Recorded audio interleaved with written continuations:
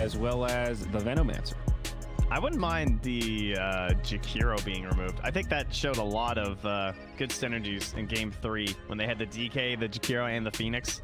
When you think about like the range, once the Blink's up, then you have both supports able to help out after the Dragon Tail. So it just like really helps the kill power, especially if it's the chain stun of the Ice Path when you're trying to deal, again, the time walks, trying to stop the Faceless Void from escaping with the chain stun. All right. Alliance thinking about their final ban in this phase. Green heroes removed so far. I think Necrophos is worthy of banning. Wow, you want to remove all 3 nasty green heroes, Trent? Yeah. I mean, they took care of the Veno themselves on Nigma, but we know Nigma played the Necrophos. We know it's real obnoxious. It's pretty good versus DK, potentially even Phoenix as well. It's really good versus DK. Dire team ban. They ban out the Prophet instead. He's pretty gross and green choice. too. That's fair. Yeah, he does count as a green hero these days. I would put him in that gross category. That Darkseer is still hanging around. Worth mentioning for Team Nigma, one of the teams that is trying to work in that Darkseer more and more. Oracle's still in though. 10 True. seconds remaining. Oracle Phoenix, would that be a support duo Alliance would run? I guess it would be so. worth it for Darkseer. Yeah, that's fair enough. Maybe they'll ban Oracle here. I mean, I think Ion Shell with Void isn't a terrible combo. It's not quite the same as an Ember Spirit, like a Spirit Breaker or something, but any help that Void can get to do damage in his Chrono is certainly an asset, especially in those early Chronos when you're just trying to get some momentum.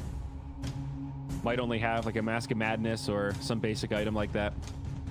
The Ogre is also still available here, Trent. Yeah, I think I still like the Jakiro ban though. The more I look at everything, just seems real nice. Think about trying to kill an egg, and so they have like defensive options with the Jakiro. It's annoying for Faces Void to deal with too. All right, well they've just accepted that they're about to pick Jakiro next. Give her the Spectre instead. Okay, they grab Clockwork.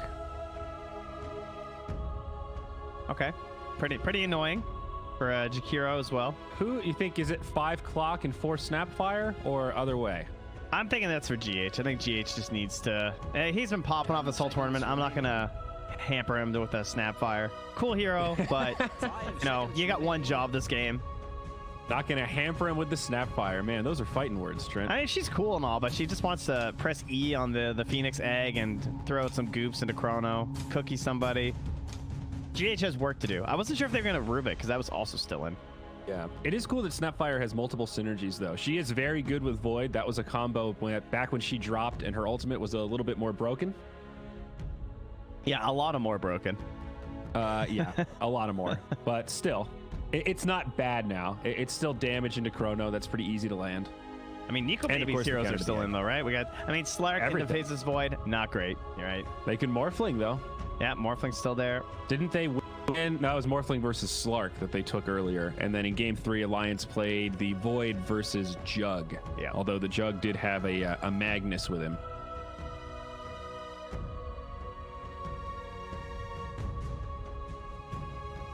Must be considering the rest of their whole draft here. Disruptor. So they want the Disruptor instead. So benefits of Disruptor, way better at the full chain stun. And yeah, giving away the position 5 brings out that Darkseer. There it is. They were just waiting for the opening. Now, I will say I do really like the Disruptor pick. It kind of feels to me like Alliance saw this coming to some degree, or at least the potential. Yes. Because Disruptor has great options against Darkseer. Okay options against Clockwork, to be perfectly honest. And some good cover for the Phoenix Egg as well. So I do think this is a good Disruptor pick, despite opening up for a mind-controlled Darkseer. And now Anti. Yeah, I don't know about this, man. That was really bold to just snap pick Darkseer after the Disruptor. Yeah. I think they maybe should have just chilled it. You had a minute and a half, because like Disruptor, I think after Oracle is probably the best support in lane versus Darkseer. 10 seconds. At least traditionally has been. Maybe because it's going to be a duo and the Clockwork's very tanky, it's probably not going to be as effective as it usually is. And maybe they're counting on the same thing with the AM, but AM used to be the go-to counter pick versus Darkseer in lane. Yes. You just like burn his mana and he's just very, very good. And AM also just strong right now. We've seen him banned out a lot throughout this tournament, especially in that middle trio of heroes where a lot of the carries get removed. Nigma did take out Spectre, someone else we've talked about a lot, but AM certainly in that scary category. Meepo, great ban, very good against Anti-Mage. Turns out Nets are very effective against Blink. 10 seconds remaining. And Queen of Pain taken out. I guess double Blink cores. A little too slippery. Yeah, also they just Phoenix need like in there. They just need like mobility damage. It's nice. Kind of same idea with like the Jakiro of like following up after the DK. So Queen could have been pretty good. Their control's already nice, so the damage would have been pretty high. Could have just flexed the DK or the Queen depending on the lane they wanted. Yep. 10 seconds remaining. And also probably means they want a mid laner that is not very good versus like Queen of Pain or something too. So like maybe an Ember or something. Void Spirit, also one that Honestly, I don't think you and I have cast him played, banned No. a couple of times. Often banned right around now. Is Near the he end. good here for either team? Could be okay for Alliance, that same kind of tricky, hard to lock down, just highly mobile core, a lot of pick-off potential.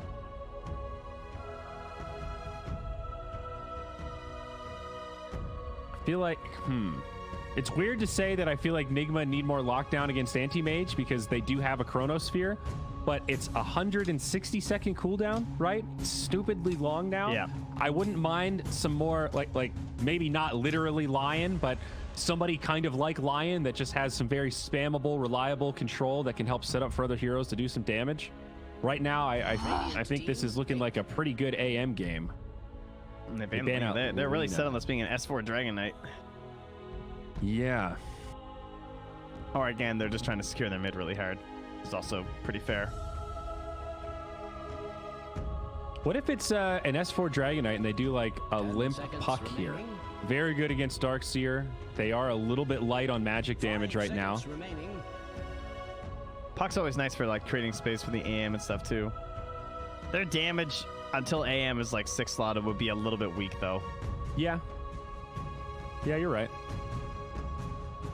Haven't seen Puck picked all that much either, but it is limp, and a lot of his other favorites are taken out here. It's the Puck. There Sniped she it, buddy. blows. And again, it could still be for S4 too, right? And that, you know, True. does yeah, help actually. with the flexibility. That's a good point. Yeah. Yeah.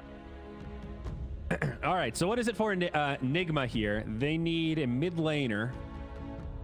10 seconds What do we want remaining. for Lee?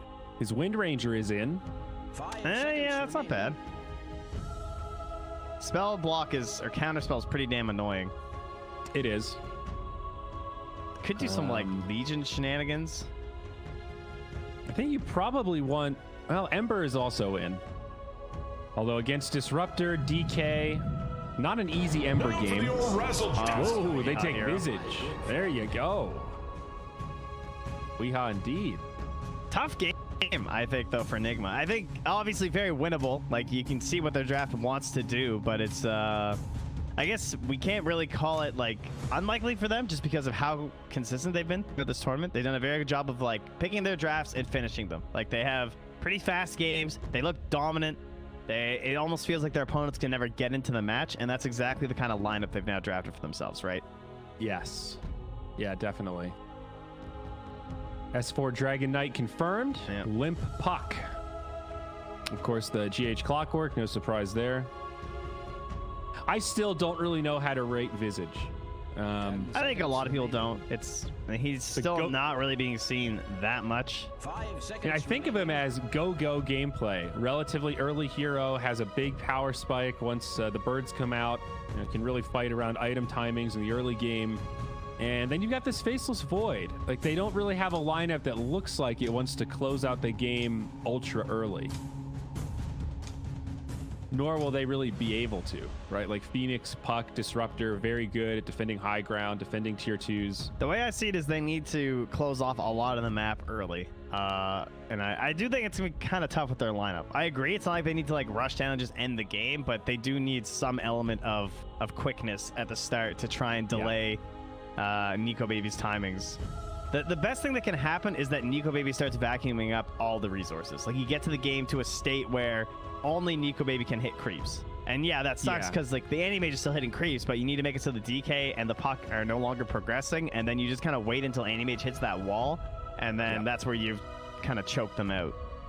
Exactly. There needs to be urgency to get control of like 60% of the map, or like 2/3 of the map. Yeah. And if they can maintain that, control the Roche pit a little bit, could bode well. 929. That was probably a win. It's all right. All right, you guys can't see that. Never mind. Yeah. Wow. Miracle. Last match. Faceless Void. 15, 0, and Attaboy. 10. Way to instill fear in their hearts there, Miracle. Ladies and gentlemen, Really should prepare welcome battle. to game number 1.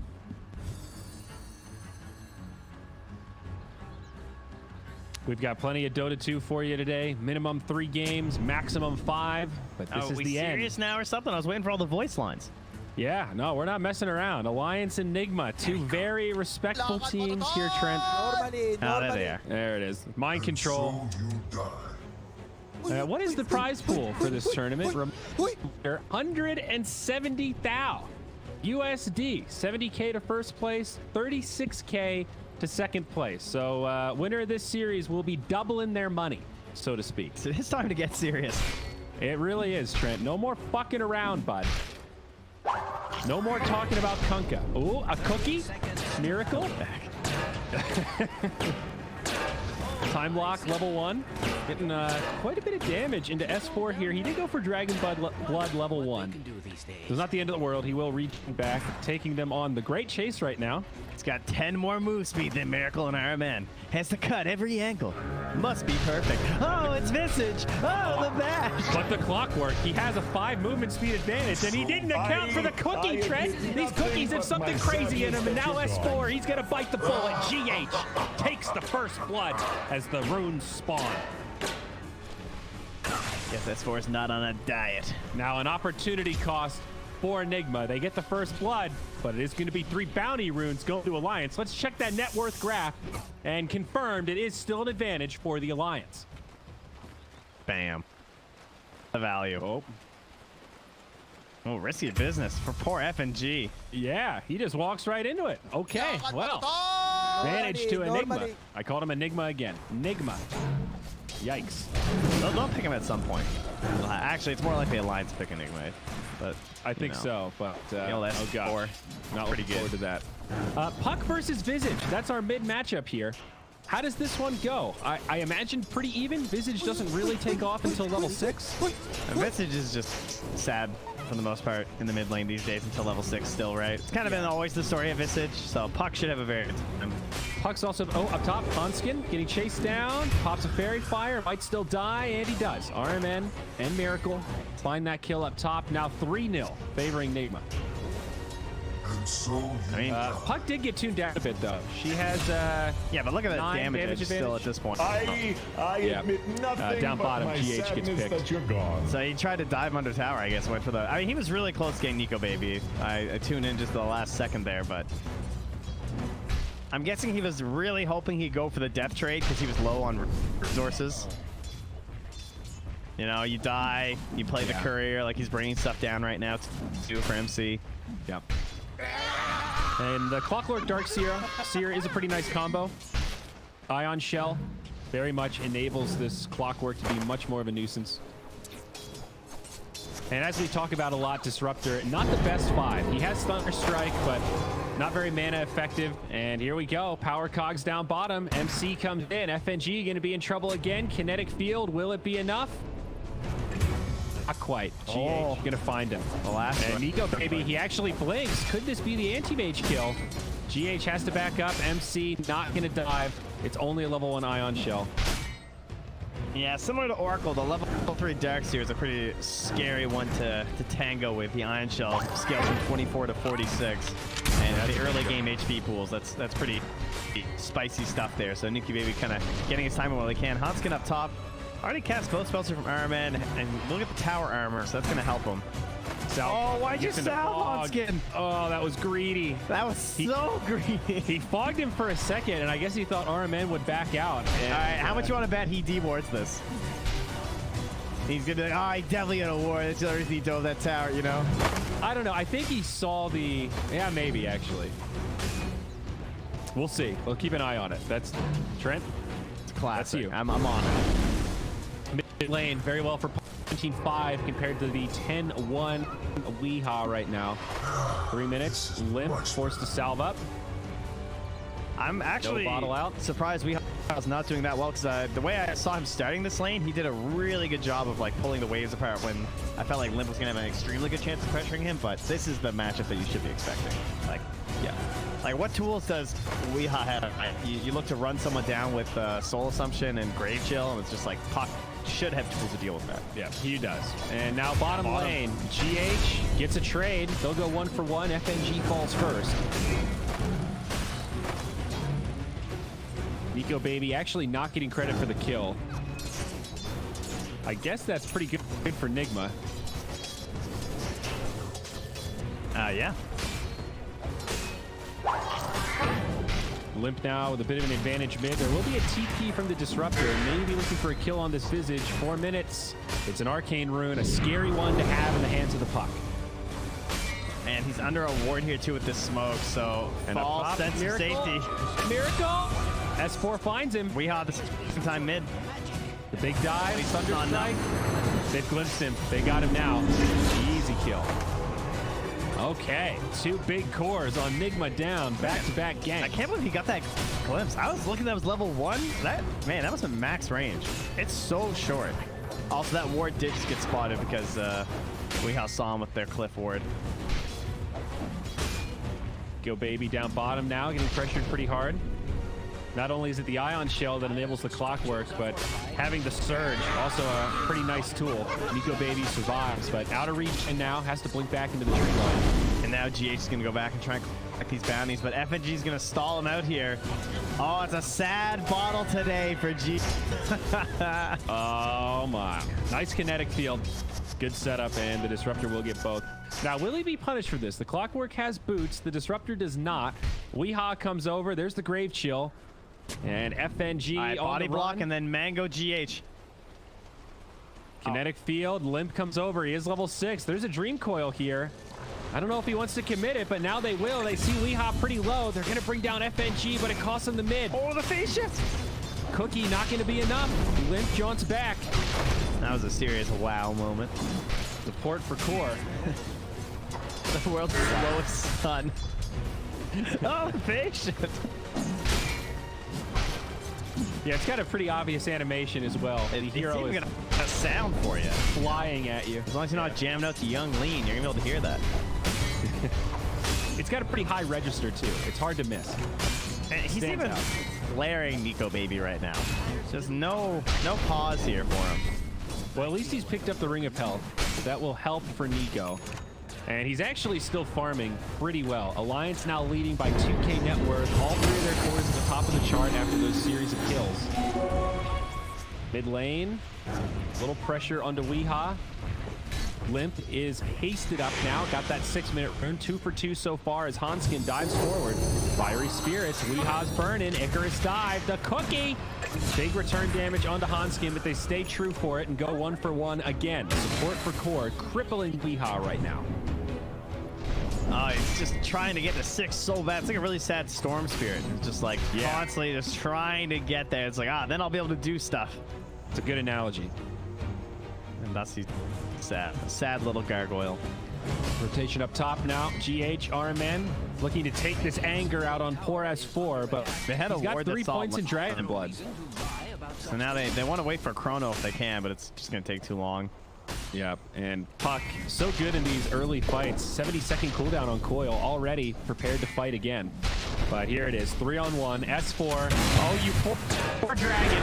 Slowed down, battery assaulted. He does go Dragon form. S4 trying to live as long as he can. Limp drops a 3-hero Coil. It is going to be a Chrono, but FNG on the outside. X4 lives through it, still goes down, but does get the counter kill onto Miracle. Glimpse back onto RMN. They'll trade 2 for 1 and maybe even more. GH on the run.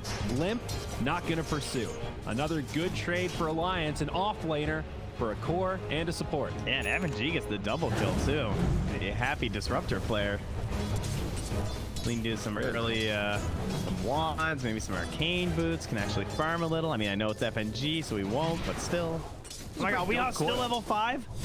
Dude, what? How? He's, One more creep. He was level 5. One more creep.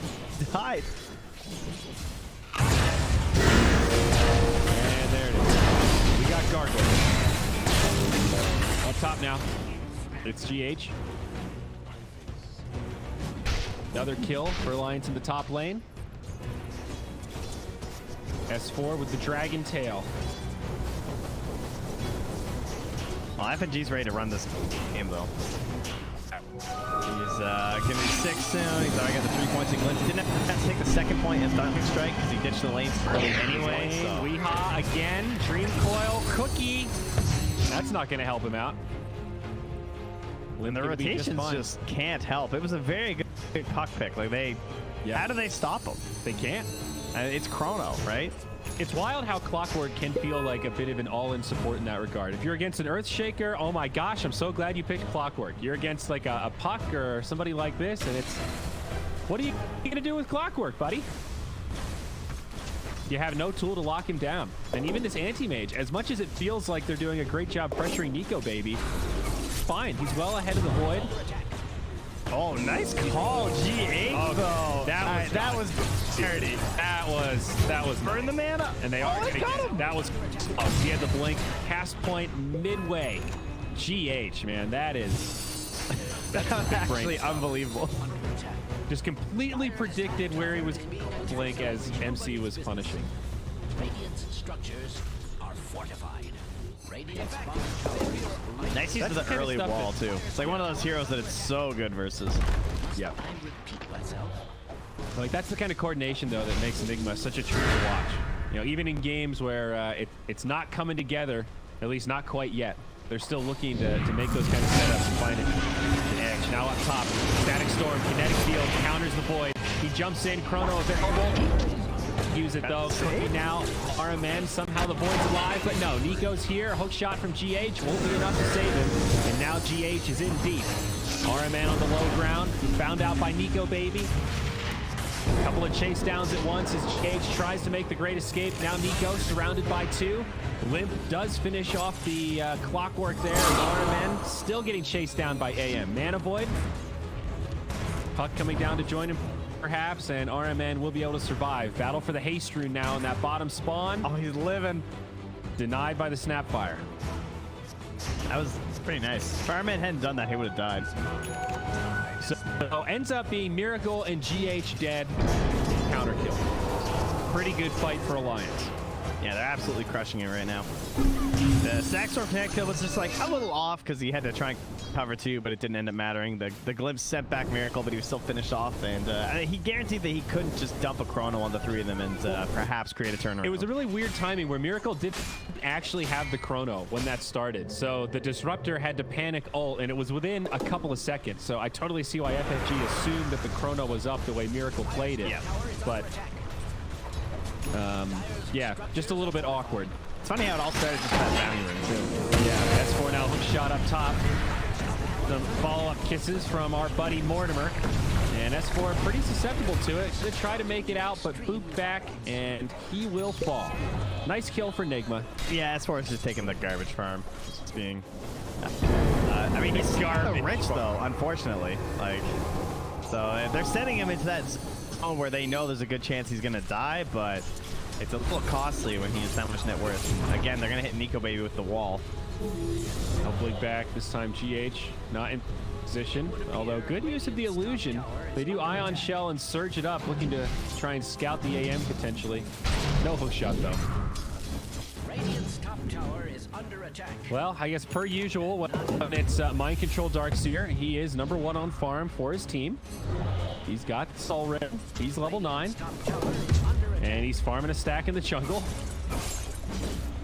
Meanwhile, Anti-Mage, same idea, farming a stack on his side. Still working on the Battle Fury. Nico opting for the Power Treads and did get he got an Iron Talon, so that's pretty nice too. Oh yeah, nice. I want to say Miracle did the same build last time we saw him. He did the Massive Madness after the two Wraith Bands. I think so, yeah. Sounds familiar. It's pretty good, an old classic. They need oldie but a goodie. In the Chrono too, so it does help. I think it is some of the most efficient damage for Void. At least at this point. Yeah. Just with the nature of how Chrono works. And still no point in the time dilation. Has been denied. Weeha trying to ramp up a little bit. He's going to go first item Vlad's. Good item on the Visage, but not particularly scary. And speaking of the devil, Limp's back. Static Storm, Kinetic Field, burning down. Limp will come in for a little follow-up damage. Has to deploy the coil. And Hanscan will find a kill on the enemy mid. They need to go for a play while these are down, though. I feel like this is their time to get back. They're going to try and use this to pressure the tower at the very least. But they're rotating everyone down here to say, okay, no coil. Let's do this. But they still have to watch that big egg. Mind Control going in the back line, forcing FNG back. Knows he doesn't have an ultimate. Mortimer kisses will finish him off. Limp, still no coil. Bit of an awkward hits. There's the Chronosphere. Comes down onto S4, but Hanskin with the heal. Keeps S4 pretty topped off and actually sets up a turn onto Mind Control with the Dragon Tail. S4 is eventually going to go down, but they made it a 1-for-1. Nico Baby does TP in. Tower falls. Now he blinks over. RMN had enough mana there to actually not take big damage from that Mana Void. Hanskin's going the egg? I guess he knew he was dead? Maybe he tried to, but made a blunder there. Either way, it's going to cost him and Nico Baby big. 3 dead for Alliance. Barely makes it out, but a jaunt back, 14-14. He got hit by a battery found some cell footing. and then stone formed. I think he wasn't expecting the battery cell to tick him, and then he just got hit by a gargoyle and time locked and died. Damn. I mean, if he there in that situation, the way it had just developed, like when he started to dive in, it looked like there was a turnaround potential.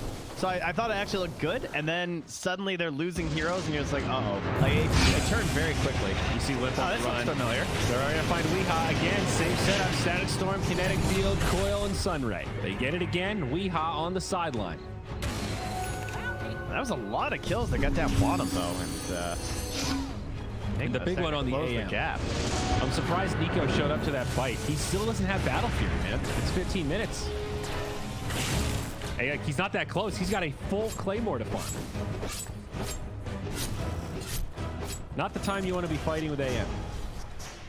Well, unless you clean it up, you know. I mean, it was by your tower. You had big ultis left. Yeah. I get it. I think it was a good call to go. Well, by big ultis, they didn't have Static Storm or Coil, so yeah, they had Egg left. Do you see that Sunray? How did they lose that fight after a max duration, max Sunray? Because they didn't have their other 2 key ultimates. I think it's really that simple. The Coil's a big piece of their lockdown, as is the Static Storm. Which would appear. Oh, jump from S4 again. Set up onto Weehaw. They still don't have the Static Storm, and now S4 gets countered. Hook shot sets it up, and he'll fall. Now Dream Coil deployed on 2. Kinetic Field locks him in place. Egg does go off, catching the stun at least for the GH. Miracle, no chrono, but they are going to go in on the limb, and they've got plenty of stuns. A great all the time around. They're turning, baby. They're starting to try and go on Weehaw, and they're just like, oh, suddenly he's tanky, guys. Did you see that Grave Chill? Zoom! He was out of there after that. Yeah, that's only a level 2 Grave Chill also.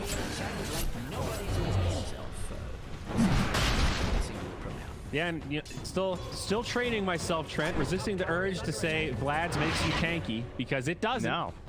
It's lifesteal, damage, and mana. There's no stats or armor anymore. That Pipe Aura does help, though, from That MC. is true. That is very true. Smoke up, though. They're going to move in. Alliance with 4. Static Storm might come down. Roach is low. Couple hundred HP. Sunray. He gets it.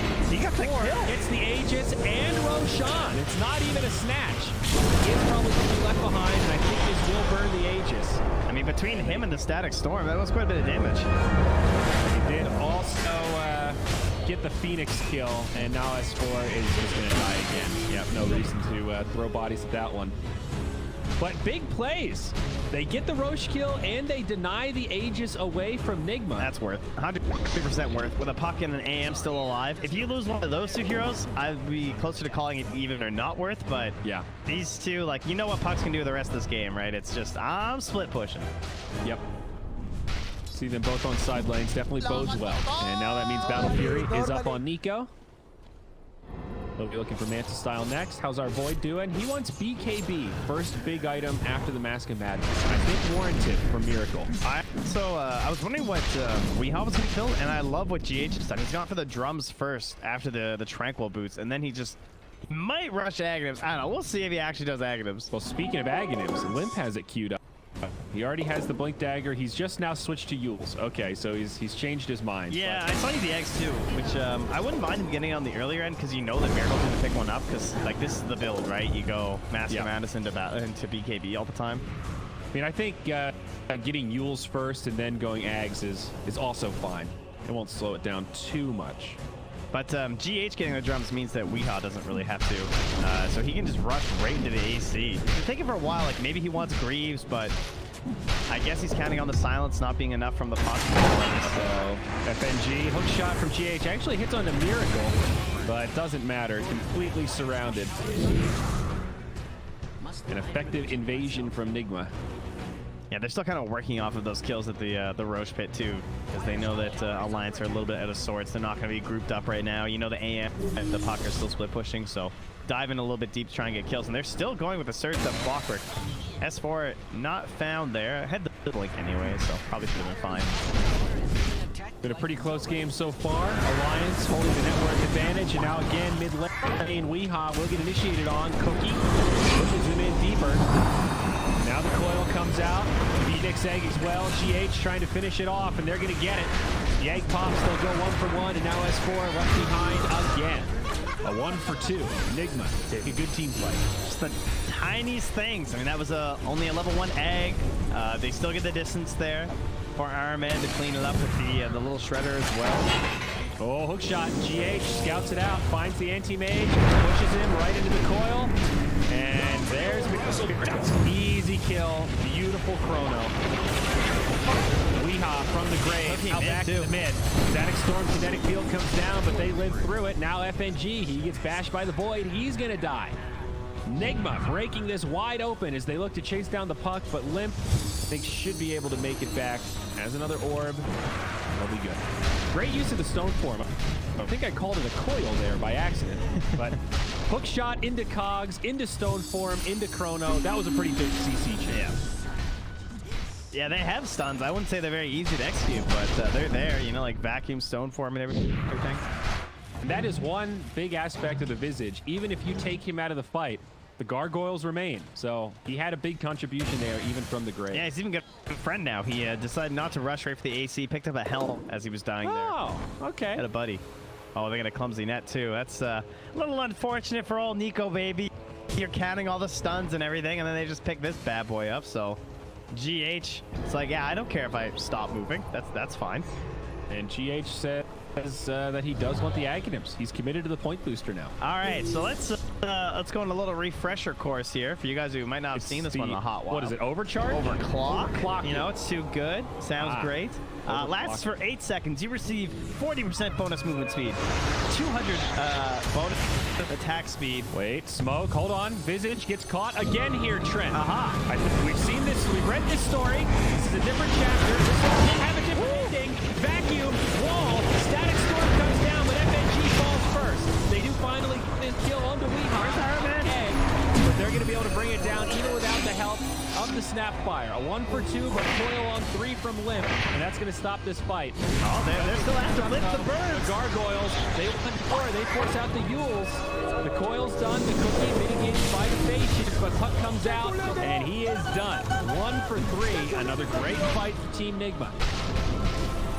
It's like they're theory crafting in live time. It's like, you know, you force it's like, okay, I'm going to cookie after his Yules, and then if he phase shifts that, we can just place the cogs, then he's guaranteed dead, you know?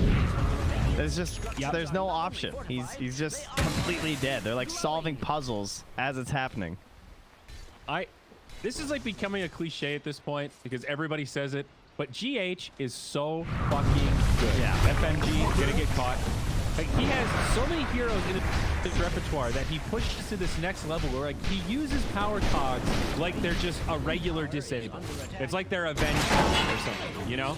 Look at this. As you say that, of course, he missed the hook. Nico, baby, with a pretty clutch flick there. But some amazing Clockwork setups this game so far. We're only 22 minutes in, 27 to 17. A pretty bloody game so far. Anyway, so yes, the Aghanim's, it's 40% movement speed bonus attack speed of 200. You get stunned for 4 seconds at the end, and it refreshes all your abilities when you cast it. So you can basically double cast all your spells. Double hook shot, double rocket flare. Man, 2 battery assaults. That's 21 seconds of battery assault. It's pretty nasty. It's also really good when you have the net right at the end, because like as you're getting stunned at the end, you can throw the clumsy net. Oh yeah, there's no opportunity cost if you're stunned anyway, right? Yeah, they don't have a strong dispel. I really want to see that happen. I want to see like a Clockwork who picks this up who has like a support ABBA or something. Now that's an idea. How long is he stunned for? 4 seconds. It's pretty brutal. I mean, it's like you get 4 seconds. So it's a pretty good Marana arrow that you hit yourself with. I guess at least once you have Aghanims, you're pretty tanky. I guess in theory, like they've got Cookie, right? So yeah, there's plays to make. You know, you buy a blade mail, you pop that before it happens. Okay. You get options. Yeah. I do like it versus AM. I like it versus any like single core lineup. Like everything's in the Nico baby basket this game. So if you're spending your body to kill him, that's fine. The double hook shot gives you quite a bit of lockdown, actually. And here we go. Chrono does connect on the Nico. Some long range kisses from Mortimer. They've got it. Nico baby's down. And gosh darn it, he doesn't have a buyback. What a great catch. 482 damage in 10 goops. That is not bad, you know, considering it's versus an AM. I would have thought it was less. Now look who's coming back onto the Mortimer hype train. It's okay, buddy. It's just so sad. It was so broken before. You know, it's hard. It's hard to go back. We'll accept you back, though. Mortimer's a friendly guy. His kisses still hurt. Well, I just hope we get the Agnus. I'm not too... FNG, he's got some friends nearby, but... Whoa! Cookie on a gargoyle! That's a cool stun chain. Yeah. He's also got a centaur with the helm creep. So you cookie a gargoyle, get a stun, then the stone form. It's like the... like a 5-second stun chain. Yeah, it's like the Inkswell on the gargoyles. You do some pretty cute stuff. I like that a lot. I don't know, man. I'm liking Snapfire more and more these days. I feel like every game we see her, she's just moving up a little bit more in my rankings. I still think you kind of need the Phoenix to be there. It's just like, that's what pushes elevates her to that next tier. Yes. No, you're definitely right. But hey, Undying is first pick, first ban material now. Give me Phoenix first Tombstone, please. I mean, that's kind of true. You know, Snapfire versus Tombstone, yeah, all right. Did I say Phoenix? Yeah, you did. I let it go. I meant to say Snapfire.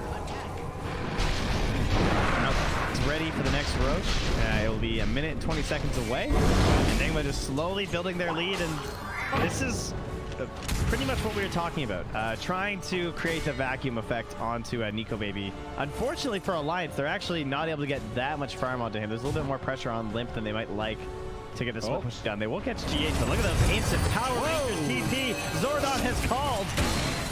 Seriously, they even lined him up.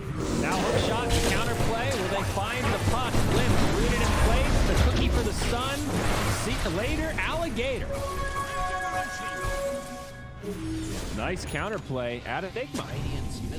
Up to a 6K net worth lead now. They have clawed their way back and then some.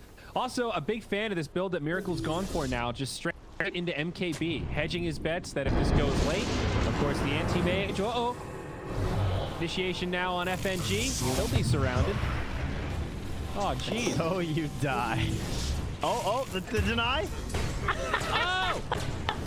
The Dark Trolls. What a kinetic field. FNG with the play. Wow, I can't believe GH didn't overclock and flare again. Ugh. It's so much to learn. But the MKB on Void, it's like hedging your bets that AM is going to get a butterfly at some point, and it's also just a really, really good damage. Gives you attack speed, procs amazing in Chrono. Smart stuff out of Miracle. That's a good one. All right, well. Faceless Void with an enchanted quiver, too. Shall we, Roche?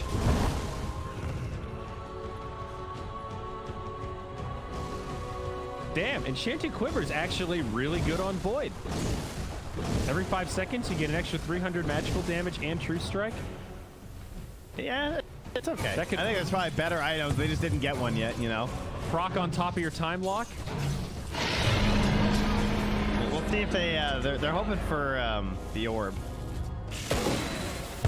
You're definitely right that there are better items. Hook shot. How many hook shots? There's going to be 2, and Mortimer will help finish off that kill. All right, GH's about to get clocked, though. So sad. Meanwhile, Chronosphere, Nico baby. Complete solo kill. That's the MKB. Completed with the Enchanted Quiver. And that's the thing, with this Void build, before the 8KB, you don't really have that much damage. Even though it's not the best neutral item, it does help solve one of the problems that you have with the early BKB. And being able to just straight solo the anti-mage like that does not bode well for Alliance. Buyback is available for Nico, baby. That's when Glyph comes out. They're going to try to burn down this Void. Has the Aegis, of course. Glimpse back. Kinetic Field. No Static Storm. They'll save it for now. Trying to hold this AM buyback.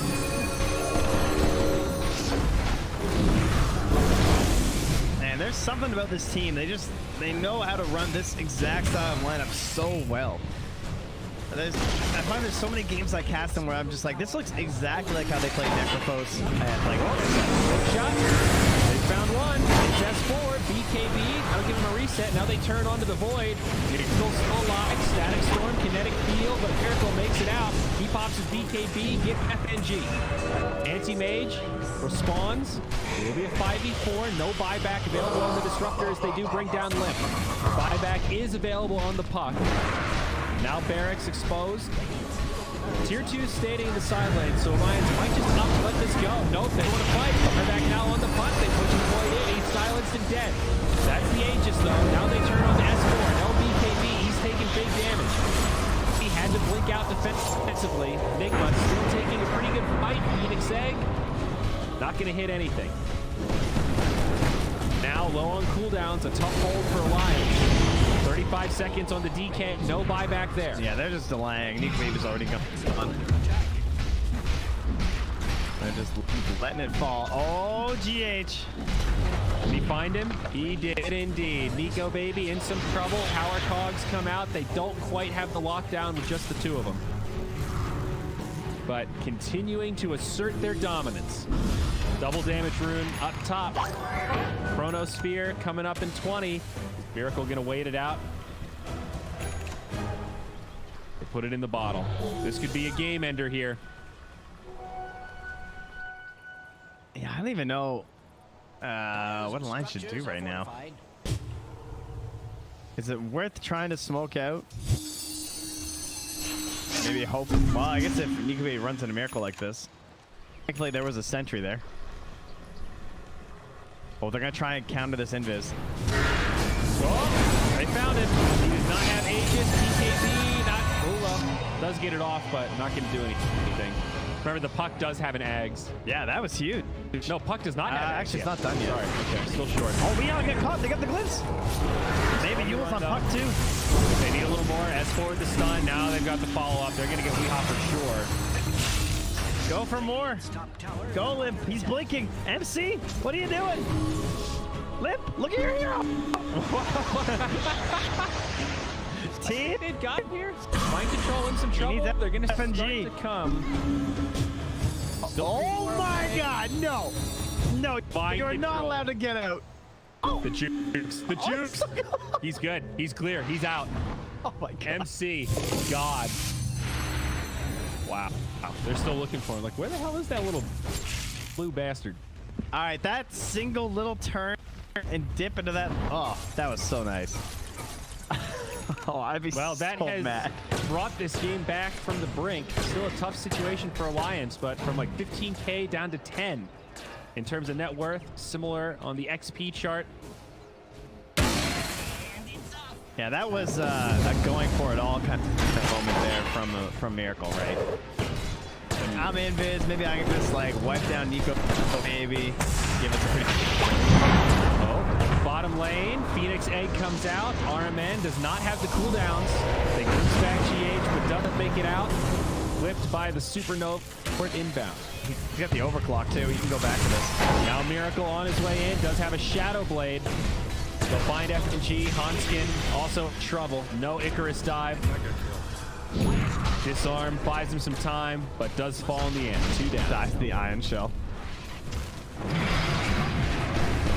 Oh yeah, I haven't really been noticing the new talent on Darkseer, the 400 health. Oh yeah. On the Iron Shell that they replaced. That's kind of neat. Iron Shell provides 400 max health on whatever target you buff it on. Yeah, that's pretty cool. That was a nice change. That was a cool way to buff that spell. Blinks. I would guess. I don't know. Can you buff a creep and then, oh god, are there more maps we can do with this stupid creep? Probably does. I don't see why it wouldn't work, but that's one for the practice lobby, There buddy. you go. It's a fun one. It's also a cool piece of utility because there aren't really many skills that do that. It's like kind of like an essence ring, but in a spell buff. You know, that's a pretty unique mechanic. I mean, does it work on enemies too? Or does it not? I actually, yeah, I have not messed around with that at all. Now that's a good question because yeah, you can put ion shell on enemies or like enemy creeps and stuff. Huh? I would hope not. There's no advanced tooltip for the talent trees. Good question. Man, Trent, you would have been a natural for the QA department. I tell you. You know what? It's though I don't have all the brain power for all the Rubik mechanics. I could see you with that job, sitting there just trying to break games all day. Great. Sounds like a lot of fun. Wait till you write the reports, buddy. That's when the real fun comes in. Uh-oh, smoking to the base. Look at this. Alliance, they are not prepared.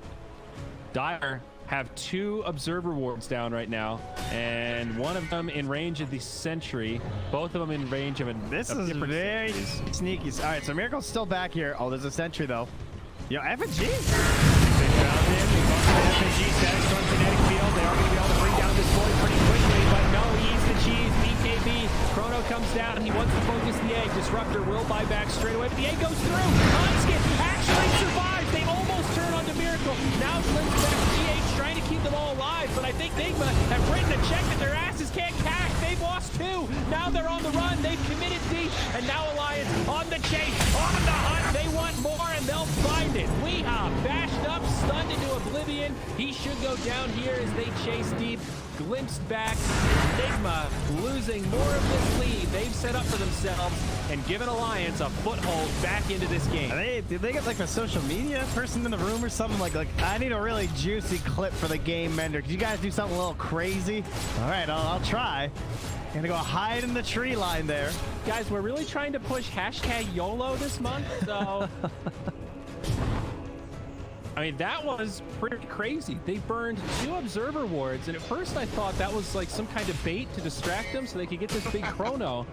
But then they didn't go for it, and FNG just straight caught the void. I mean, he was smoked. He was smoked. I was double checking because they had a sentry down, and he's walking by the racks. I'm like, okay, no, he's smoked this whole time. So they do not see the void. They didn't see him go in the tree line. I don't think FNG was even looking for a void. He was probably just checking for like wards and the birds. I mean, yeah, maybe you're looking for the clockwork there. Yeah, I don't know why for sure. That's another possibility because he has blink, but that was, yeah, that was something. Wild plays. And now it's only a 5K lead. Now look, dude, XP is even now. The XP graph is zeroed out, and gold is getting pretty darn close. For 36 minutes, 5K is not much of an advantage. Even our win percentage, 25-75. Still heavily favoring Nigma, but it was up to 90% plus. Oh, they got Nigma. the cape too. Oh, that's sick. The dream on anti-mage, although he may hang on to the sliver. Oh, he's going for the hammer. He wants to live through the chrono. I don't blame him. Okay. Extra strength. 18 strength on the Havoc hammer. Wasn't it? I could have swore it was 20 at some point. Anyway, 18's not bad. Might have been. 30 damage as well. And he'll also hang on to the cape. You can basically just do both. Although you can't switch out the hammer, so. All right, now he's ditching the hammer. I mean, he wants the cape. It's too good. So I think the cape is just better. Smoke now from Nigma. They've got Chrono up in 5.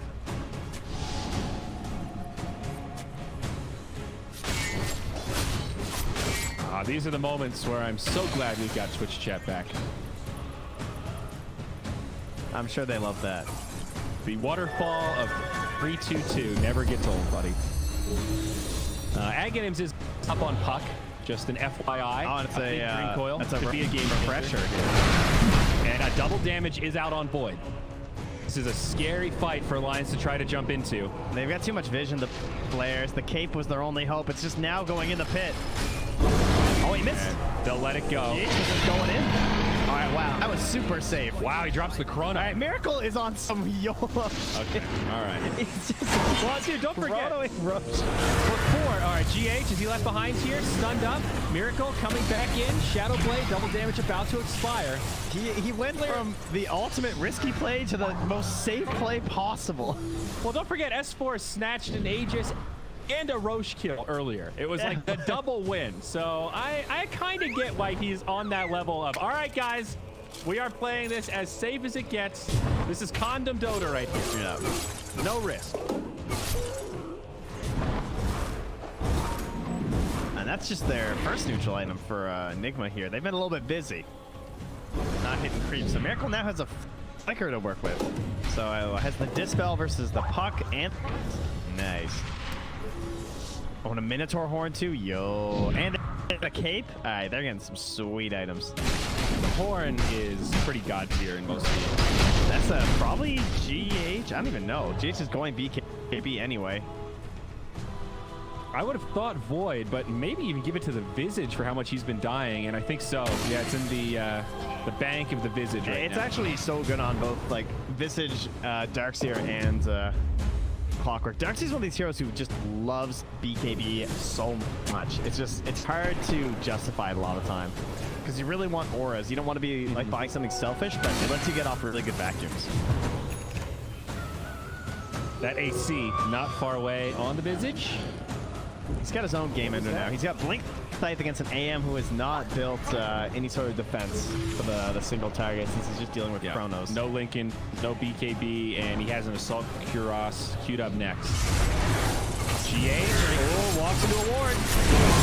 He's pretty tanky, but does run out of mana. AM backs up. S4 pops the BKB. They see Miracle, and they want no part of this. There is still no Chrono 30. Although, did Alliance see the Chrono at Roche? They might not realize. I think the cape was still in, right? I think so. Yeah, I'm pretty sure the illusion cape saw it. I mean, it's kind of cool because they dropped a refresher shard anyway, right? So, like, theoretically, if they really wanted to make some sort of a play or something, he could get it within 6 seconds.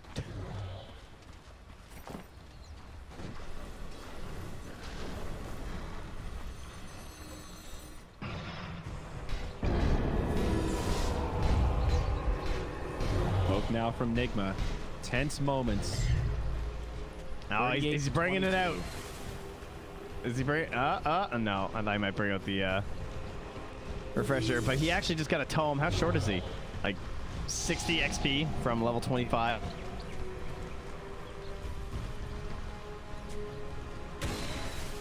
It'll be just the second of the game for Nico, baby. What do you get on Void? The AoE? This game, I mean, I've definitely seen it shift back and forth between people. The backtrack is so weird. It's so random, but it is a crazy amount of mitigation, and he does commit to the 20% backtrack. He did just die twice, right? So I think that's fair. Super busted against those like Finger of Death, Laguna Blade type spells that are giant instances of damage, but 20% mitigation across the board. Not bad. Double damage rune down bottom. Nigma looks like they'll scout this out. I think a bottle somewhere. Maybe not. Nope. Okay. So they'll just grab it and then head towards the base. There's only a minute left. Yeah, I'm fine with a big play here. They might be a little bit hesitant thanks to what happened last time, but... No, outer tower is done, so it's just base now. Any more smokes? No. And the buyback situation, slightly better for line. Look where they flew that courier. They were chasing, I think, actually it must be S4's courier, is it? I don't even know whose courier it is. The Hyperstone up there. That's AM. Oh, he's getting the AC, is he? Far top left corner. That courier is making the trek. The Great Migration. 20 seconds left on Aegis. Doesn't look like Nigma are get much use out of this one. Still have the refresher shard though. And cheese in the hands of the Viz. They're just standing here surging and iron shelling a Miracle. Waiting for their chance.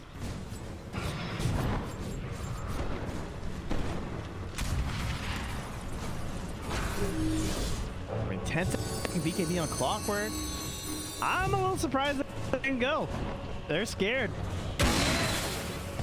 Does the game get worse for them as it progresses? Not really. I don't think so. So Void versus AM just continues to scale pretty favorably for the Void. It's all about the catch. Tell you, they right? need a gem, though. They are getting burnt by sentries. That would be a fair investment at this point. Quite a ways off next Roche. 2:30 until we see the timer. Hey, buddy. It could be as much as 5 minutes. Remember that time where we didn't think we get another Snapfire eggs? Because I don't remember that time anymore. Oh shit! The gobbles are here. We have gobbled. Does he actually have it coming? Clockwork. Yeah, it's flying in right now. He bought out. Wow. Oh wow. Okay. All right, gobble up. 40-second cooldown, I think. If you guys haven't seen this one before, 1.5 second stun. Let's see. Yeah, 40-second CD. You can hold them for 3 seconds, and you 45% slow. The damage little goop lasts for 3 seconds. Impacts for 400 damage. That's pretty hype. It's cute. Also stuns for 1.5. Yeah.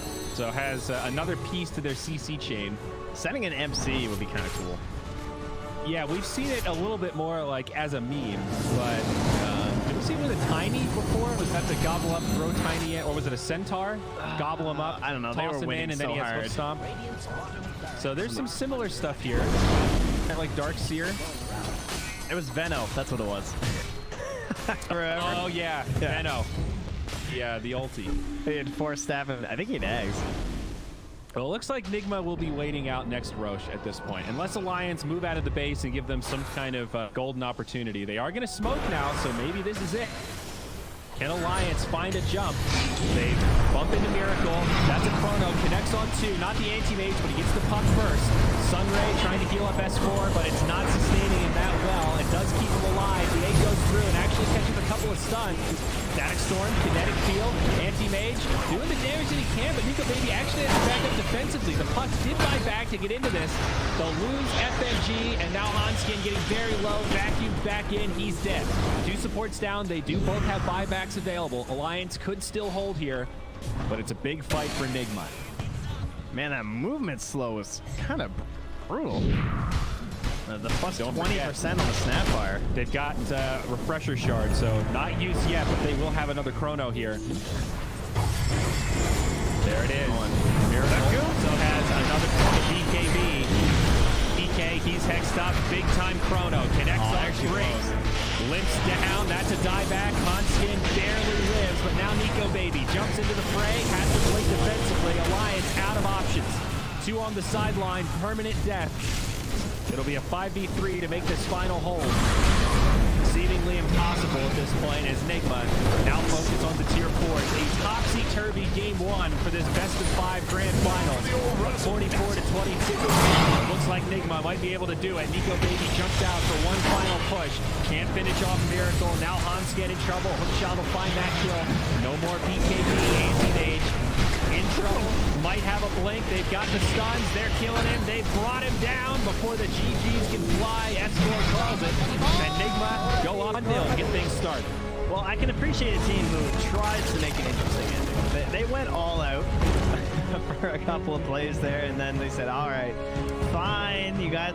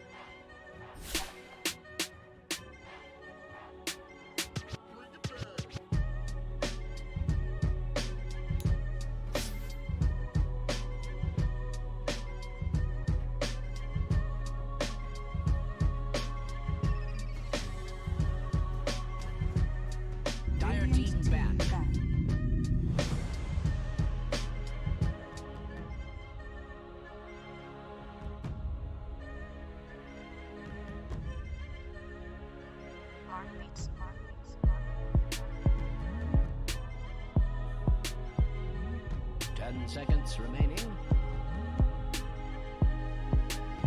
Radiant team pick.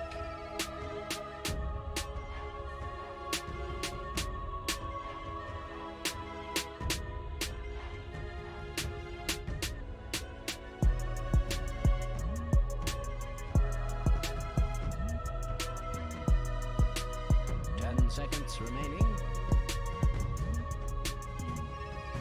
5 seconds remaining. Dire team pick.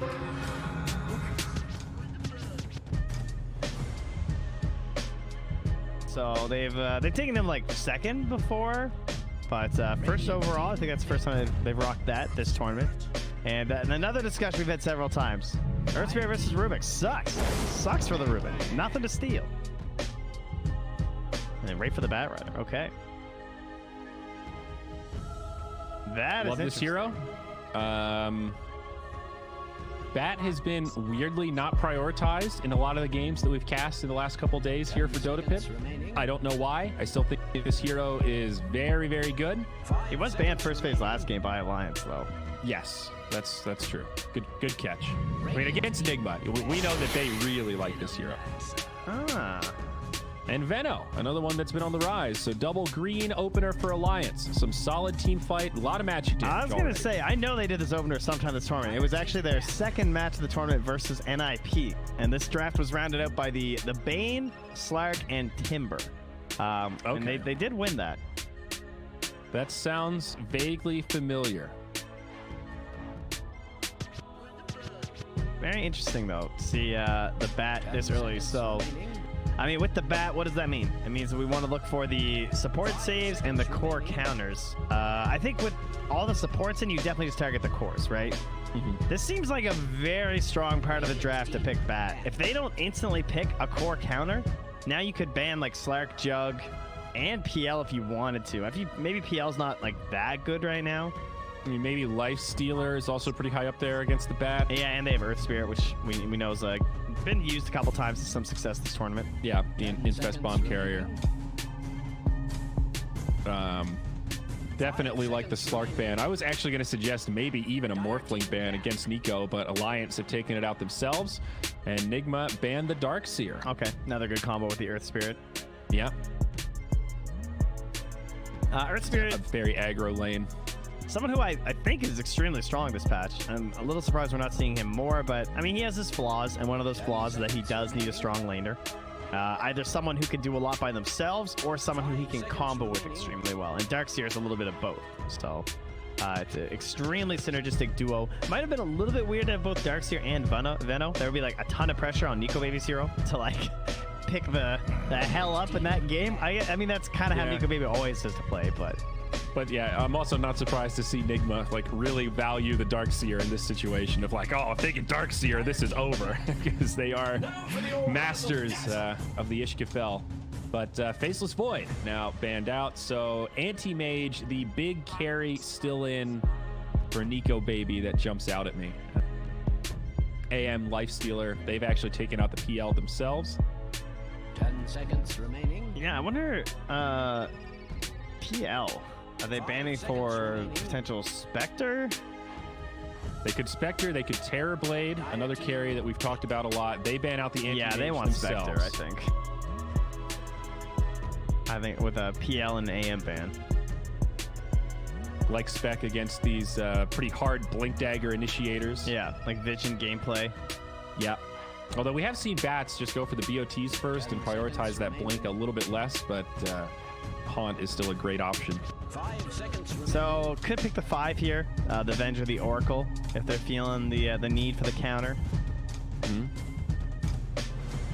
Oracle seems like a pretty good call just to help out your laning stage too. The Fortune's End can sometimes give you the save versus the Bat as well. Maybe even a Fate Seed if you never know. Get a couple of different tools to mess with them even before the eventual False Promise on the Lasso save.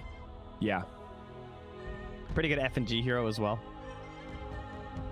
Pretty big fan of the Oracle. If they were to pick Oracle, I mean, Is there really anything that Nigma would do that'd be like, oh, we got you? Not necessarily. The only downside is that their stuns are a little weak. They basically just have like roll, and then they're working on silences from there. So Juggernaut's still looking pretty good right now for Nigma, actually. Yeah. Carry's been a bit hot and cold, but they will go ahead and grab the Oracle now. So there What were you they go. thinking? And they're gonna immediate steal it. Spectre the other way. They snagged it. Now what are you gonna pick? Ursa's still in. That's what they picked last time versus the Nigma Spectre. Troll is also still in. Dude, they wanted that spec. Oh god, I Spec's think so they much did better too. We've seen the Spectre Oracle duo. Like that lane combo is pretty sick. It enables Spec to get a lot of farm. Can It's take also a just lot because of like, the Earth abuse. Spirit could have been there too as well. Yeah. The Veno, if it's like S4 Veno, would have been fairly safe. But the Vision game now, it goes the other way. We're talking about like these Blink Initiators, Bat Rider. They love having Vision for their team. If the Spectre haunts now, that can set up for some very good lassos. What is the go-to carry here against Spec? Like I think Slark could definitely have been an option, but Nigma took that out straight away. Somebody that could buy a Silver Edge might be They could a thought save for that pick and Alliance. pick Necrophos now. Although Actually, they do Necrophos, have last pick. Necro and the Bat take Rider is kind of scary. The Nakes. Yeah, that's fine. Okay, so here's your core against Bat Rider. Can definitely handle the lane. With Oracle, this Lifestealer is crazy sustainable, and you still have that Earth Spirit combo we talked about. The Lifestealer versus Spec matchup. Ooh, and there it is, the Warlock. So sort of your Oracle comparable in terms of the lane with Spectre. Keep him topped off, or keep her topped off rather, so she can take all that abuse. But now you've got this great team fight ultimate to mix in, and a BKB Piercer against the Lifestealer. Yeah, and this actually would have been a counter pick last patch because of the way the Veno used to work versus the Warlock and everything, right? But now it doesn't work that way with the deduction on the healing and whatnot. Good call. Radiant team back. Two forms of BKB Pierce, I guess, with the lasso and the golems. Now Necro banned out, and the Nature's Prophet. I kind of wish they picked Necro instead of Lifestealer. I think Necro would have been sick. Yeah, I'm a little nervous for this Alliance draft right now. I think they are very clearly lacking on control and big team fight. 5 seconds remaining. I guess the only problem is if they picked Necro, they definitely would have banned Lifestealer, and I do think Lifestealer is better than Ursa. So they were kind of stuck. I don't know. Do you think Troll is that bad? Compared to Oracle? Lifestealer, it's pretty bad, I think. It just doesn't really Against do the bat, everything you you're need. Yeah, Nigma And- probably gonna be Weeha's hero last. We're just gonna assume that it's an MC Bat Rider. Weeha has played a ton of Bat Rider though, so A lot of options for Weeha. The Wind Ranger is still in. I like Visage, if they wanted to go back for that. The Meepo even. the Prophet ban was really smart though too, because they could have just done either, right? Weeha or MC. I'm thinking about this last ban. What do Alliance want from mid? Probably an S4 Veno. So looking for that Limp hero. I mean, the Necrophos could single a potential Ember pick. Again, not a lot of control, but there is Fortune's End versus Ember, which is kind of annoying. Could maybe ban Puck again. I mean, there's a lot of the classic mids like Queen of Pain, Lena. Enigma could ban the Wind Ranger if that's something they don't want to deal with. All of those very much in the Limp repertoire. Team back. And they choose on banning the Queen of Pain. There's just so much flexibility for Nigma too that they can, as you say, just kind of pick anything. Yeah. Again, Alliance will have the 10th pick, so Nigma will have to pick a mid blind into it. 10 seconds remaining. They could still Kunkka. 5 seconds remaining. On the side of Nigma. Yeah. sounds There is okay. still Viper though. Oh man, I was actually gonna say Beastmaster would be kind of sick because they could Beastmaster for MC and put Weeha on the Bat Rider mid, and they'd have double BKB piercing. That would have been pretty cool. 'Cause they do double a lot, the Beastmaster and the Bat Rider. Yeah. That actually would have been pretty scary. You're totally right. And then the Hawk Vision would have been pretty crazy too. 5 seconds remaining. What is a nice, safe, blind pick mid here? Honestly, think the Wind Ranger is not that bad. It's pretty well rounded. Gives him another stun. Comfort I pick. think it's gonna be an MZ hero. Ah, you were right. I think they really like Weehaw Batrider. Didn't you say Nigma was going to pick a Nigma in game 1? Didn't you profit this out, buddy? Good call. I actually did, but I said the other way. I said, we'll get an Enigma, but I said it's probably going to be on Alliance because of S4. So that Freudian slip I had earlier was just that. I was halfway there. I peered into the future. But it is another BKB piercing, right? So they did kind of get what they wanted. And it's more sick team fight. Now you've got Warlock, Ult, Black Hole, Haunt. You've got all the crazy 5-man you could ever want. You've still got great initiation with both the Batrider and the Rubik. What is the pick for Alliance that can tie this all together? Well, the last time they had Alina, and Limp actually lost mid, but they did win the game, according to the Dota Buff draft stats. Which you need someone who's not super phased by Spectre haunting on you in the back line. It might be a little scary for Lina. They do need like more ranged actual damage though.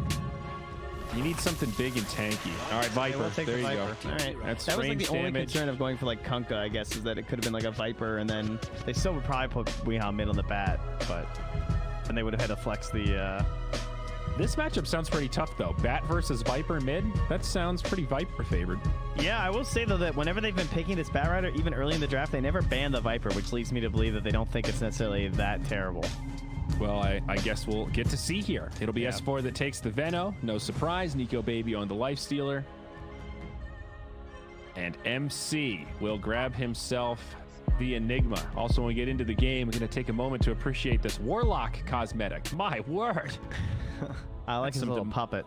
Some demonic stuff they've got going on there. I'll be honest, buddy. I'm a little worried for Alliance here. I like this Nigma draft a lot more. I hesitate to call it a clear-out draft, but that's kind of how my gut's feeling right now. They have 3 heroes that cancel Black Hole through BKB, and Alliance have 0.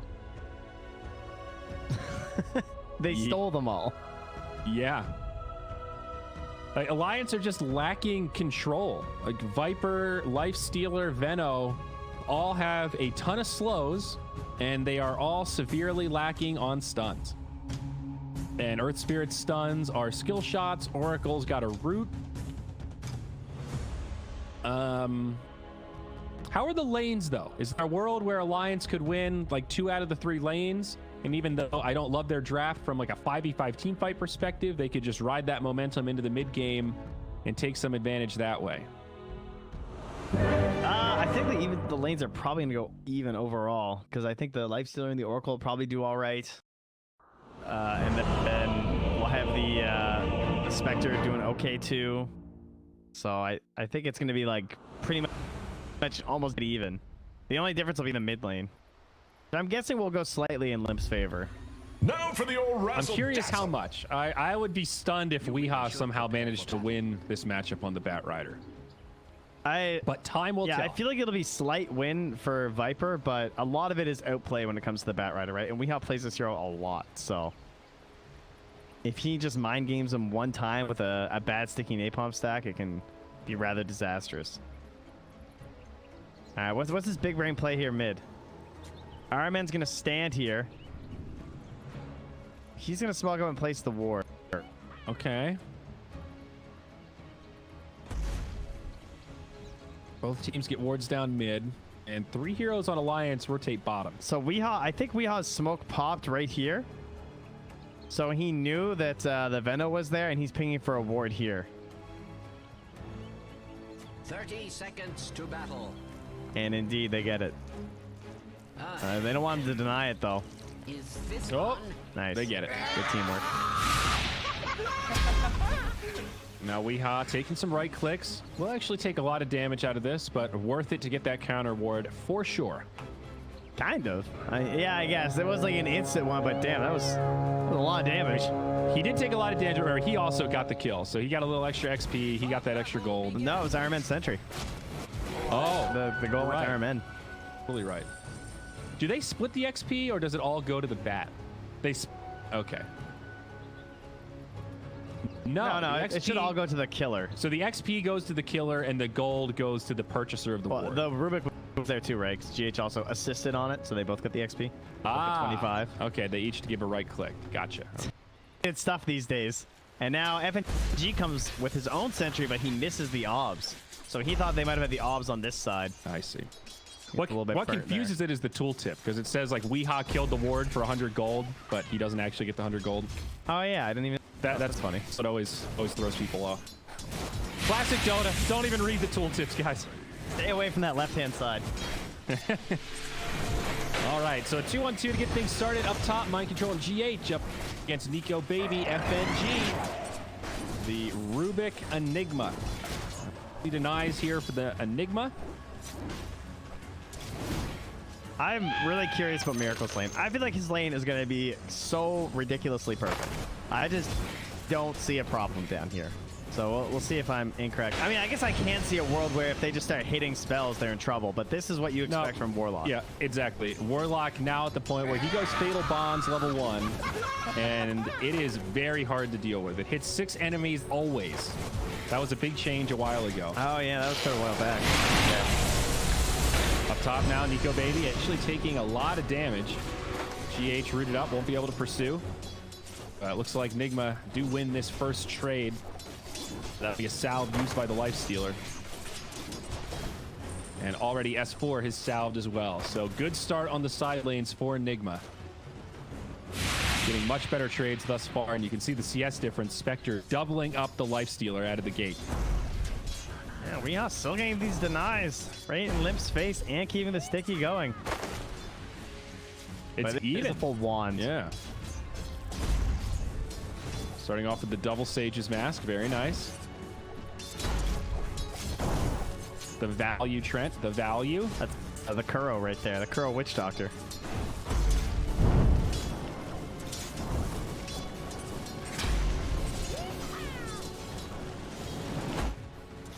Things a little quiet for now, but I'm sure they will pop off into an exciting mid-game. I mean, look at the tri-cores on the Dire, for example. You have Veno, Viper, and Lifestealer. They're not exactly like killing laners, right? Yeah. And vice versa, we have Bat. Bat's like the most killing laner in this game right now. I guess I'd maybe rate Veno a little higher in most scenarios, but against the heal of the Warlock, not so likely. Oh, they got Miracle busted. left alone. And they will do some pretty big damage here. I don't think Spec's going to die. Does have some stick charges. And Warlock's right there with the old heal. A shadow word. This is going to be one of those lanes where you can come back and watch this whole like thing play out like in the replay after. And it's all going to be about like how the creeps are being managed up top. Because when you're playing Warlock Spectre, nice roll through. Mind Control, 2 fights at once here. Looks like Mind Control will live. Bottom lane, also a fight as Miracle gets chased down into the tower, but he's just got too much sustainability with the heal from Warlock, and they can't finish him off. And they can't die the tower either with the Fatal Bonds on. Or else it can like seriously hamper. You know, Huntia might just like kill S4 or something. Even if he's gonna live. But yeah, so when you're playing this as Warlock Spectre, like Warlock, again, the box. You never want to leave under your tower. You just want to live down here. Keep spam and heal. Happy life. Miracle does not care about spells being tossed his way. And I know you mentioned before, but the Poison Sting no longer reducing HP regen. That is a big nerf to Veno in situations like this, and really seeing it in the lane. Mid now, first rune picked up, bottled by the Bat Rider. It's an invis. Limp goes for a TP and then cancels it. FNG makes the rotation, as does GH. Another victory for Nigma, though, at 4 minutes in the mid. That was such a weird mechanic, the HP regen. It's like, haha, your tangos suck, but I guess Warlock with the heal. I mean, it actually still would have been fine, right? Because it's just like heal on top. It's just straight, yeah. But damn. Poor Veno. I mean, what didn't he kind of needed that a little bit? I don't know. I thought it would have been nice. But he got the damage increase, so kind of makes up for it. Sorta. Situationally. Oh, nice double. RMN rolled on. Hanskin getting some damage in.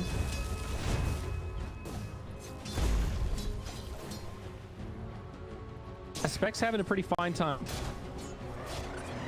And the Warlock's been doing a good job not leaving the box. RMN, very disciplined player here. I'm surprised he hasn't died. Well, he hasn't left the box, Trent. Isn't that the rule? That's what you do. Now top but it lane? can be tough versus Veno and PT. Mid lane too. Oh, it was mid. Okay, multiple fights at once. Looks like the damage over time caught each other, but it was Weehaw that gets the first blood and the kill first. So big advantage to the Bat Rider over the Viper. Classic Bat. Just knows when to go for the suicide play. Burnt the wand charges and then killed them.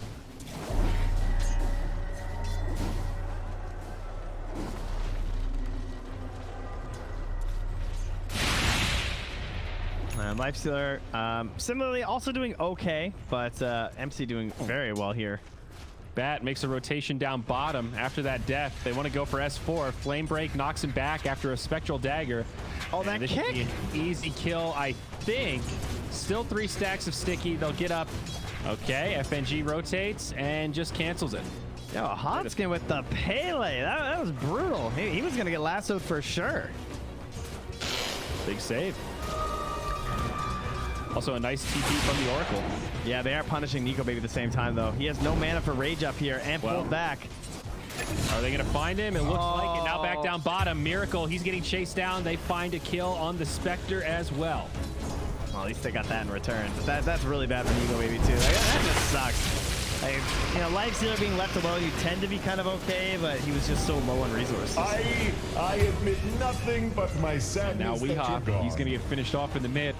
Limp gets another kill. This Viper, Now for number the 1 old on net worth. razzle-dazzle. Now for the old Razzle Dazzle, Trent. Well, one of the best parts about Earth Spirit still remains true, ganking the mid lane. Yep. And that was an Arcane rune on the Viper Strike, too, so if he comes back mid, he'll just have to handle it once again. Yeah, so far so good on this Viper pick. Radiant's structures Ultimates are fortified. appearing pretty soon here. Black Hole, not that far away. And down bottom, got a 3v2. As up top, are they going to pressure Nico again? They are, but no chance for a kill. Lifestealer still completely isolated, stuck on an island up here. Black Hole now available, but short mana. All right, well, so far, we've had both versions of the Viper game. We've had both times we had our player dominate the early game, and then once we had them like kind of run the game with the help of Avengora, and then the other time we just had the Vipers kind of off. Ooh, miss from unfortunate Hanskin. miss there. They might still get this kill. Limp, level 7, big damage on the poison attack, and they do get it. Roll not needed. Sting. Has fallen. I could have predicted this. Oh, Nico Baby's coming mid too for the farm. It's like, yeah, you know, I can lane versus Bat Rider, guys. Let us skirmish. Just holding it still. Level 1 upheaval. Yeah, brutal spell. Similar to the Jakiro Macropyre, made much better since they added the stickiness. Now up to 3 seconds after leaving the pit on the ground. Actually very hard to get away from. Up top now, GH speaking hard to get away from. It's a Viper, TP out. Oh, hand skin. Nobody's business. Down bottom. Poison Nova goes out before the Meadow gets caught by the lasso, but pulled in deep, knocked back by the Flame Break. And they will get a kill on S4. Oh, Black Hole up top. He used it, but looks like he canceled it. I don't know if it was a misclick or if he started it and then just went, no, this isn't what I wanted. I'm thinking it was probably a misclick because there's no way you were going to kill a 700 HP Viper. Heard the sound and saw exactly what happened, but that is a Black Hole on cooldown. 3 minutes. Not a big deal, but still something that Alliance can play around. We can hear what Nico Baby's going to do this game. Towards the Midas. So the Midas Armlet build, perhaps? Yeah. I don't think you could go Ultra Greed and do anything like the Radiance or something like that. Yeah, I think we're out on that item for Lifestealer. Guess the question is whether or not it's Armlet or if he goes for something else like a Deso, for example, for hard hitting. Yeah, it's also just like what's first, right? Is it Midas or is it Armlet? I think that's a pretty important factor. Yeah. I'm not sure. And The Spectre did go for Brown Boots, Drums, and now looking for just Treads into Manta. So not going for a Radiance, at least not an early one. No Midas or Meteor Hammer either on Miracle. So looking to be pretty active with the kills, you would think. Free kill on the Mind Control. Speaking of which. Yeah, they stopped that TP. Yeah, the Meteor Hammer seems to be falling out of vogue a little bit on the Spectre. I guess with Drums getting buffed, they're almost like a better Meteor Hammer in some ways because you get the movement speed. Lasso from Weehaw out onto Nico, baby. Magnetize as well. Looks like they'll be able to bring down this bat, but Miracle presses forward like he wants to fight. Will retreat and head back to taste farming. of the action, you know. He's been a little bored this game. 0-1-1. I want to feel something, man. And back to the jungle. Alive. All right, Alliance moving into the fourth level 4 wards. He's jungling. It's solid. This was the puppy, right? Support Veno. Back when this terrain looked a lot different, it's pretty the exact same spot. He would just jungle right here. This is dope though. The Plague Wards do piercing damage, right? So they do extra damage to the creeps. I don't even remember anymore what they maybe they changed it back. Yeah, Weehaw up top. He's gonna get caught. Limp again, setting it up with all that poison. But either way, this is money for the Rubik. This is like not quite as good as stealing Morph when you're against Morphling, but I mean, it's kind of funny. This one's pretty high up there. It's a little, it's kind of whatever. I feel like he'd rather just have rage or something. It's also not bad to run around with because they are like scouting tools, right? You can plop them over tree lines and stuff. So not bad when you're just running around the jungle like Top. He's quite dead, my friend. Holy shit, he is. That's a nice kill onto Miracle. You know what's nice? When you have break against Spectre. One big hero and you have Earth Spirit. This is the hallmark Earth Spirit now. He is not the, I hate to call him team fight in a bag. He's just the one hero you needed could give you a team fight for the entire team. But ever since they reworked the kick to be the slow and the roll to be the stun, then he's now just the assassinator instead. They completely flipped his role. And here I was thinking that you were excited about Nether Toxin versus Dispersion. That's also cool. I mean, that's part of why they picked it. For sure. Oh, they lane. The double bubble. Golem comes down, the black hole, and they find Nico Baby. An explosive catch from Nigma, putting the Enigma to good work as they now catch S4 on a very aggressive TP. Now FNG, they've still got a flaming lasso. That's a dead Oracle. 3 on the sideline for Alliance. First big set of team fight ultimates come out of Nigma. That's a little worrisome when your team gets 3-man wiped and your lifestealer suddenly flashes up with a little Midas notification. I don't know, guys.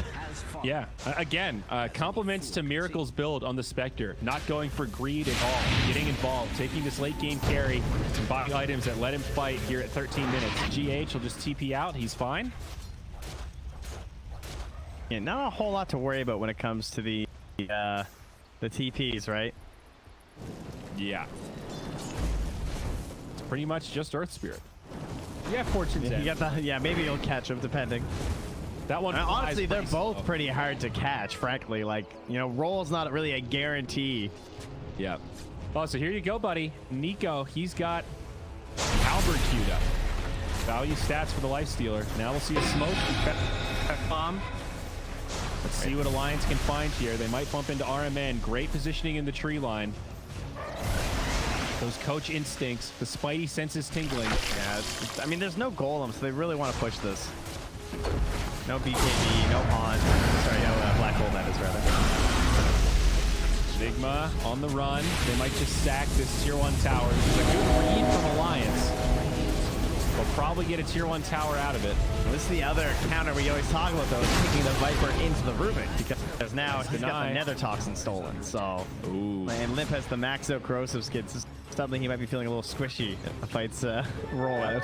Also Feast, also Poison Sting, a couple of other passives that it knocks off. Knocking off Feast actually is not bad in a clustered 5v5 fight if you can lock down the Lifestealer on top of it. Well, especially since they reworked it. Now it's like a core part of him with the 60 attack speed. Yep, exactly. 3% max lifesteal and 60 attack speed at level 4. Pretty good passive. Well, not a big net worth lead for Nigma, but does kind of feel like they've got the commanding lineup right now, where when they have their ultimates, they are the directors of the game, and Alliance are forced into the play style where they have to play around Nigma's cooldowns. They need And now big Blink auras. Dagger. Like, I don't like that S4 is the only one building them. I think that kind of sucks for them, like the defensive auras, because it feels like Nigma are going to get a lot right now if they just like play as 5. Whereas Hanskin is the only person that can actually get kills for the side of Alliance right now. He's to set up everything. And he did a great job. Like, that kill on Miracle up top, huge. And yeah, it went to like a 3-man kill mid right after the haunt and everything, but at least they're getting something. Hanskin's just going to sack himself here. Limp with the TP. He will make it out. And they'll find Hanskin. Malefist stops that TP. And that'll be a quick pick on Spirit. Just a haunt committed. Yeah, but they need like Grease and Pipe. They have to survive through the ultimates of Nigma and then try and battle back because they have like the slow lineup, right? They have the poison damage over time, the magnetize, the poison from the Venom and the Viper. But they're like all in on damage over time. They've got 3 key heroes that are nothing but dots. Yeah, so like they can't get blown up by a triple combo of ultis. Fatal Bonds can single-handedly win this game pretty much. Yeah. I think it is hilarious. Too. The like you're fighting a damage over time lineup into a maxed out upheaval too, and we already know they don't have any stuns, so Iron Man is gonna get max upheaval off every time. And you think that Alliance's team looks like it creates the bog, it lays down the green, you're smoking the peat? No, it's 84%. It's just RMN. Max slow on upheaval. God, Yeah, and it only takes 3.5 seconds to get it when it's maxed out like this. yeah. And look at the range. Oh man, these fights. Look at the range on it. It's insane. Yeah. It's the edge of the screen. Oh yeah, they're in trouble.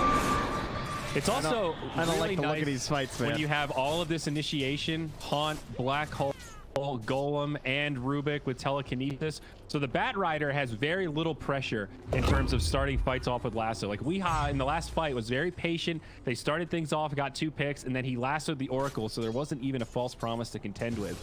And opening up the Bat Rider's options like that is just scary. It makes him such a threat. It allows him to get away without having a Blink Dagger, and he's not even concerned about it. He's going to go BKB next. He's going to skip Blink entirely. I don't mean to be biased, but Oh, yeah, I like it. Gonna wade through that poisonous bog on the side of Alliance. Yep. Limp also going for a BKB on the Viper. The Bug Viper. I'm growing to like this cosmetic. Are you? Yeah. I don't know. With AQ coming I'm out funny. in World of Warcraft, it's freaking me out. It's too buggy. You just want to ride that thing, want to mount up. What is Viper? What animal is he? Like a snake?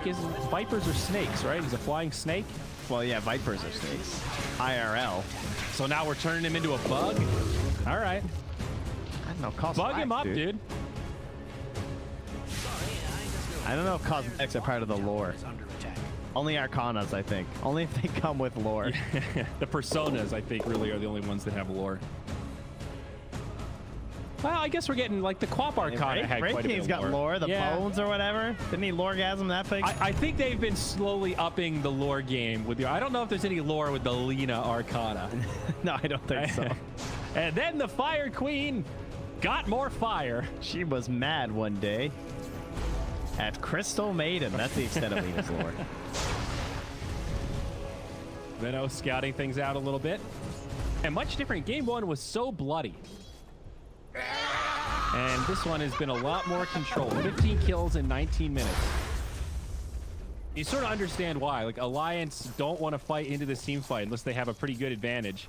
And Nigma haven't really given them many opportunities for pickoffs where they're not threatening with some sort of counterplay with Black Hole or Haunt or the Chaotic Offering. Alliance, they have 2 supports that can't clear waves as well.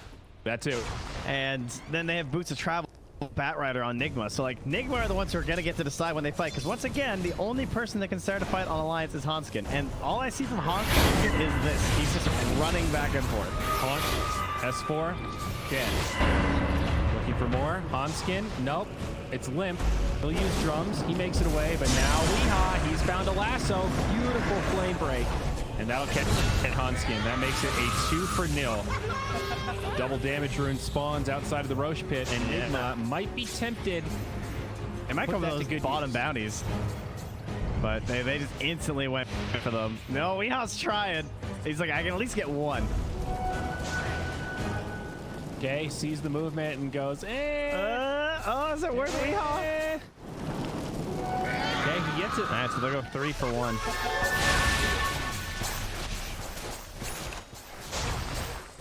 All right, so Nigma, I'm just gonna throw out a recommendation here. How about you don't try and like Shadow Blade into a tree line or anything right about now? Because I do think them making a poor initiation is pretty much the only way this game goes wrong. If they get a free jump, I would. Whoa, MC, not gonna risk it. Wow, they don't commit for it. They actually let him go. 2 TPs come in, and Nigma play it safe. All right, they take heed to your advice. I was wondering if they were gonna black hole because they were just doing it right in front of MC. But yeah, he just ticked out to the poisons. The stolen Plague Wards, dude, coming in handy. You're right, it actually was.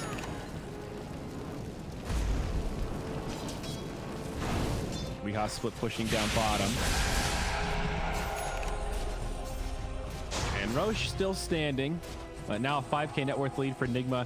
I think it's particularly scary for Alliance that Nigma are able to put on this amount of pressure and still make these pickoffs happen without using their full ultimate combo. Like just Haunt Lasso, you can get a 2 for nil, and then you still have Black Hole and Offering available. So if you want to, you can just keep fighting. And the one you don't ever really want to use offensively, unless it's a very good fight, like 2 or like 3 heroes or something, is the Offering. Because it's just like, it's so safe as Warlock. Like the cast range is ridiculous. It's so good at saving people up top. Another aggressive blink there from MC to force a rage. Just letting him know who's the boss. Yeah. Spectre thinking about BKB next. She's already got that Manta style. I mean, you could maybe be doing a very good job of keeping up, I think. Considering the state the game's in. Yeah. He's doing very well. And then you still have S4 and the Viper doing well too. Now, mind you, again, the reason why you have 3 cores at the top is because of the supports. Because these 2 supports can't do anything. They cannot increase their net worth. If there's no team fights, Oracle and Earth Spirit are going to stay very poor. So you see the Spectre, and then it's like, oh, Lifestealer, Viper, Veno, and yet it's a 6K lead for Nigma. Because they have 5 farmed heroes. Yeah, I mean, look at the Rubik. He is basically an off-laner right now. GH is playing a core Rubik at this point. He is more than... He's literally the gap. He is double both of the other supports combined, just about. Yeah. A little bit less, but I mean, he is... Nobody's business. Yeah, he's looking good. Now, we are starting to get into this territory where we'll start to feel that early economic investment in the Midas on Nico Baby, as opposed to the Drum, Manta, and now BKB from Spectre, which is definitely more fight-oriented as opposed to farming. And that's a big reason why Nico is only 500 net worth behind the Spectre, despite a big difference in KDA, right? The Lifestealer is 0-2-1, and the Spectre is 3-2-5. Big difference.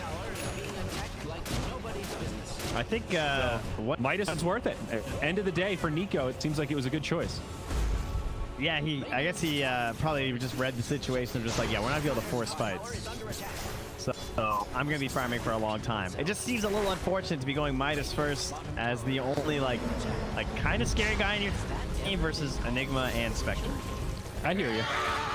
I think Roche is like kind of bad for Enigma. They don't do it particularly fast.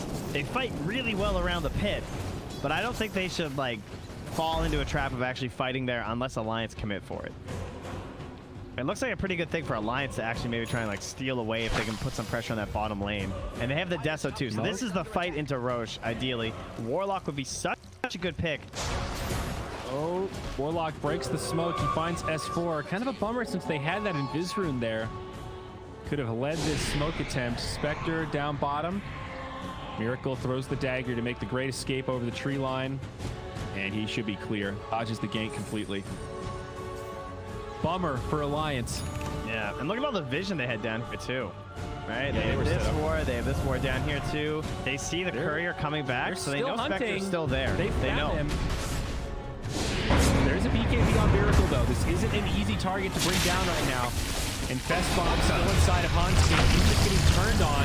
Alliance still nearby. They're going to be committed when the BKBs come out. Black Hole, Chaotic Offering. Hanskin's down. Lasso onto the Viper. Nico Baby in the front line, sustaining for now. But looks like a tough fight for Alliance. They've already lost both supports. BKB's expiring, and Limp is going to be pushed back.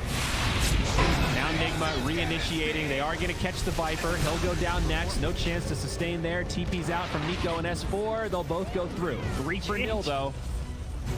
He's level 17. Because I was looking, I was like, how did he get that telekinesis? He was level 16 when that fight started, so he had the 100 cast range as well as the Aether Lens with Blink Force Staff. So range of initiation is unbelievable right now. Yeah, and he's actually past the Enigma in terms of farm. GH has officially become the 3 to mind control support Enigma. Good on ya. I mean, he's been holding the Philosopher's Stone the whole game, and he had the Plague Wards for a long time too. Yeah, that helps a lot.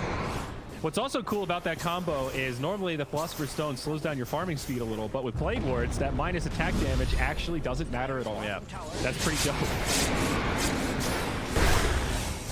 So what happened there was that Nigma read the whole situation, of course, thanks to the Warlock play. It's nice. We'll go back to this for now, though. 1 sec. Alliance want to try and get this Roach, as we kind of pointed out to with the Deso. Short on cooldown. This is still a tough fight for Alliance. They lose FNG.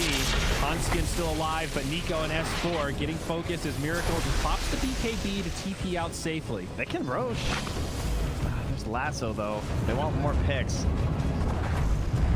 Still over a minute before the big ultis come back. Haunt in 50. He's got no stones. Well, that's a bad problem to have. Yep. They have to Roach here. I approve. Even though it's dangerous, there's no ultis. This game is in dire straits already. It's 10k net worth behind. I mean, GH is going to get an Aegis, but that's cool. That's fine.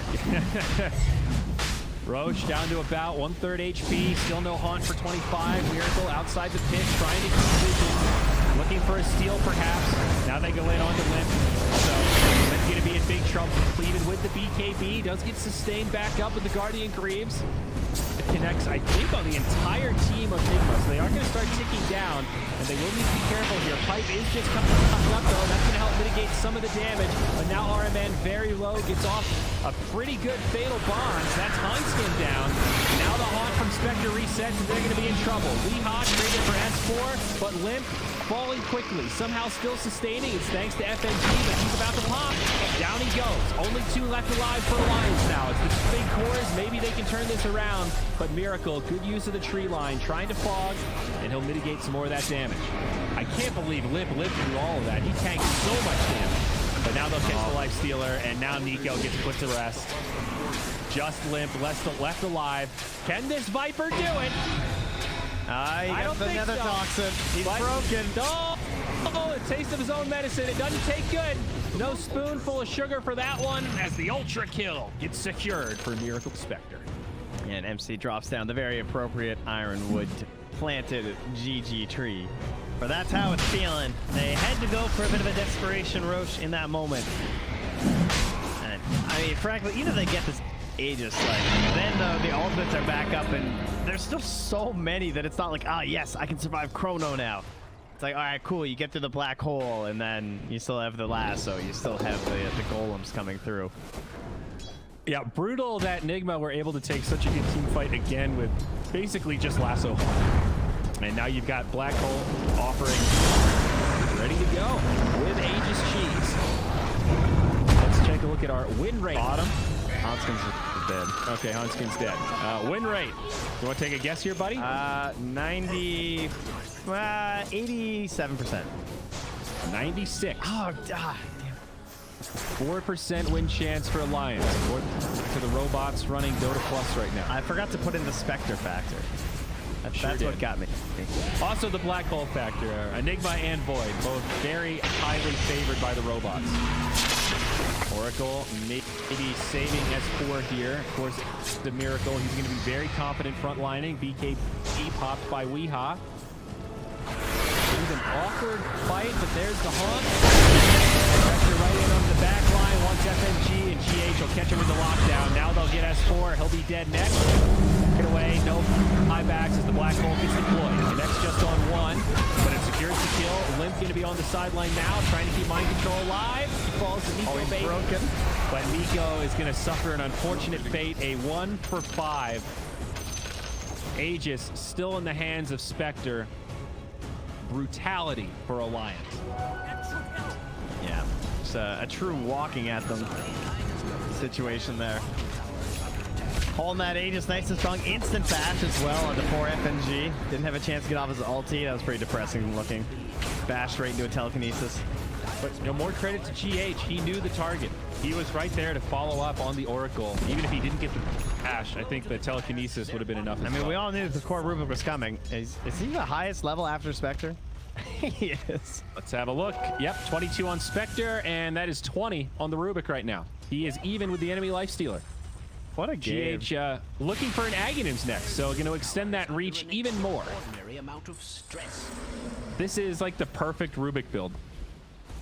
It's also, again, the lack of initiation. It's like a click and point adventure for Rubik, right? Like, there's no way you're gonna die. You're just like looking around like, ooh, what do I want next? That was a cute telekinesis against the Earth Spirit, who was charging up the roll. Yeah. And again, because GH has so much cast range, it didn't even really pose much of a risk. He could. I mean, he's also just holding rage too. He could. Oh yeah. Right now and not die. That's a handy steal. Yeah. Guys, I got my BKB. Yeah, he had Nether Toxin, threw it down, which forces the rage out of the life stealer, so you can still right click. So then he just steals rage after. You can't win. Level 20 talent on Rubik, minus 4-second cooldown on Fade Bolt. That's kind of cool. Synergizes with the change to Fade Bolt now percentage-wise.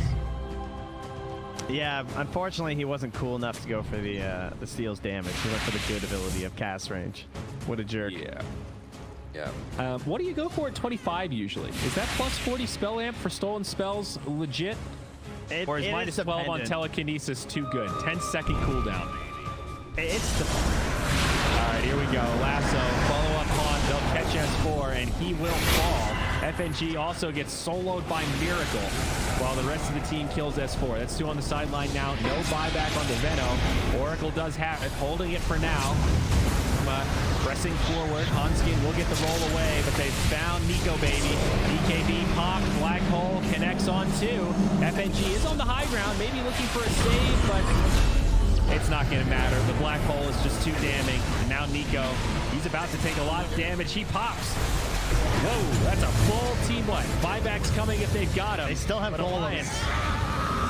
They are looking to make this final hold. They will repel Nigma for now, but boy is it caught. They're stuck. Oh, Viper, he gets golems. He's trying to survive. He's trying to sustain. The Magnetize comes down. Here's Nico, baby. He comes flying out, but Hanskin lifts both on the sideline. It's a 2v5. The lasso comes out. Mind Control still alive in the back somehow. 20 HP. Now it's just S4, and this is going to be the final nail in the coffin. 5 down, no buybacks. Nigma low on HP, but it won't matter. GG, 2-0. Nigma leading this best-of-5 grand finals, 1 win away from taking the whole kit and caboodle. That was devastating. I mean, Nigma picked like 9 of the 10 heroes this game. All right, so like Alliance picked Earth Sphere, and then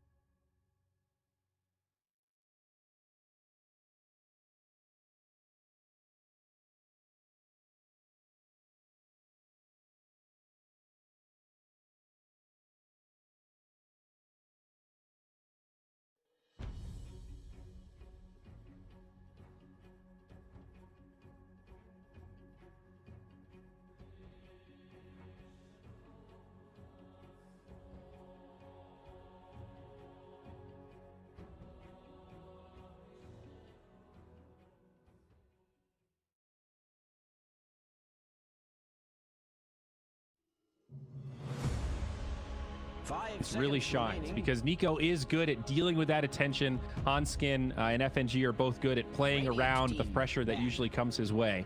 But when Nico doesn't have that hero, when he can't be that intimidating factor, sometimes Alliance look just a little bit lost. And can't help but feel like that's part of what we saw last game.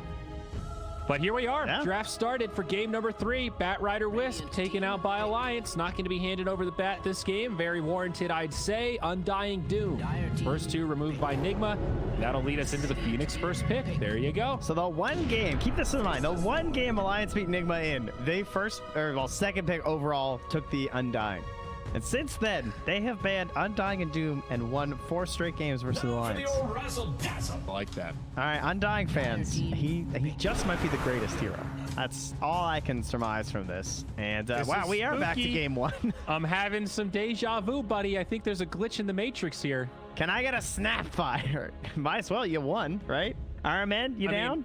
This is the exact same thing. I think Snap damage against DK presents some options. We saw that in game 1. Snapfire very good against Phoenix and great with the Void, but no, they go back for the Warlock. So they want some more sustainability and another one of these big team fight ultimates. Yeah, I think it's because of the DK too on the side lane, because now the fatal bonds with the, if they do like DK Phoenix, Warlock would be very obnoxious compared to Snapfire. Snapfire is, of course, much better throughout the rest of the game, but for the laning stage specifically, the Warlock will be quite good. Yep. And obviously, the big team fight ultimates worked well for Nigma. And again, we keep going back to this point, but so often when we see these wombo combo drafts where they have 4 ultimates with a really long cooldown, we often go back to the, well, what happens when they use all the ultimates and then there's 2 minutes where they can't do anything? But Nigma drafted so many cooldowns that they didn't have to use all of them in every team fight. So if you keep them on this cycle, it's actually pretty manageable. Yeah, I wonder, like, what do they want to try and do to fix that? Like, that's where the heroes like Venomancer should come into play and be kind of scary to play versus, right? Like, this idea of a faster game plan and trying to take over more of the map on the earlier end. And they were actually banning the Necrophos themselves. We thought maybe that would be something that they'd want earlier versus a similar tanky lineup. Do you think that Nigma might still be considering, well, I was going to say a forced Snapfire, but I know what you're going to say. Don't put GH on a hero that can't do anything. Not anything. You know, there's better heroes. So you don't think they're going to pick Snapfire? So you're telling me? I don't think so, no. I think they would have just taken it instead of the Warlock if they really wanted it. I don't think you want 4 or 5 Warlock Snapfire. It's still playable. I mean, the Snapfire was really good with the Chrono. Yeah. I'm not going to completely rule it out, but, you know, tend to want a little bit more info maybe for your GH pick. Then again, they picked GH right after this last time with the Clockwork, and I guess the Clockwork still looks good again here. They might actually ban it. But without the Darkseer, maybe they just won't bother banning it, right? Since it was enabled so hard in the laning stage. Pugna banned out now. Something else we've seen Nigma play a number of times. Very handy against DK. Now going to start to focus some Nico baby heroes on the side of Nigma. Ban out the Morphling.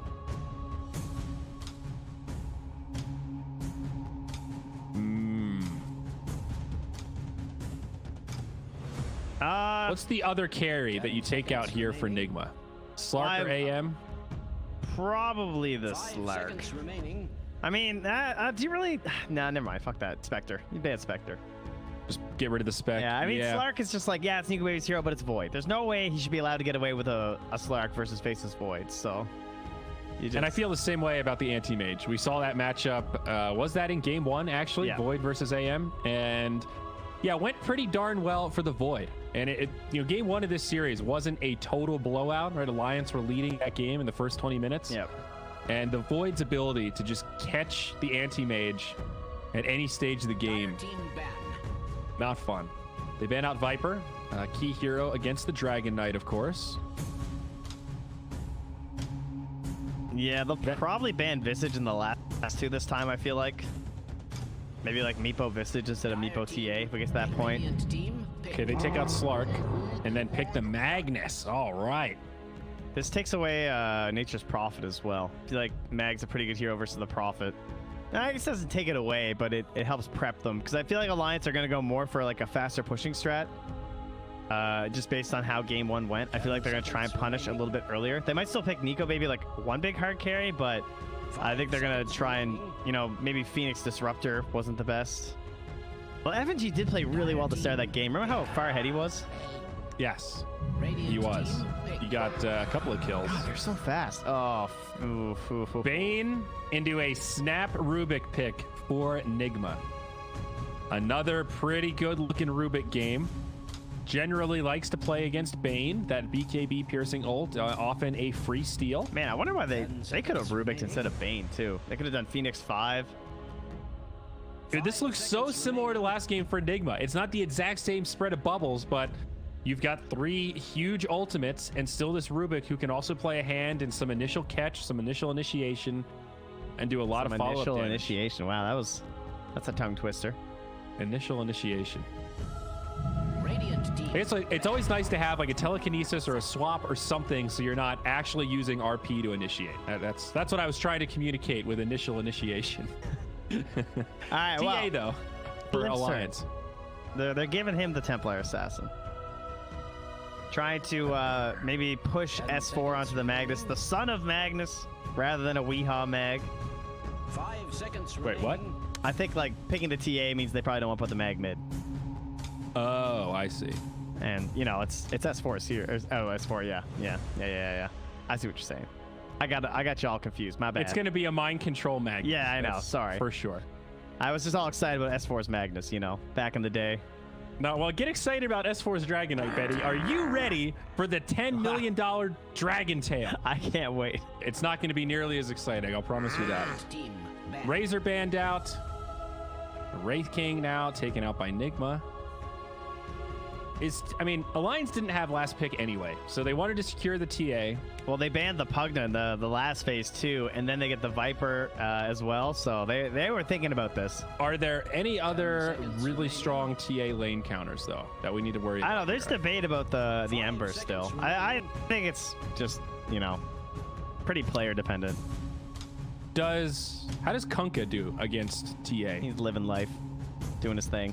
He likes it. I mean, could Kunkka be a decent last pick for Nigma here? They would be pretty melee centric though. They'd have triple melee into like TA and Phoenix Egg. I don't know. It's true. They have triple melee, but they have so much catch with those 3 heroes. I mean, Bat's gone. They still have to ban the Meepo. Oh, right. Like Meepo, Visage, all those heroes. They banned Dazzle Ooh. instead. That Okay, Dazzle's a hard counter to TA. That would have yeah. been sick. I'll stand by that one all day. Yeah. And even though we haven't been seeing core Dazzle right now, I do think it's viable, especially in the hands of someone who's been spamming it a bit. Yeah. It's 10 seconds. it's good if you have a matchup like that. But doesn't Meepo also do pretty well against TA? Yeah. I mean, this looks like a Meepo game. Isn't that one like kind of a counter? And also, like Visage isn't terrible. TA wins the first 5 minutes, of course, but like you get options. Yeah, I don't know. This just sounds like it'd be pretty hard these days. All right. Oh no. Okay. I think they're gonna Meepo though, unless this pick is like really no Meepo hero or something. But you're up Is there- 2 games. I want to throw out a weird hero that we saw at the end of the last draft, the Beastmaster. You mentioned they like playing around Vision. They've got ultimates that really benefit from Hawk Vision. I think Any way that's to mix really a good when it's Beastmaster like in. Lifestealer or something. Like if it's a Nico Baby Lifestealer last, then yeah, I could see that. Okay. It's true. Nigma will still get to react. Thinking about this final ban, though. Spectre's still in. Pretty safe ban, I feel like. Although, Radiant team pick. yeah, Okay. yeah, Yeah, there I'll it just is. ban it. I'm trying to think if there's anything better for Nico Baby that'd be like a little faster, maybe. And minus armor. I don't think you can drow. That seems pretty scary. That feels very all in against all this catch. Although, I mean, I don't know. Maybe like kind of hard. And there is no Spectre. You know, I mean, you can't really pick it anyway because they'd avoid and they just banned it. But Remaining. that'd be kind of YOLO. I'd rather see something a little safer, like Troll keeps coming to mind. Dire team pick. Troll's pretty good. But I they take Ember. okay. Take it for themselves. All Now right. they have a couple options mid too, right? The safe lane TA returns. No. Yeah, they've Maybe I like a half option. Yeah. 10 seconds remaining. So what'll it be? Okay versus Meepo doesn't- in some ways. I thought Meepo was great against Ember. The I think it's like, yes, I would say it's not bad for the Meepo, but it's like, oh, okay, well, we have some itemization option, you know, one of those. Meepo, Visage, Wind Ranger. They've decided. Oh, how boring. Jakiro. Although somewhat excited. Oh, the mid TA Jakiro It's a matchup. mid Jakiro. Yeah. It's a mid Jakiro. So this is the other support into core matchup that TA hates, right? It's the It's Dazzle all damage and the over Jakiro. time. Yeah. Oh, this is pretty Okay. dirty. Now they have Ice Path and RP together too. God, their AoE is gross. So what do you build on the Jakiro, like item-wise? You just go normal. Like Yule's, Yeah. kind of Aether Lens, Blink. Yules, mostly Yules. That's like your big Yules, item, right? Like Guardian Greaves. Yeah, you can just kind of build whatever. Okay. Man, we I have guess- not seen this counter pick in a long time. No. I've seen it before, but it's been a hot minute. It's been like a year or more, I feel like, since I've seen this happen in a pro match. Wow. I am excited. Will this be another outdraft for Nigma? What do you think here? Do Alliance have better chances than they did last game? It will be Nico Baby, Ember, and of course the S4 Dragon Knight once again. How good is Nico Baby's game here? It's pretty good, right? Is it? I mean, other than Chrono, like he's worried about telekinesis, sort of. Ice Path Telekinesis once the Yules comes out, and then you've got all those big ulti lockdowns.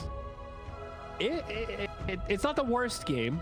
It's There's just no like, but he's silencer. also like the space creator for Limp, right? So it's okay. They have a lot of follow-up to the Dragon Tail. That's what stands out to me. Is that like if S4 gets his Blink Dagger and he blinks and Dragon Tails someone, they should die. Between Meld and Ember and like Phoenix for the space, even FNG to back up. Certainly a here? better draft than last game, I would say. And again, as we get into this game, I would encourage our observer to zoom in on this Warlock.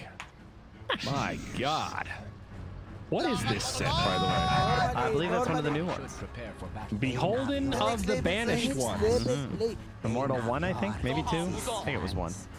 Yeah, all of it's awesome. Like, look at his back, dude. He's got this little package that's being held on by just an extra demon arm. And then the golems are pretty wild too. And his staff has heads in it. Guy's like a demon hunter. This is what Van Helsing should have looked like. You know, every time he killed a demon or a vampire or whatever, he should have taken Taking its head like you're playing The Taking a Witcher or token. something, hitch it onto his Yeah. horse. Exactly, dude. You got to instill fear in the hearts of your enemies. Come on, Trent. Haven't you ever killed a vampire before? I think Witch Doctor should do that. Every time you kill someone, you should get a little mini shrunken head of the enemy hero around your belt. Now that's an Arcana. Val, 30 seconds to battle. come on. Well, what is that Phoenix egg taunt? That was pretty cool, too. A little egg cooker. Yeah. That That was nice. a couple TIs ago, I think. There's 2 versions. One it's an egg and one it's a cooked egg. Oh, I see. Got to go for the cooked egg, 100%. Yeah, he was sizzling there. All right, game 3, best of 5 grand finals. Can Alliance. I get a game 4, please? Fighting for life in the tournament. Oh, S4 is going in, baby. Big plays, and he doesn't get it. RMN with the fast fingers. But it's a DK. Don't worry, he's got the dragon blood.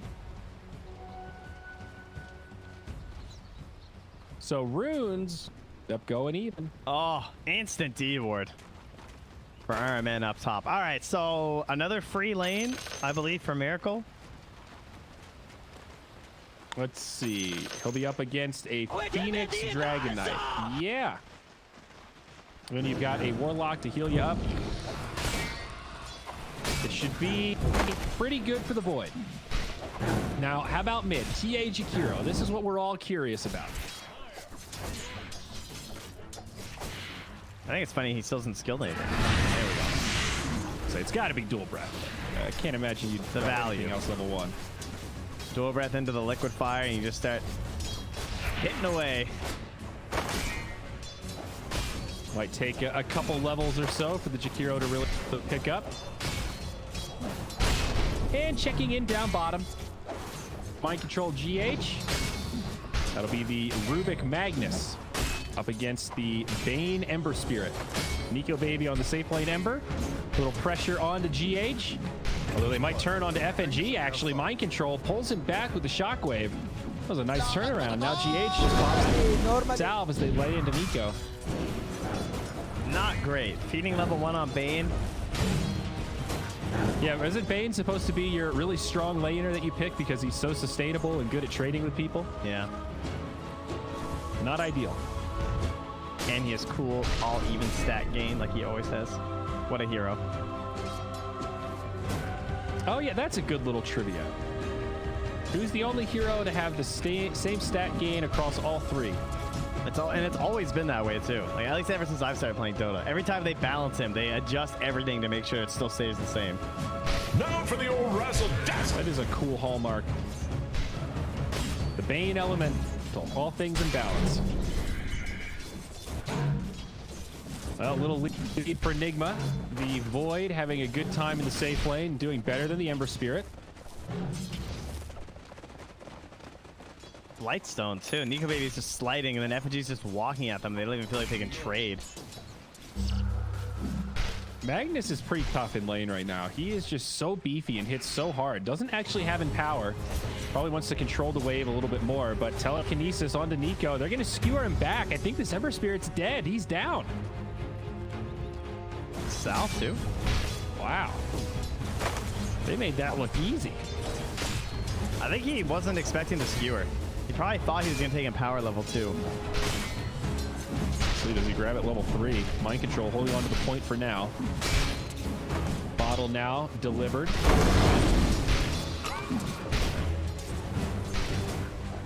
The hero also has a bottle, so Nigma going to be very focused on room control. FNG, what are you guys doing? Do you guys not know how Shockwave works? It does pull you back. It's a pretty significant slow. These are serious feeds, man. Especially that one. He just like walked into the magnet. I guess he thought he was going to get the... Brain Even set, then, but it's like, like, what? They're not even like looking like a decent trade or something. exactly. Well, 3-0 for Nigma already. And haven't spent too much time looking at the mid, but the counter pick only going okay. TA still winning the CS battle. 20-6 compared to the 16-3 Jakiro. Yeah, she's spending a bit on regen, but still fine. Yeah, they're even on net worth right now. So that is a good point. Of course, though, this is probably the time where it gets the worst, right? Level 5. Yep. And they brought FNG in here, too. Although Jakiro, Rune, where did it go? Bottle up by Han, or just grabbed by Hanskin. That is one issue with this Jakiro. Very mana intensive. Dual Breath does scale upwards in terms of mana costs. FNG. I didn't even know TA had a taunt now. She just claps. Please, your ineptitude is no secret. Well, that's a hilarious lore line on your taunt. She literally slow claps at you? Damn. I want to start saying that to people in real life. Just ineptitude's a great word in itself. I mean, nightmare trades. Down bottom, Slight comes out, but GH gonna live. He makes it back under tower. Mind Control, not gonna be so lucky. FNG finds some vengeance, gets Alliance on the scoreboard at the 5-minute mark. Now the battle for the bounties. Looks like FNG will score 1. No, at least Mind Control saved his core player of GH, so yeah, it's good to help the important players, you know? Glad that Mind Control knows his place as a support Magnus in this game. All right, haven't been back top since the first wave. Looks like everything's fine. It's going well for Miracle. Yeah, he's #1 net worth. He's good. Good for S4 too, though. Already has the bracer, so should be a good timing on the blink this game. Wait, that's certainly the hallmark of the offlane DK. Yes, he doesn't really deny farm, but he also does get farm. I mean, it's the mid DK too for the most part. Yes. RMN actually getting chased down by fire. Has a level 2 Shadow Word, and now he's going to try to TP. I think he makes it. Good. Double Fairy Fires, though, man. He had quite a right-click damage. 67? That's scary. If you die doing that TP, that's a real feels bad, man.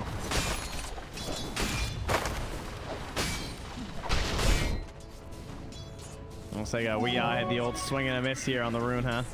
Went bottom. Yeah, that's going to be 2 for 2 going to Alliance now. This time is picked up by Limp. Obviously, no bottle on the TA. He went high ground against the level 6 TA. Weehaw. A hasted TA, no less. Weehaw going to be on the run.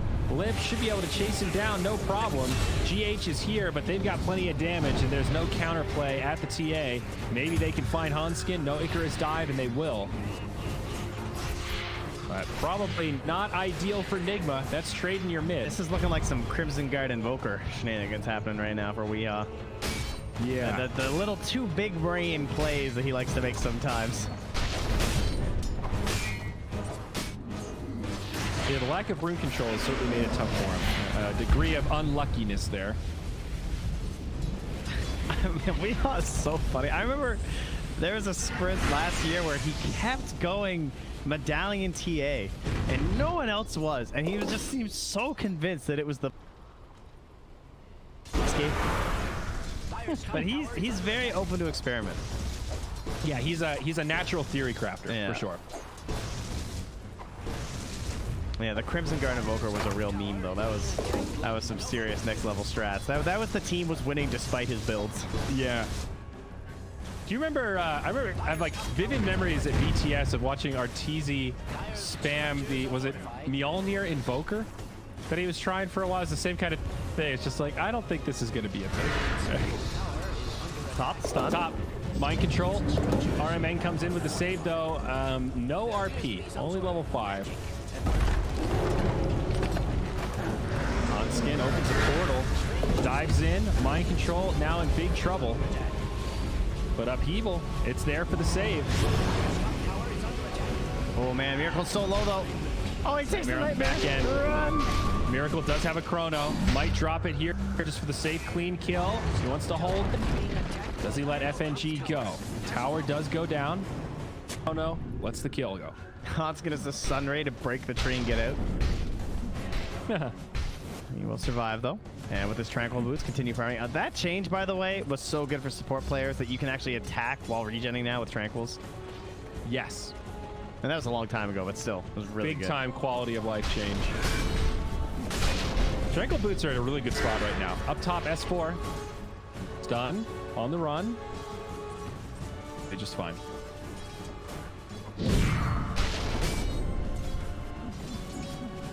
Hanskin's gone mid here.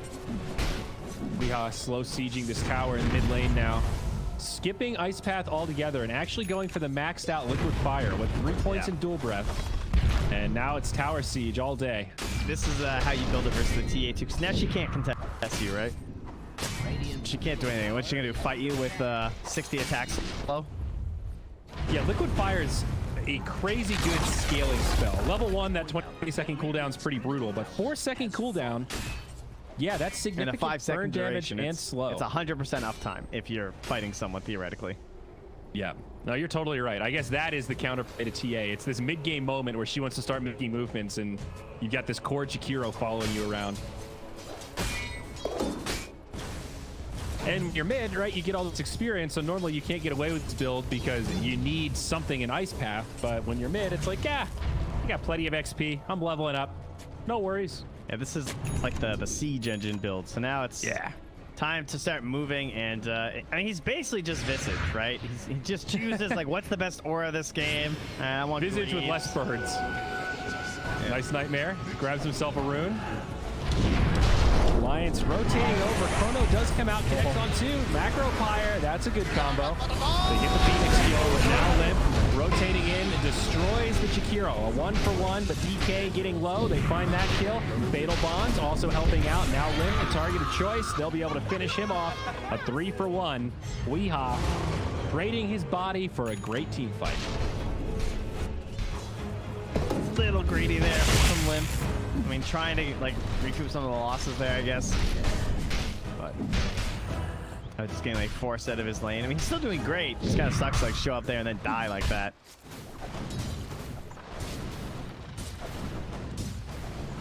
Overall, though, Alliance still hold the lead.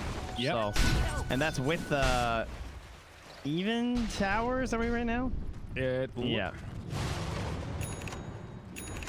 Looks like the support's doing okay on Alliance. It's less than 1,000 now, so it's not a very big gold lead at all.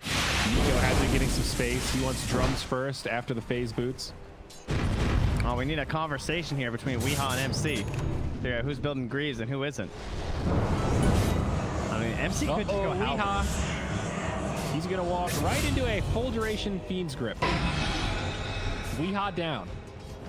Yeah, I don't think you can be down here without like 3 heroes. Or like 4 heroes all next to each other with the hero, right? You're so static. Dire's structures are cunning. Mind control versus 3 mid. Oh no. MC bought the buckler too. Guys, have a communication here. No chrono, but they do have gold. They'll drop it on FNG. It's going to be a Crimson for Magnus. Yes, they've communicated. He just switched. Okay, there we go. Miracle now, maybe in trouble. There's an RP on 2. Onskin with a good Sunray trying to top him off, but the sustain's not going to be enough. They've got more than enough damage to kill Nico Baby, and now S4, the typically tanky DK, not looking so against the double damage Magnus. Not the hero you want to fight with Empower and DD. Yikers. Yeah. Let's take a look at the damage done. How much did MC do there? Oh, about 1,000, equal with the Void. Pretty solid. Well, actually, it was 1 more damage from the Void. 1047 to the 1046. You are correct. Anything you can do, I can do better, apparently. Well, victory goes to Miracle again. And look Tends at to get this. those on this team. Miracle, he's going to go Mask of Madness into Halberd, not going for the straight BKB like last game. Yeah, I actually thought they would double Halberd instead of the Crimson, but I also thought Weehaw would build the Crimson. Bottom lane, there's going to be, look how slow that Remnant is, dude. The upheaval. RMN just channeling for days. Now the support's coming in. Rubik's here. Void, Chrono on 2. Another great setup. The A comes out from the Phoenix, but it's pretty far off. FNG and RMN trade deaths. Now Weehaw and Mind Control go down. Limps join the party. Miracle looking for the TP out, and he will. This time it's Alliance that take the fight. A 2 for 3. I don't know if it's mostly the draft or just very good recognition, but I feel like Enigma have TP'd out of so many team fights this series that I would be infuriated as Alliance. I mean, they're not even that low on stuns. It just feels like Enigma are extremely good at tracking them all. GH being a nuisance here with the Sunray. Onskin gives it right back to him. Tower defended, though.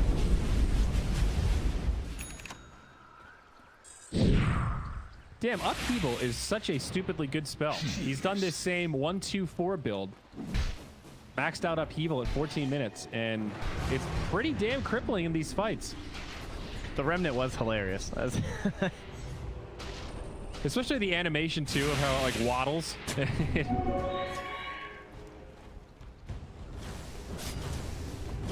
Quite the even game, though. 12-7, 15-minute bounties around the corner that still maintain a very small, a razor-thin net worth advantage.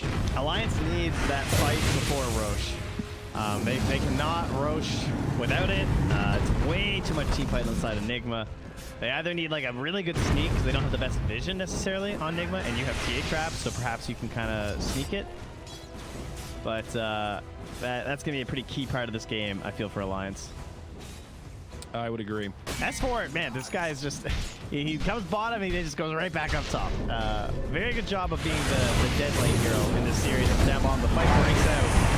Golem comes down, though. Nigma probably going to lose Weehaw. Maybe even more. The Sunray tries to sustain him, but they can't. Nice egg, but it might get killed. It will. All right, an ambitious egg. RMN does end up going down as Limp jumps forward to get GH. It's a triple kill for Nico. Committing a bit too much down bottom. They have an RP, but no chrono for 20. Alliance just looking a little more on form now, right? Punishing these cooldowns. Miracle's trying to look scary, but he gets ripped. RP misses FNG, does get pulled back, but it doesn't stop the Fiend script. Miracle just barely lives. Maybe Searing Chains come out, but Weehaw, user spawn, he's back in the fray. That Golem's still up. Nico Baby left behind, and the Golem's giving him the womps. It's a Samurai Golem back from the dead. And Nico Baby takes a tumble. Another costly fight for Nigma, but somehow Miracle survives, and they do manage to turn it around. The Halberd build, man. They're going double halberd as well. You were right. Magnus has it queued up. Yes, my guy. Oh, it's so much better than Crimson. Yeah, agreed. I love it. Halberd Gaming. And we all double halberd versus TA is just so sad. I mean, they have a DK and an Ember too, so it's like it's not even just like single target good.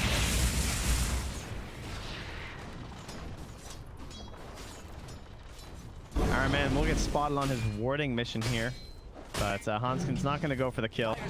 Oh, he will get his ward though, so there you go. It is. That's a Wow. tip moment right there, Hanskin. Come on.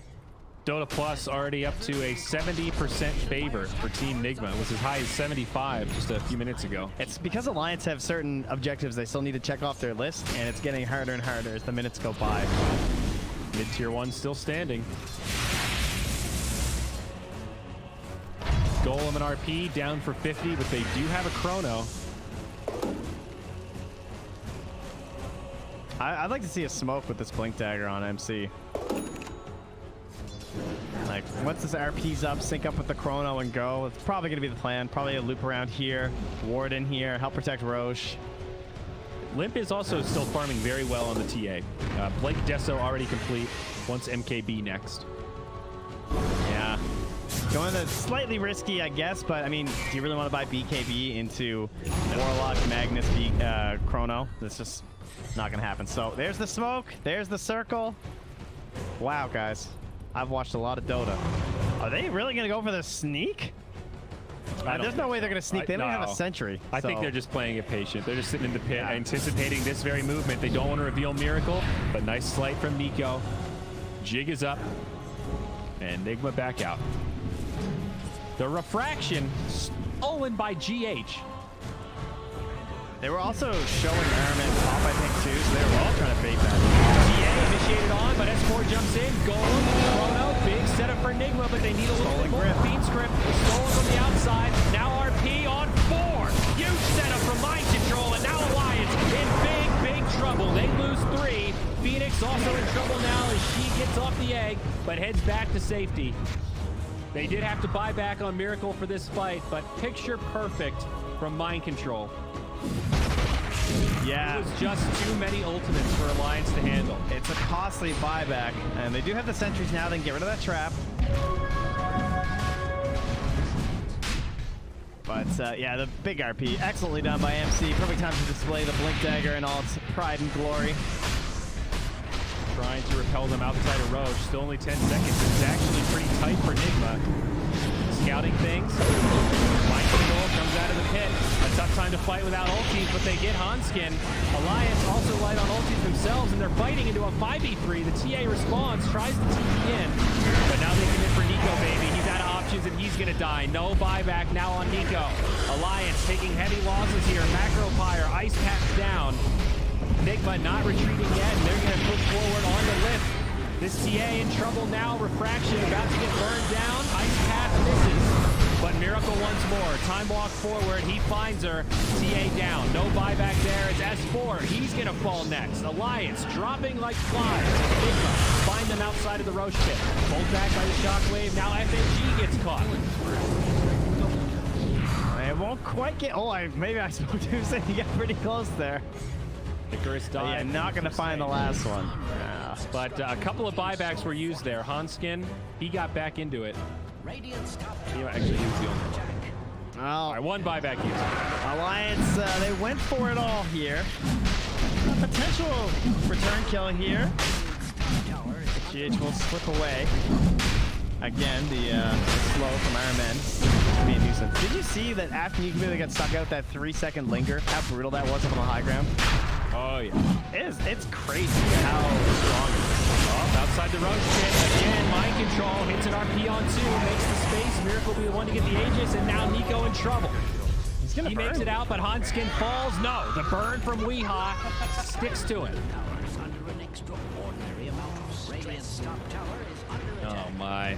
Well, there's your like 8K gold swing or 7K over the past few minutes. Yeah, that puts a big dent into that farm that the Ember had. Still have Chrono available, and Aegis on the Void, who now wants a Linken's. Miracle with items a little bit all over the place, but itemizing nice and defensive just so he can live to get these Chronos off. Bottom lane. DH. Okay. Strange to say, A little pick me up there. tower is under attack. Radiant's structures Oh, it's going to be a hard game for Alliance at this point, ladies and gentlemen. They need to play the side lanes. They got to keep the split push going, and then eventually they're going to come knocking. When the green diamonds light the top of your screen, Nigma will be prepared for another battle. Yep. And every time as our man tests out the base and also summons stronger ball consumables, singular pronoun. He's feeling the rumble. it's like, man, winning as a player is even more fun. This is how you lose a coach, ladies and gentlemen. Be careful. Maybe him and Curl will just go tag team. All right, Curl, I'll give you a season where you can coach. Then I'll take it back. We'll just keep swapping back and forth. Yeah, Tag team Dota. substitutes, right? Yeah. I mean, that's another level of coach integration. I'll give you that. It's the Araman Leshrak. That's his signature hero. That's who he'd be bringing in. Back when Leshrak was constantly played as a support. A real old school player indeed. DA looking for a BKB. Still has some farming to do there on Limp. And Nico, he wants a halberd of his own, actually, on this Ember. So you're on the high ground, looking to set up perhaps onto GH, but Miracle nearby, smoked up. They've set the trap. They baited. Now Miracle taking their time to save GH, and actually misses S4, but skewered back in. RP connects on 2, follow-up, Macro Pyre, Ice Path, big-time damage. Nico's down, S4 follows, and Limp also dead. 3 cores for the Rubik. GH plays the bait and does it convincingly.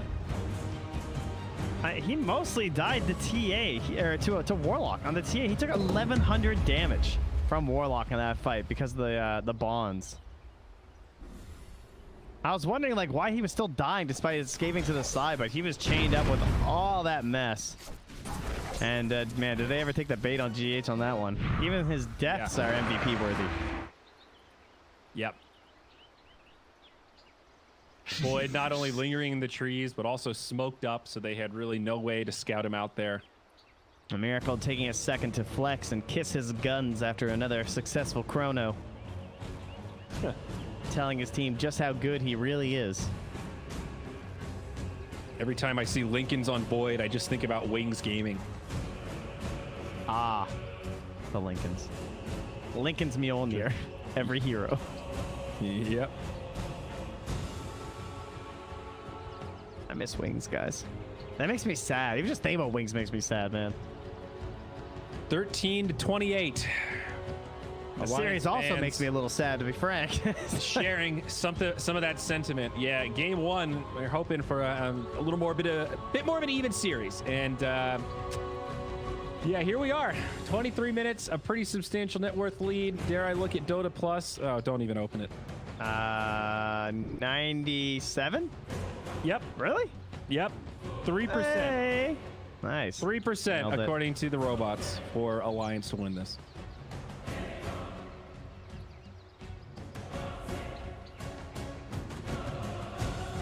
Ah, wow. Why can't we play the playground? It's no fair. I don't want to choose a chair. Well, that was disappointing. It was. Let us play, Valve. Get us in here. You need to text somebody at Valve here, buddy. Yeah. Start flexing those TI connections. They're too busy working on the new heroes for Aghanim's Labyrinth. I'm completely guessing, by the way. no promise. I'm just putting some pressure on some new heroes, please. Just want to see that Trimpax tweet. If you want to see me at TI 10, I will be able to play in the playground during pauses. Nah, I'm good. You know me and all my sway. Was that the Slacks who said, I'll go to TI only if Ice Frog invites me? They're like, all right, well, not see you next time then, bud. Yeah, he tried. I didn't mean it. Is being subjected to extreme violence. Well, the siege continues. Down bottom. Weehaw just throwing liquid fires into the tower. The slow burn as Alliance react. They group up. Start to move inward towards the Void. A lack of big ults right now. No Chrono, RP, or Golem. This could be a big smoke. Super sneaky. Also, no Rubik. They're going to catch the Warlock. What a nice pass. Can the rest of Nigma get out, though? It certainly doesn't look like it. They are committed. Mind control on the run. Weehaw in the middle of the fray. combo and does get finished off. I think MC is going to make it out, though. I thought he was going to be able to get off a nice little fatal bonds there, too, but I only get on 2 heroes, so I definitely appreciate that they still target the Warlock even without the golems because of that. Very true. So, good couple of kills. Unfortunate that it's not anything bigger, but still desperately needed here for the side of Alliance and punishing the lack of abilities left here. Only 30 seconds left on that Aegis as we got to recalibrate after that pause. Whoa. FNG, he was pretty deep in enemy territory. Wow, He's 3 hits. caught. No bash. All right, never mind. He's just going to walk away. They'll break the Lincolns, and on the other side, they find GH. Now, Fiend's Crypt comes out onto Miracle. Team? Void stuck in place. Follow up. No, he just jumps in onto FNG. I mean, Limp knows. He's like, if I jump this, I'm getting RP'd. I am not falling for this. Remember, there is Aegis on Miracle, so it's not worth committing. And now the Chrono comes out. He catches 2. He wanted Nico Baby. He'll find it. S4 taking some of the damage. He connects on 3. Unbelievable for mind control, but they need more damage. They can't find any of these kills. Weeha drops his combo. Now the Golem comes down with fatal bonds. FNG ticking down, but it's not a good fight for Nigma. Alliance get 4. And another one. The Dragon Tail on the fall down. They've got 5 alive, and now Weeha is going to be locked down to oblivion. It's a full 5-man wipe, and Alliance level things out.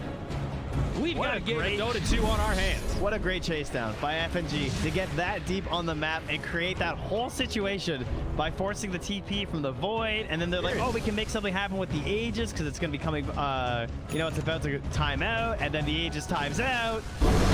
Oh, terrifying stuff. It is even now, though, so still a hill for Alliance to climb. They've gotten back from the deficit. Now they need to start building a hill of their own. BKB on S4, that's going to help quite a bit. Man, I thought they were screwed when he somehow got them all on that RP. I thought they had like perfect spacing, and it was the final pixels that Limp got caught in too. I would have been pretty annoyed. It was really well done by MC. Obviously, he knows Mag pretty well. Yeah, I like the way he utilizes the skewer into the Chrono too. Like, it's taking pressure off of the Void. Don't worry about catching all 3. Just catch 2. I'll skewer the 3rd one in, and then that will set up for my RP to follow. Very well coordinated. Didn't work out there.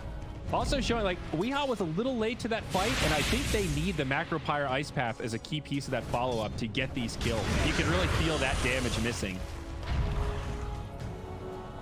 And Jakiro is about level 18. Now I'm excited. I'm gonna check the other plus here. Like, I'm gonna guess it's still favoring like 68. Yeah, it's 75-25. 75. Okay. That's a pretty significant jump for. I mean, I guess it was like a 7K swing. Yeah, it was a 7K swing, and it was also a fight. It was the TA 10-second BKB reveal, so that also helped. But when Alliance can win a fight when Nigma use all of these cooldowns, that's pretty big. You know, they'll be able to find pickoffs and stuff, but it's forcing Void to use that Chrono and then still taking the team fight that feels so particularly devastating. We'll see a smoke up, though. Oh, they see that Rubik has the traps because they have sentries down, too. It's an interesting example of the BKB, though, right? Because he wasn't going to buy it at first, right? He had the MKB queued up and was thinking about just, like, rushing straight for it. Just because of all this BKB piercing control that they have, but it does feel like you still kind of need it, especially versus the Jakiro alone. Fireball makes such a good counter pick. Crazy amount of magic damage. That, you just can't play your game. Iron Man is frighteningly close to a refresher, though, considering... Man, I thought he would have had a Philosopher's Stone, considering how rich he is. Damn. You went Vlad's first item, Phase Boots. And he's 8-4 and 18. Wow. Phase Boots Warlock is interesting. I mean, he's basically GH this game. Yeah. I like it, though. It gives him the bonus armor versus the TA and the Ember, right? Pretty cool. 1,500 off of Refresher at 28 minutes. That is pretty good for a position 5 Warlock. That's terrifying. I mean, look how he's double the Bane right now. The other position 1. Or position 5, rather. I'm sorry. Here we go. Nico Baby. There's the position 1. He'll get caught by the Golem. If they need a little more follow-up. Miracle burning low. He's dead. Miracle's down. Dies with Chrono available. Now Fiend's Crypt will catch GH from the tree line. Nico Baby lit. They're here. Another bad fight for Nigma. There's no BKB here for Limp as well. They're not even going to need to pop it. Clean up Weeha. No, egg. can't live. Forcing an egg. Small silver lining. Sunskin pretty happy just to stay alive. They catch the scan. They find RMN. S4 blinks forward. That's a stun. And they will get 4. A 4-0 trade. Favor of Alliance. Alliance, thank you. Taking us a little further in this series, or at least giving us a chance at it. Another great fight. Now, again, the scary thing here, they only use Warlock Golem. So you still have RP and Chrono when all these heroes come up. What happened there? First off, because The Void just got gift. the Void, yeah, that's true. But also, Hold on, mind control. yeah. He has to drop a solo RP here. He doesn't have Skewer, I feel and he'll be good. But they followed up, it was like a Yule's, right? With the Golem instead of Ice Path. And I'm not sure why. They like hard committed the Golem right away. Maybe they thought, I mean, Void had Chrono, so maybe they just thought this was the setup to get them to bunch, and then we've got a Chronos here to follow, and we can drop our CC chain. Yeah, just looking like a weird series of The spells. Void, they don't have any I wonder if the Void got stunned by something, or I don't know what happened. He I was just right think in the he saw middle a of good it. Chrono at that point, and he'd already time walked in.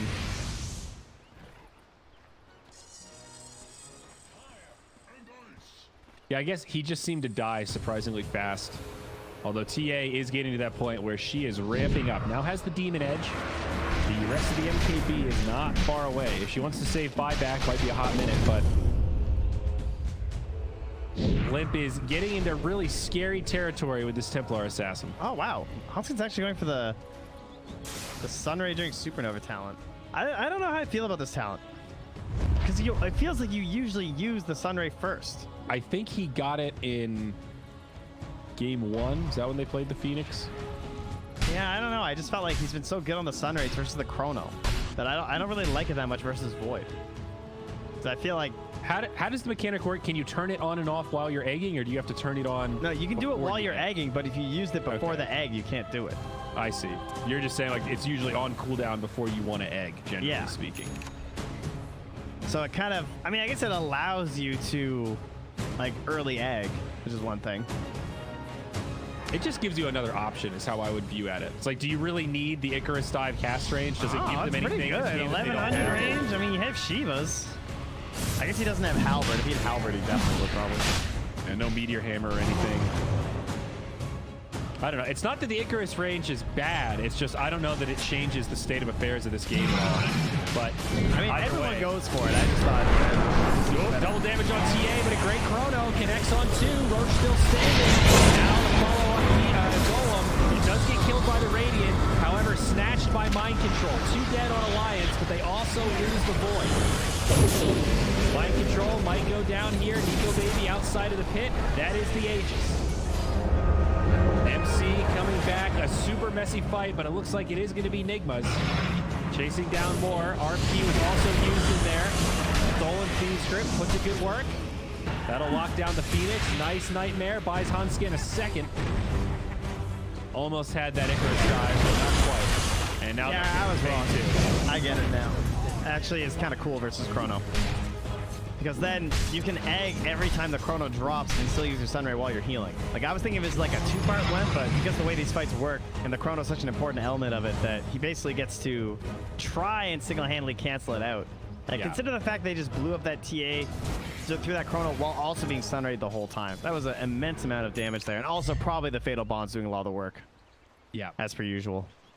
Macro Pyre, of course, a big part of it. Hero level 21. It's a serious amount of damage. True. So Aegis does get burned. The Roche kill actually did go to Alliance. So a very small silver lining there.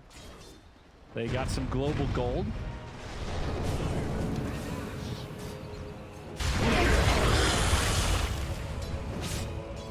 Now getting back closer to even, especially with Roche off the table.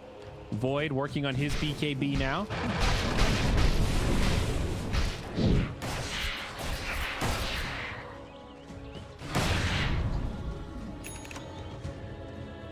All right, so Oh, there's the egg with the Aghanims. So they've got the Phoenix save. Yeah, again, one of these mostly used for the hit count for sure, Yes. Yeah. but still good for the save. With all of this kind of lockdown, the save could come in handy. Can you pull people out of Chrono? No. You cannot. Okay. Oh wait, yes, sorry, I was thinking black hole. Yeah, you can move the Chrono. Yeah, so that's, you know, maybe a little more utility with the Ags than usual. Bottom tier 2 under siege. That'll force the glyph.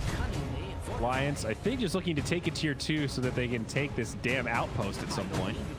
That would be nice. And looks like they will be gifted that as Nigma invading enemy territory on the other side of the map.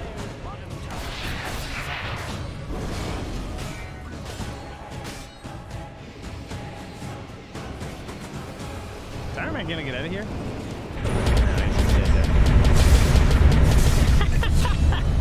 Well, at least he's working on his DJ career before he goes. Yeah, it's very intimidating, you know? Yeah. He's like, yeah, I have 2 of them. I'll do it. It was like the beginning to a Skrillex song right there. Whom? Who? What year is it? Some Good sir. boomer means. I was watching Breaking Bad, and they have that one scene where they're just blasting dubstep. I'm like, this was definitely made during the dubstep era. I can feel it. No one likes this anymore. That one guy in the back, like, hey, I still like dubstep. I listen to Monster Cat every morning. Okay, Alliance, they've been getting the better of the farm. They pulled into the lead, and they just lost that fight around Roche, and they are still trending favorably. TA, Ember Spirit, topping the charts. The Aghanim Scepter out on Nico Baby's Ember, always a big pickup, and TA has that MKB, and now another 3,000 gold towards her next big item. It's like game 2, except reverse, where now if you're Alliance, you don't really have this huge rush, because going high ground is going to be awful. I mean, look at these heroes. I am not going high ground against this team until I have like a 40k lead, because there's no point. Yeah, no, the other heroes are not going to scale like Faceless Void. Their high ground defense is stupidly. It's literally all 5 heroes. Yeah, I mean, it's. Oh, here's the setup mid now. Looking for Dragon Knight. Probably not the one they want to Chrono, and they might not need to. BKBs get popped. He does drop the Chrono. Connects onto Phoenix. That's the setup from Mind Control. Now the Golem comes down. S4 still alive.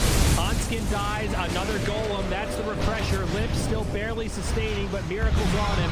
And this is going to be Nigma's fight. They picked up that kill on the Nico Baby. A 3-0. They're going to catch FNG to make it 4. The only one that survived is the DK, and he will also fall. A clean sweep. 5-0. Nigma with the big play. It's just too much, but they hit it all. And that actually started really poorly because FNG did a nice play by getting the Nightmare onto S4 because that forced not only the Chrono, but the really early BKB from Miracle. So there was some chance at a fight there, but then you just have the double Golem. And it's just, I mean, you guys have all played a pub in this exact same scenario where you feel like you're winning, and then this idiot Warlock gets 2 Golems, and suddenly the game feels impossible. Yep. The double Fatal Boss potentially as well. Yep, can't forget about that. Does that Golem want to do anything or not? No, he's just chilling. He's a totem right now. It's cool. Micro turrets. A good luck charm. Nigma looking to do some crippling damage here. TA, the only one with buyback of the dead heroes. Whip has already been used. Mid lane gets cleaned up. Now they'll focus on that tier 3 top. 25 seconds on the DK. Buyback from the TA now.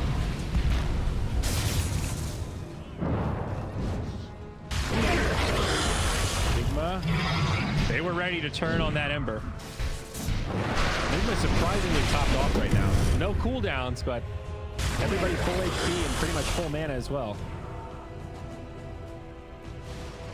A painful buyback for the TA. It's like you have to do that to repel them, but you know your chances of getting counter kills are low. Well, they also know they need to fight as soon as possible while these are down. Yep. That's why S4 is out here. Oh, he almost baited them into it. Double damage, though. Picked up by the TA. This could be a game changer.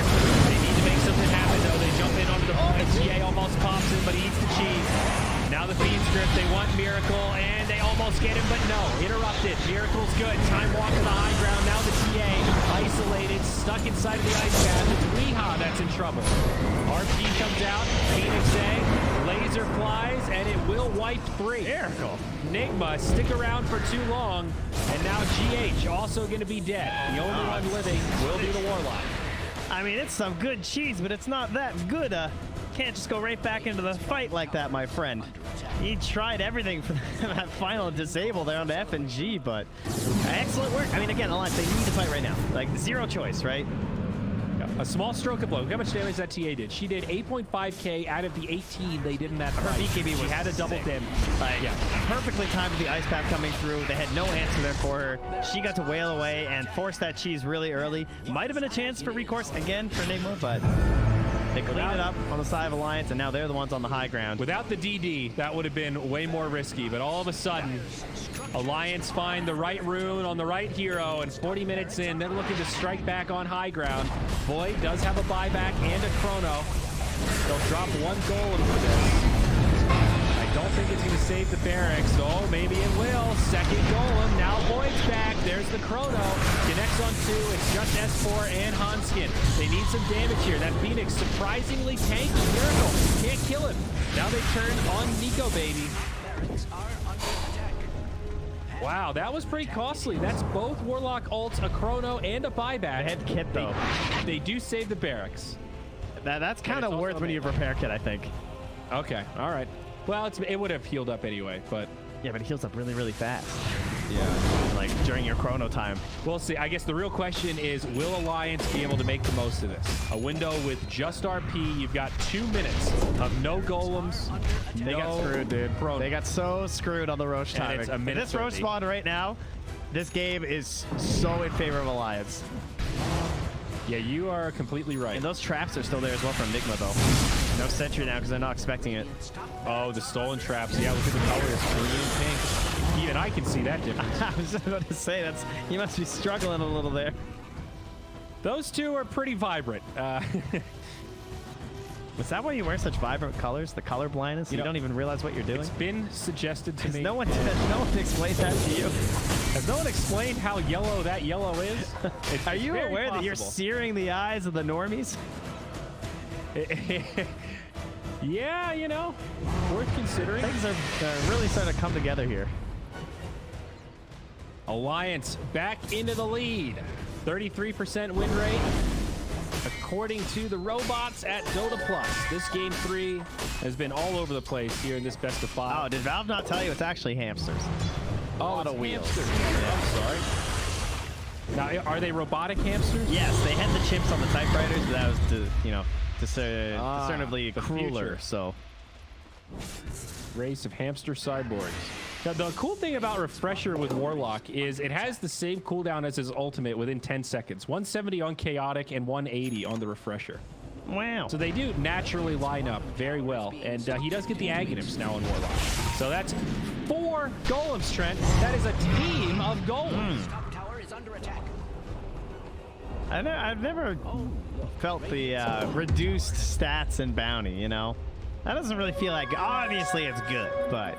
I know what you mean, though. A lot of Aghanims just feel like a straight buff. Just like, hey, cool, now I have an extra spell. This one's It's like, it's a well, come rewind, on, man. It's a buff and a side grade. I mean, obviously it's better, but...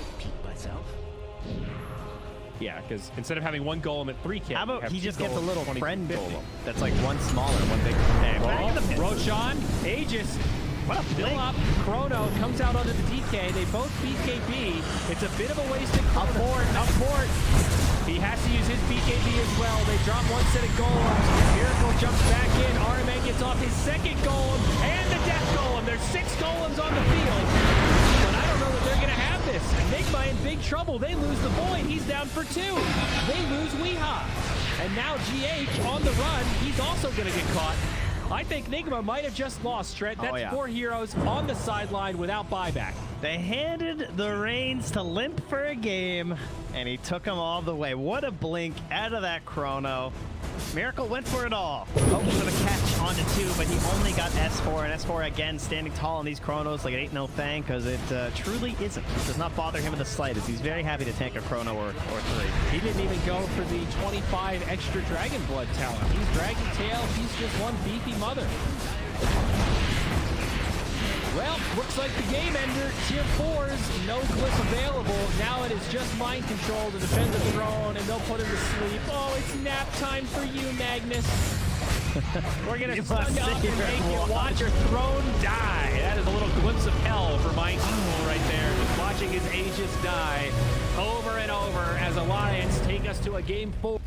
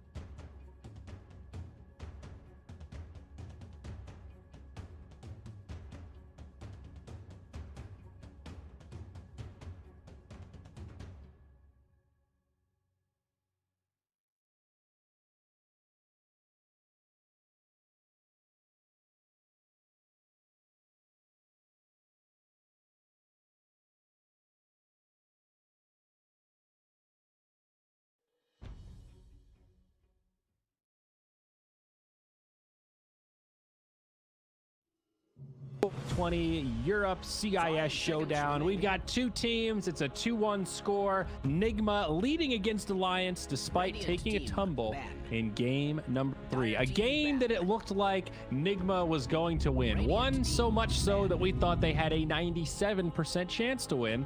Yet the 3% was found. The big dogs were not able to do it. Trent, Too strong. how you feeling? Have you recovered from what we witnessed in game number 3? Barely.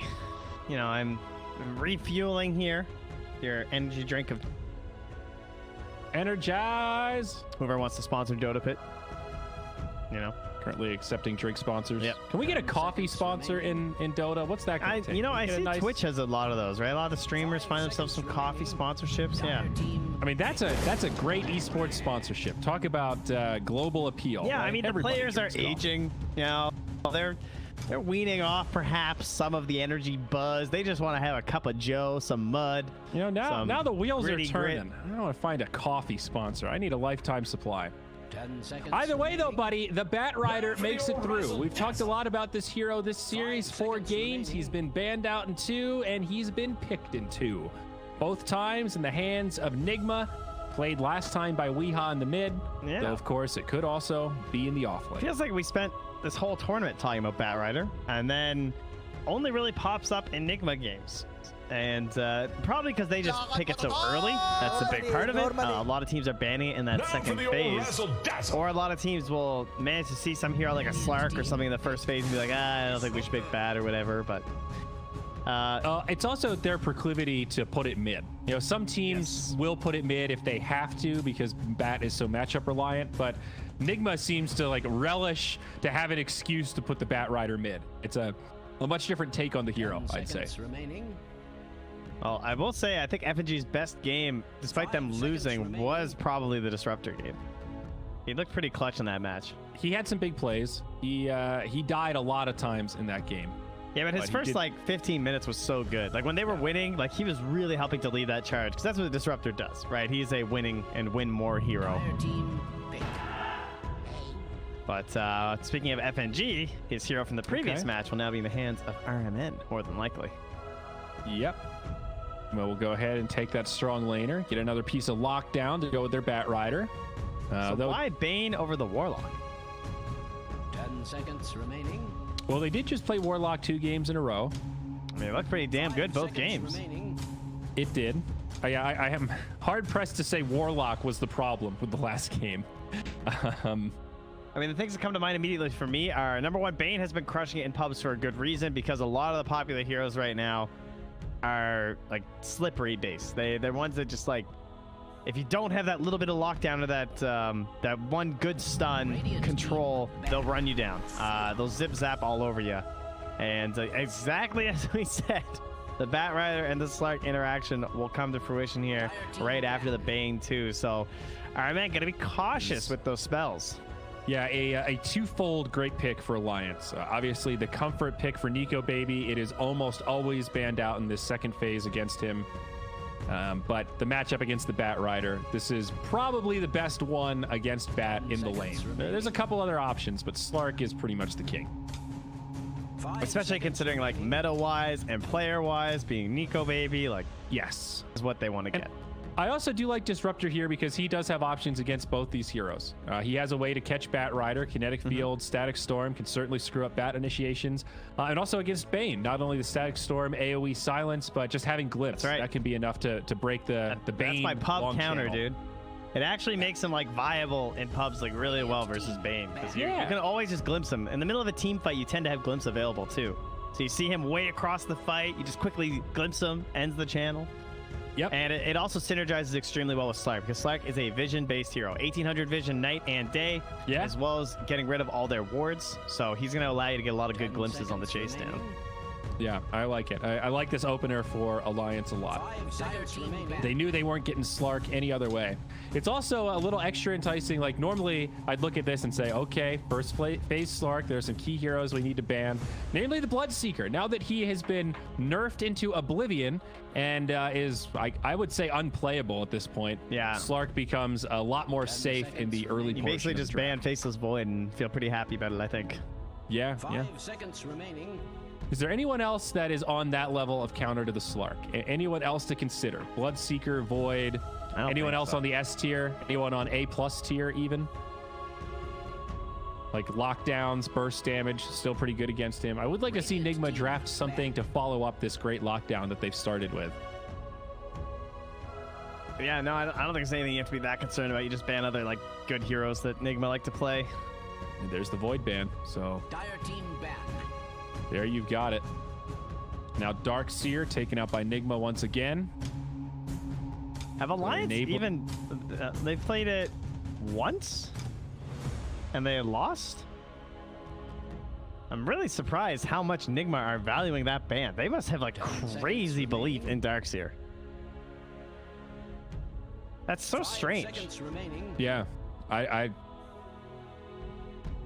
mean, we do know that this team really likes Darkseer. But like no other team has been banning Darkseer versus Alliance really, and now they're just constantly going for it. Dire team. So like, are they? I was gonna say, are they scared about the AM? Is the only thing I can think of because like, I don't know. That's so strange. I mean, even Slark versus AM can find some options because of the pounce.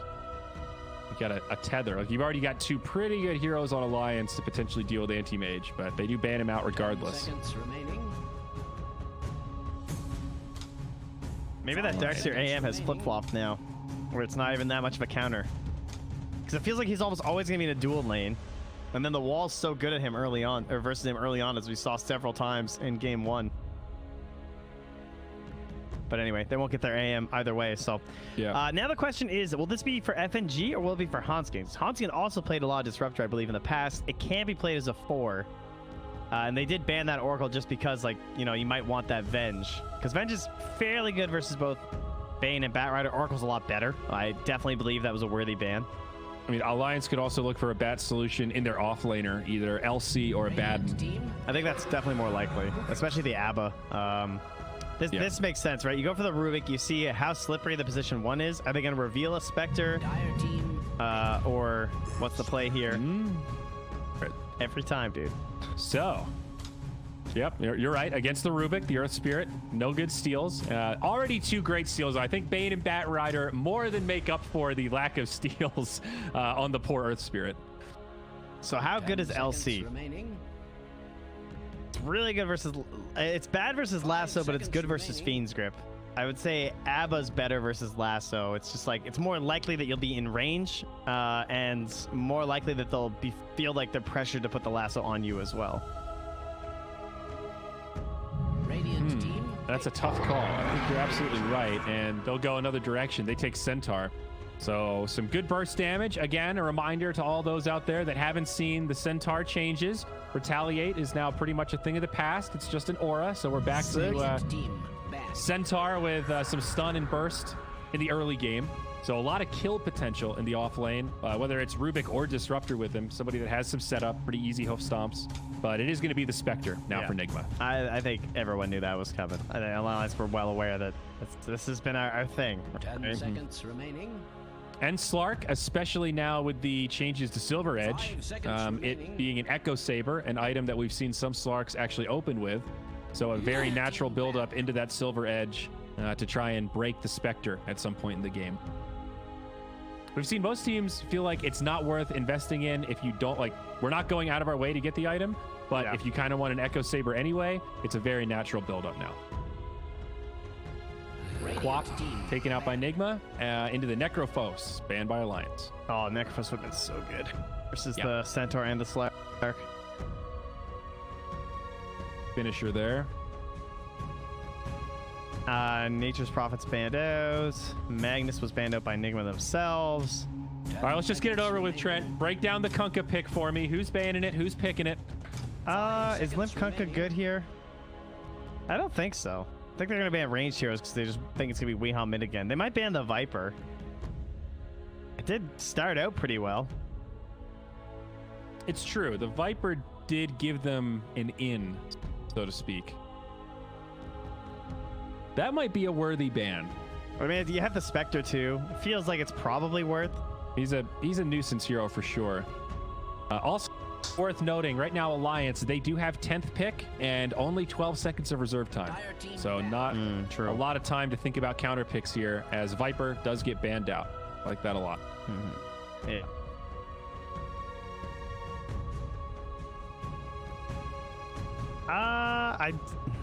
Is there something better for Weehaw? Does Weehaw want like one of his heroes now? Is he tired of playing Bat? I mean, he kind of likes Bat though.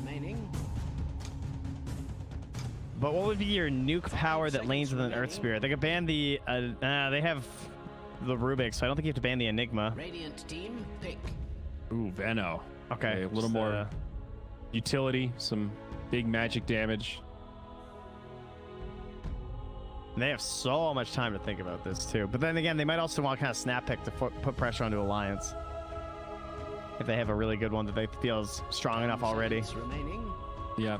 Some flexibility here with that Bat Rider. This could be a Weehaw or a Mind Control hero. They keep freaking out that Doom's going to be left in. Yeah. But he's been first man every single game, but we got burnt several times in the draft. I feel like a lot of teams did, where suddenly Doom got 9th or 10th picked, where it's like, what the hell is Doom still doing in this? There are some Weehaw heroes still, like the Visage, the Meepo. There's Sand King. Sand King, yeah. Just trying to think of like strong heroes that can kind of let Earth Spirit do his thing, right?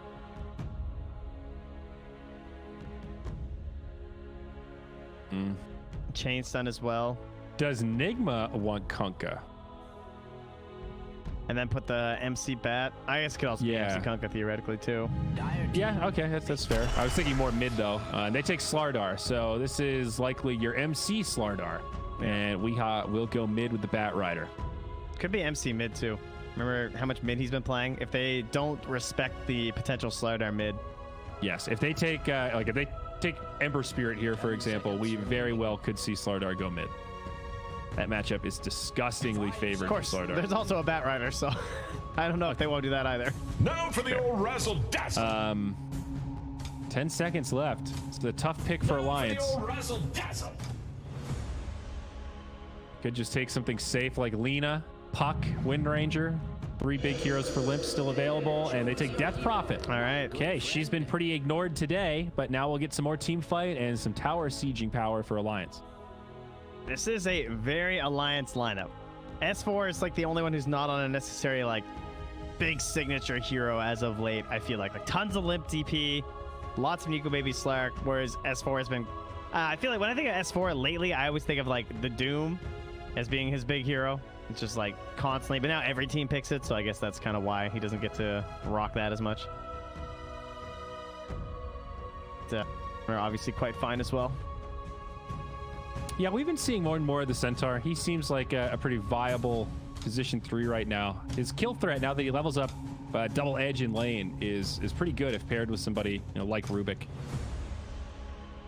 All right, how good is Haunt this game? It sets up for rolls, lassos, and Slardar. Slardar, I think, is a good hero, but he really struggles on the initiation. I feel like he's like a better counter initiator in a lot of ways. Unless you're going for like solo pickoffs or like little skirmishes of like 2v2s and stuff, the full 5-man team fights, Slardar tends to struggle a little bit right now, I feel like, unless he's gotten like absolutely huge.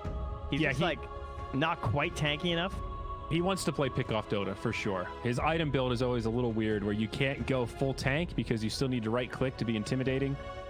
It's also that he just has like the small-ish. It's like kind of a big stun area, but it's also just so precise. It feels that the Haunt should really help, is what I'm getting at when it comes to the 5-man team fights. Is that he should be able to actually get that correct identification on what's the best possible stomp here, or crush rather. And we've seen that out of a couple of the Nigma drafts so far, where they really like to have multiple sources of initiation. So it's not all in on one person. And just like the matches prior, even in this finals, there's not that much pressure on Mind Control to find these epic crushes to start fights. You've got Fiend's Grip, you've got Lasso, and as you said, you've got Haunt. Yeah, and that was kind of a problem for Alliance in some of the other games, was that they would often only have a single initiator. This one is a little bit better, right? Slark has some backstab potential. Trent, I have a Dota mechanic that I would like to share with you. I'm ready. Did you know that the Aghanims on Warlock does not make his Death Golem make 2 golems? I didn't. He only had 5 golems instead of 6. Now everybody's making fun of me for not being able to count. The NA map got you. I wasn't even looking when he died. I trusted you. But no, I looked at the Liquipedia, and it says in bold, Chaotic Offering cast on death does not have a cooldown, mana, and always summons one standard golem, regardless of whether or not Warlock has Scepter. Aw. So, there you go, folks. We've learned, even with Scepter Refresher, it's 5 golems, not 6. Thank you for catching that and being so polite about I it. guess you do need those schools to reopen. Yeah. My bad. Anyway, it's still a shitload of golems. That's the takeaway of that story. Well, it wasn't enough, apparently. We're here. It's game 4. Game 4, baby. A Miracle Spectre. Excited to see what item build he goes for. It looks like it'll be phase drums. We're back to the old stock standard on these carries. I was getting really excited seeing these meteor hammers, seeing like early armlet on Lifestealer, and no, we're back to drums Dota. Which is okay. It's just a little bland. Possibly the hardest item to balance in Dota. Yeah.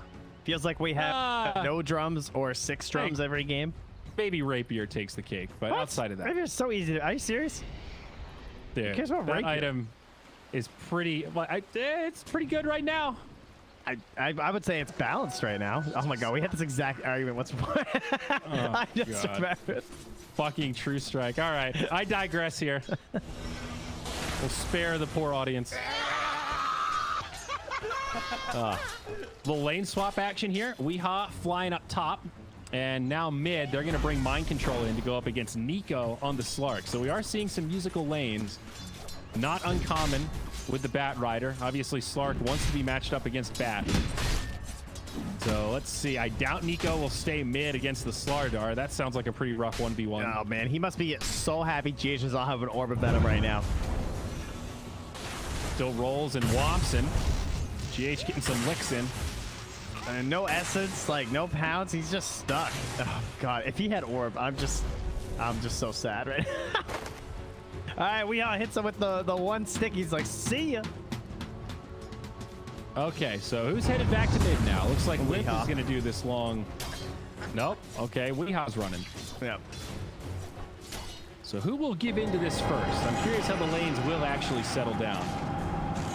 Feel like a broken record. That's a good question. Apparently TP's FNG. back. He gets crushed by Mind Control. So we've got 2 cores mid right now as the Earth Spirit takes top and B comes right back in. Says, what's going on, Weehaw? Now, Wee still has a TP. And yeah, and he's still running. A little surprised. I guess New Baby's just gonna clear the wave and, well, maybe start running? We got a 2-on-1 mid now against Mind Control. This is the general setup that Nigma would prefer. Careful, they have the ward right under his tower here. Onskin has the Fade Bolt, but a little bit too much HP left. Yep, he'll survive for now. Back about even in CS with the Slark, actually a little bit behind.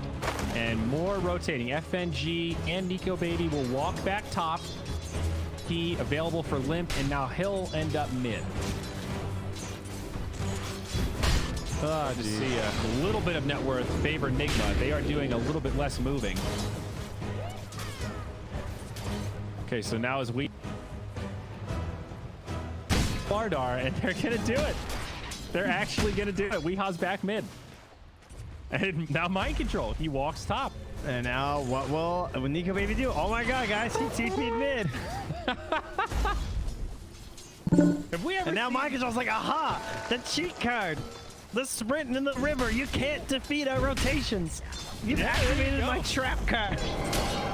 The Guardian Sprint comes into clutch. Weehaw takes a Spirit Siphon.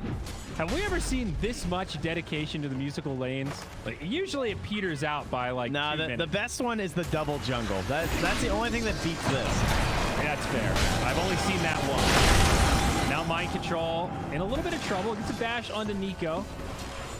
Eats a level 2 Spirit Siphon, but he'll be okay. And lo and behold, it's Nico Baby. He finds a double damage rune. Lets it go. Nope, comes back for it. The And thing now that he cracks gets me up about this is that you really think they're gonna miss way more, but the reason why they can do this is you don't miss anything. If you guys ever watch two creep waves fight each other, oh my god, it is so slow. Like, you can make the full rotation and miss like one creep.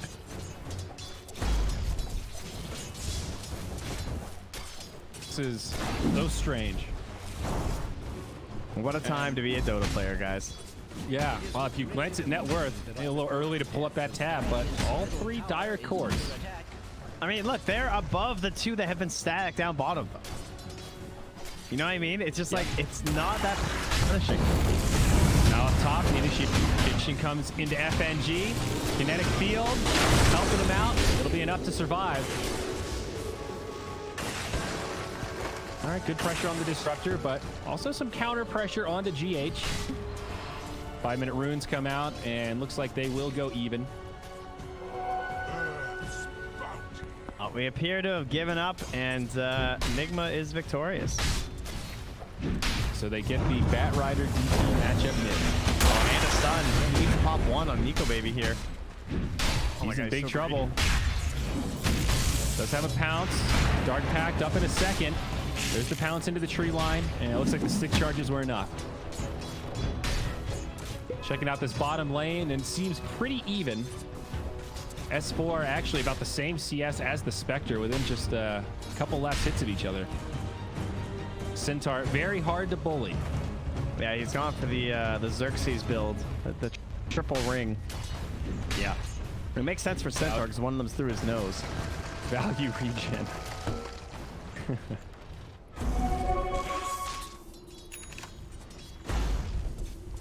I also appreciate that MC's constantly spamming the Nutcracker Lullaby taunt. Yep. It's a good one. Need more Kunkka picks though. Best taunt. Best taunt music, I should say. He does have top tier taunts. Speaking of which, we also need the Wraith King Arcana a few more games because that is also top tier music. Well, it's turned out to be a pretty darn even laning phase. Oh, there's no kills. There are no kills after all that. All this is gonna happen. The hits. And we might see it here. FNG, victim of the first blood. Yes, he is. They also get a bash onto the Slark. We'll have a pounce to get away, so Nico should be fine. 1-0. Now Nigma takes the lead. And we wield such power as casters. It's like we can just create death. Caster Curse. I can also just like choose the victor. It's like, I think Alliance is gonna win this one. I mean, that's a sure way to get Nigma a victory, I think. I think so too. This mid lane is favoring the DP. 32-13 compared to the 21-6 Bat Rider. I will say I have not been that hot on a lot of Alliance's drafts through this series, but this time this is the first time I look at the draft and be like, okay, yeah, I definitely see how this can be a victory for me. I almost got Nico Baby there, but a great Dark Pact timed perfectly. They're in a very difficult balance right now between Nico Baby and FNG, because FNG wants him to get 6, but he also can't leave him alone versus Earth Spirit and Slardar for very long. That is a tough balance. You want to be far enough out of XP range, but still a stone's throw away without your boots to still save him. MC just went home and bought double bracer, and then he decided that he wants the phase boots faster instead. But he's prepared for the long haul up here. Try and chase down the Slark a little bit. 8 minutes, Rune comes out, and it will be that Invis that Hanskin snags down bottom. Will we get a second kill? Not scouted out by Weehaw. They don't have a ward down on that side. Yeah, they can go for Nexus and kill here and bring to the tower now. Here it is. Releases back. Weehaw trying to fly up to the high ground, but they've got a stampede. They need a little more.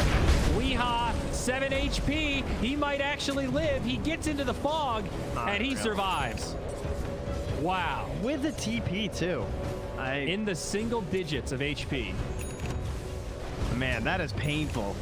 They're not going to get this exorcism damage on the tower either. Oof. That hurt. Up top, Slardar. Looks like he'll be okay.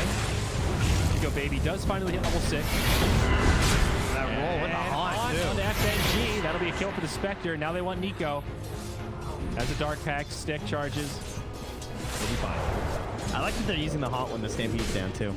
Otherwise, it's just kind of free, right? They don't really have enough control unless the Slardar's there. Yeah, Miracle even went for drums before boots even. Flying out on the courier now, but just looking for some early stats on that Spectre. S4 has picked up another ring.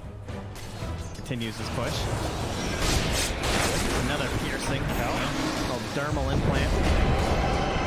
Oh, Miracle up top. He just goes to TP. And Glimpse back. Was a good call until FNG came in to ruin the party. Has the boots now. Drum charge, stick. Miracle will be fine. Mid lane, Bat Rider. He sets one up. Under attack. Lasso kill onto Hanskin. Also grabs that bounty rune that's been lingering that whole time. Oh, Nigma will end up with a couple of runes. Oh, yeah, that's nice. Oh, trying to get your bots here. Battle Picking up up three top. bounties. GH comes rolling in. FNG very low. Stampede might just save him. 15 HP. Now Nico's here. Mind control. Gets off a stun, but doesn't do much. Oh, nice. Nice. Oh, no. FNG's going to die for that, though. He took the nightmare and then set himself up for a little bit of T-ball here. Oh, and chance gets rotation mid. Hanskin back-to-back deaths. He was the original pickoff. He just TP'd back in. And he is going to get away with this. 2-0 on this Bat Rider. They also kill Nico Baby's courier.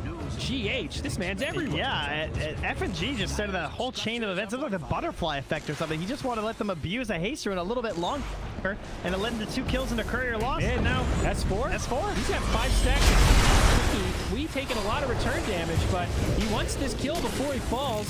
He's a little more mind control. He couldn't commit for it. And now mind control is also going to die. An overcommitment from Nigma. They'll glimpse him back. And that'll be a 2-for-0 in the mid. GH is First looking. 2 kills of the game for Alliance. GH is trying to find S4 on the way home with that boulder kick. Doesn't have any vision, though. They're still scanning. He's trying to see if there's anyone else around.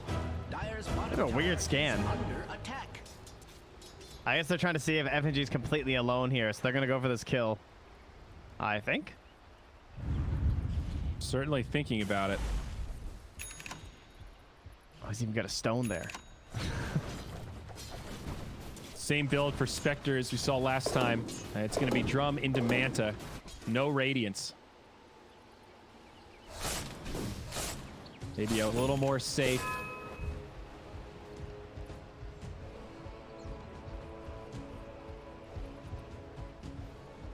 Well, we're hitting 12 minutes and no towers taken by Limp. He's getting antsy here. Heading to that bottom lane. Dire's middle tower is under an Doesn't want to exorcism because it's bottom tower is pretty low. But it also just takes so long. Yeah, it doesn't feel worth it, but at the same time, if you don't deploy it, this is what's going to happen. Another tower's not going to fall. You're going to get booped back, and Limp is going to be in big trouble. Stampede won't be enough to save him.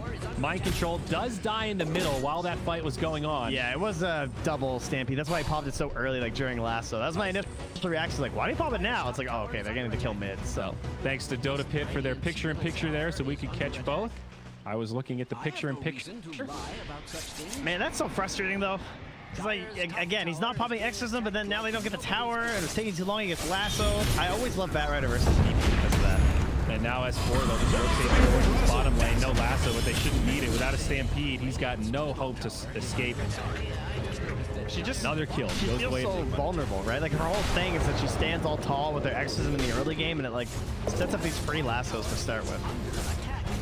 You don't even need Blink. It's so fast. Bottom tier 1, taking a lot of counter pressure. Might not go down. They're going for the static Will mount the kill. defense. Set up on the Miracle, and yeah, he should be done. That was a big rotation out of Alliance, but also a big kill. Mid lane, they seem limp here. Being an attempt on exorcism, though. GH with the roll. They need a smoke here. Oh, there we go. They're just gonna run at him. Bounces. Back, roll in, Limp, taking big damage. Now the lasso into Magnetize. They've got enough. And what? That glimpse save again? Yeah, that was glimpse. Push the GH back to friendly territory.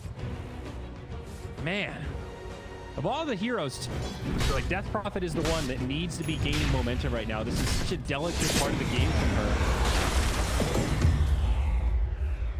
Yeah, it does not feel like he's 3-2-0. It feels a lot worse than that. Like he's not even that far behind, considering the way his game has looked for the past 2 minutes. I feel like if I'm limp right now, I'm feeling like my game's just ruined.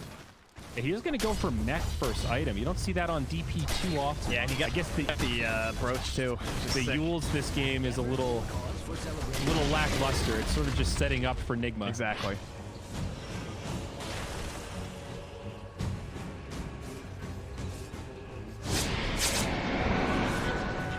$3K net worth favor at 15 minutes.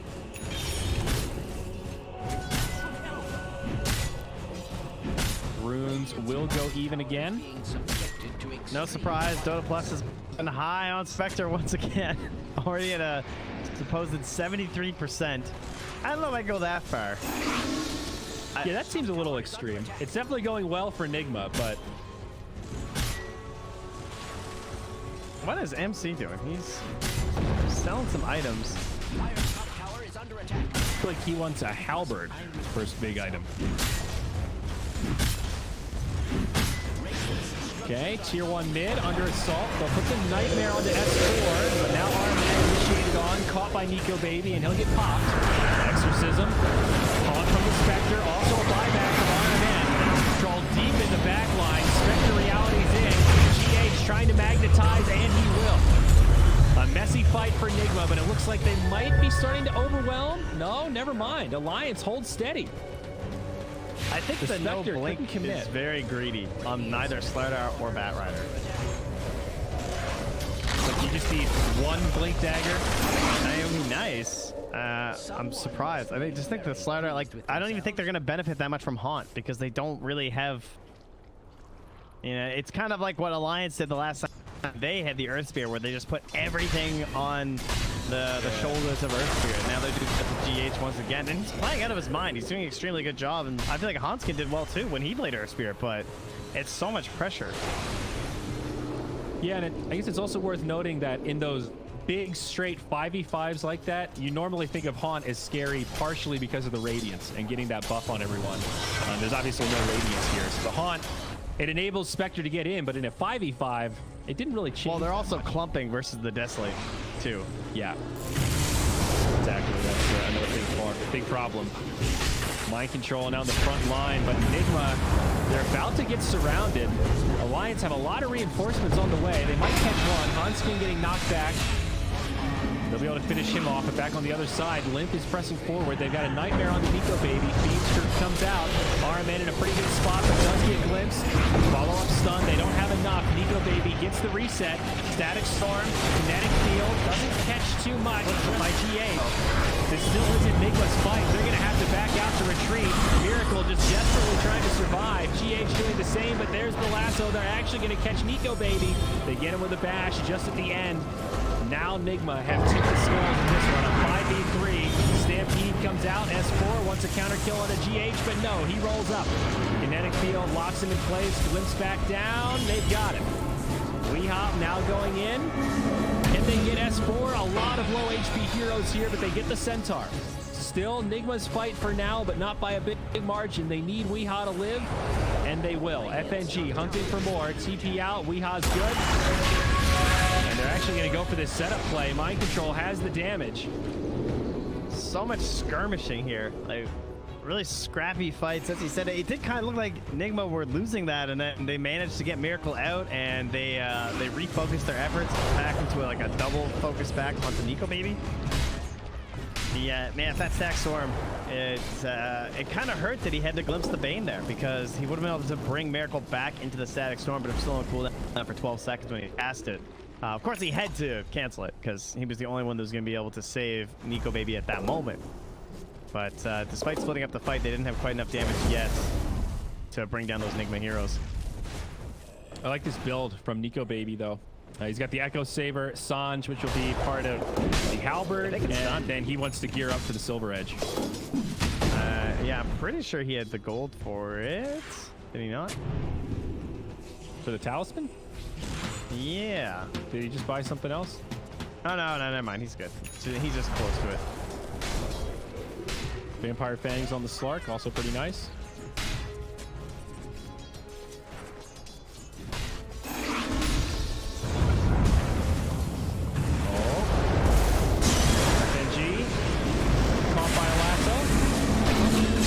Flame break sets it up for mind control.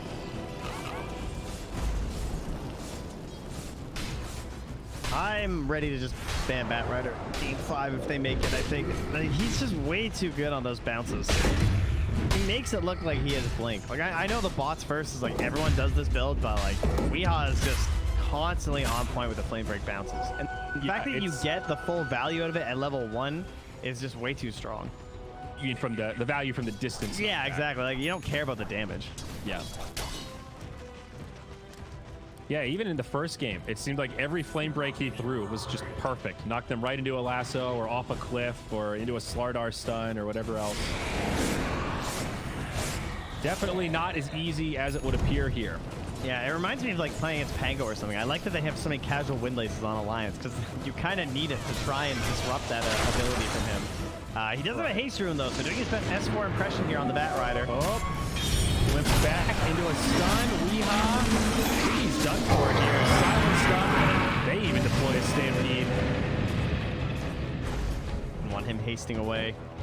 Well, nice pick on the Bat Rider. Alright, man, inside. And they find him. Okay, a twofer. And the counter halberd also complete there from MC. So fish on fish action, both trying to slice and dice the other fish into sushi with their halberds. Why does halberd kind of look like a sword? I guess you can only see the end of it. Yeah, it's an odd halberd. You just it's don't got see that the little whole side shaft blade leading up to it, you know. Nico baby. Oh, he's gonna jump into G8. The other way, or is it? Spectre haunts in, focused on Hanskin right now. Saw the disarm onto Nico. They get the support first, and now they're gonna try to follow down the Shadow Dance Slark. Nico does have a pounce, no Dark Pact. They're exorcisming. Almost felt now charging in. Limps back on this MC Slardar. He survived though. Surviving for now, but the double edge, that will finish him off in the back line. S4 jumps forward. The big takedown. There's time now. Up here soon too. Keep going for more. Need more heroes. They try to save Weehaw, but the nightmare is not enough. The feed chain is real right now for Nigma. They're going to lose 3, one at a time. Alliance have taken the net worth advantage. It was a bold call from Lim to go for that exorcism. There was a real possibility that Nigma just back out there, but that first glimpse in synergy with it is what set it all up, and they didn't just like straight ditch right after. Well, that's what really hurt Nigma. Need to just let MC go. That brings us back to even Stevens here. Spectre going for Diffusal next. Manta Diffusal. Pretty classic item build. Yeah, I've heard it's pretty good. Unbelievable synergy. Slark caught out, but he does have some support, as does GH. Guaranteed dash on the Nico, but now mind control. He gets disarmed. The turnaround play. Weehaw silenced. Does have a lasso. Trying to use it here. The silence on the Nico, but Stampede prevents the lasso. X4 jumps in. Now the turn onto Spectre. Static Storm, kinetic field, but a Fiend's Grip from downtown. Both carries getting isolated. Spectre's dead first. Nico survives just barely. The Shadow Dance keeps him alive. The Slark reset is real. Limps back onto Weehaw, still with lasso, unable to use it. They need some way to kill Nico. Slark has so much essence shift right now. He is running amok. 69, stolen Agi. 2 down. Decided Nigma. He had 15 stacks when that fight started because of the last engagement. And it just went a little bit too early, and the easy glimpse back. Yep, that's 3. Wow. And now into the Roche pit we go. Oh, there's always a bigger fish, but it's the small one that's winning here. Another That drop one for was MC. so close, though. He was in double digits of HP. Magnetized still ticking. Yeah, I feel like it was even lower than that. Might have been the singles for a second. It was pretty tight. But this will be an uncontested Roche. He actually dropped Just- at 8 HP Wow. after a boulder smash. That is crazy. And that's when he popped his ult and the dark back. Oh my god. No worries, you know. Guaranteed regen from Shadow Dance. It strikes again. Wow. That's crazy. That's Like, the implications of that fight are so different, too. It's not just, hey, they would have gotten a kill. Slark was the driver for the rest of that fight. yeah, and then they get Roche after 2, and suddenly it's like their game, you know? And now it changes your itemization. It means Limp could go, like, finish out this Aghanim Scepter with no worries. He doesn't buy something, like, super defensive or anything. Yep. As Forrest got the blink pipe into his own halberd, so the problems will continue for MC. And It's a 4K net worth edge, and now 63% win chance for Alliance. Oh, we have TP out. yeah, that was close.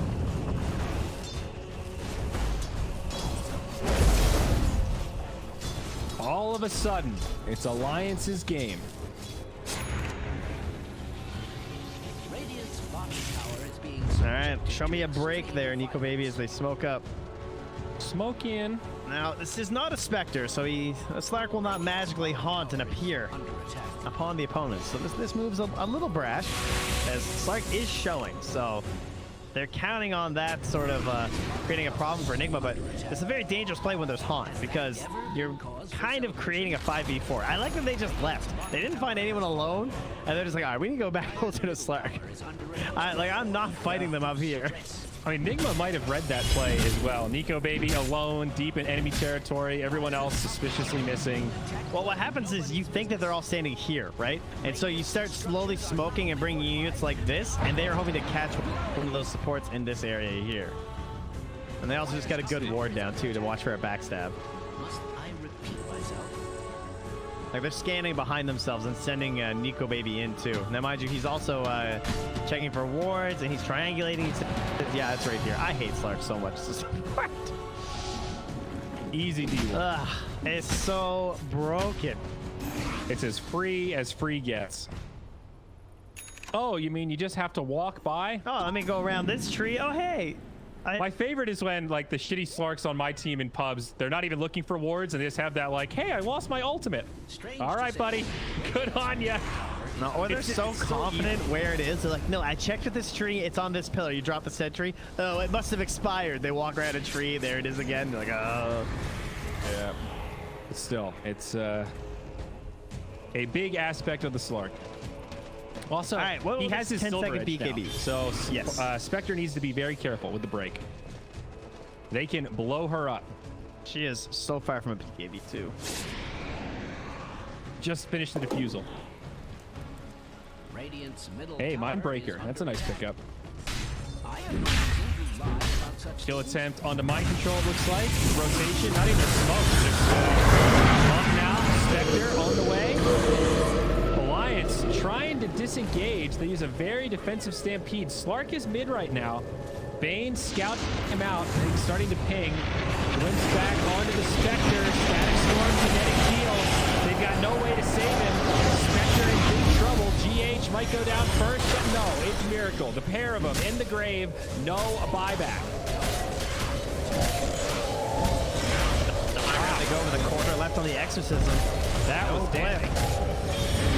Now a catch on the Weehawk. He already used his BKB. It's on cooldown from the last fight, and he's just going to drop. Dead again with Lasso available. No buyback there either. Now the Slark are one at a time. 5-on-1 makes for easy Dota. He at least has a buyback. Tier 2 standing mid, so it'll only be one lane of barracks, but Alliance just running down Nigma right now. Yeah, Disruptor in winning games is absolutely brutal. And I love that TP, too, just right to the mid lane. They want to keep this pressure going. Keep this train a running. How much time's left on this Aegis? 30 seconds. Okay.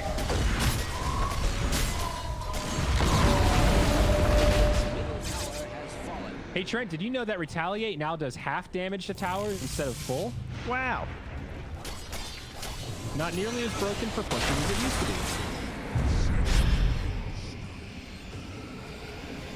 What a sad ability. Yeah, it really is. Put into Nightmare. Now the Fiend Strip. Magnetize on the backside as G now with the Aegis. and Aegis expires. Dead again without using the lasso.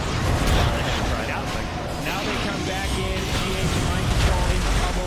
Spectre trying to do something on the back line, but Static Storm Kinetic Field comes down. FNG pays for his life, but gets a 6 setup.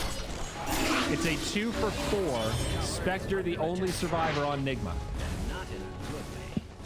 We're reaching get him out of here territory and head to game number 5. The high ground, there's some risks, but not massive ones here.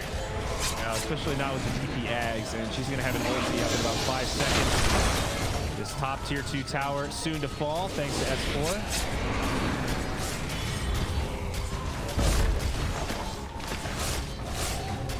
I like that Limp is saving the exorcism right now. I'm really surprised he's stuck around for that tower. DKB from Weeha, he's finally going to get to use this lasso. Maybe, there it is. Silence onto the Death Prophet, rolling from GH. Big setup for Nigma. Guardian Greaves give Limp a little bit of a reset, but not enough. Spirit Siphon can't keep him topped off. Nico Baby turns onto GH. Pressure onto Weeha. Oh, they're going for the game ender. He's buying back. On cooldown. They might get Weeha here. No, he's invis. He's going to fly up. There is an invis rune up top, so they actually could end this game with it. Oh, they needed that kill. No buyback there. Yeah, if Weeha had gotten away there, that would have been very bad. Would have been actually like back to the high ground, but I can see no lasso anyway, so. I'm fine with a buyback from Limp.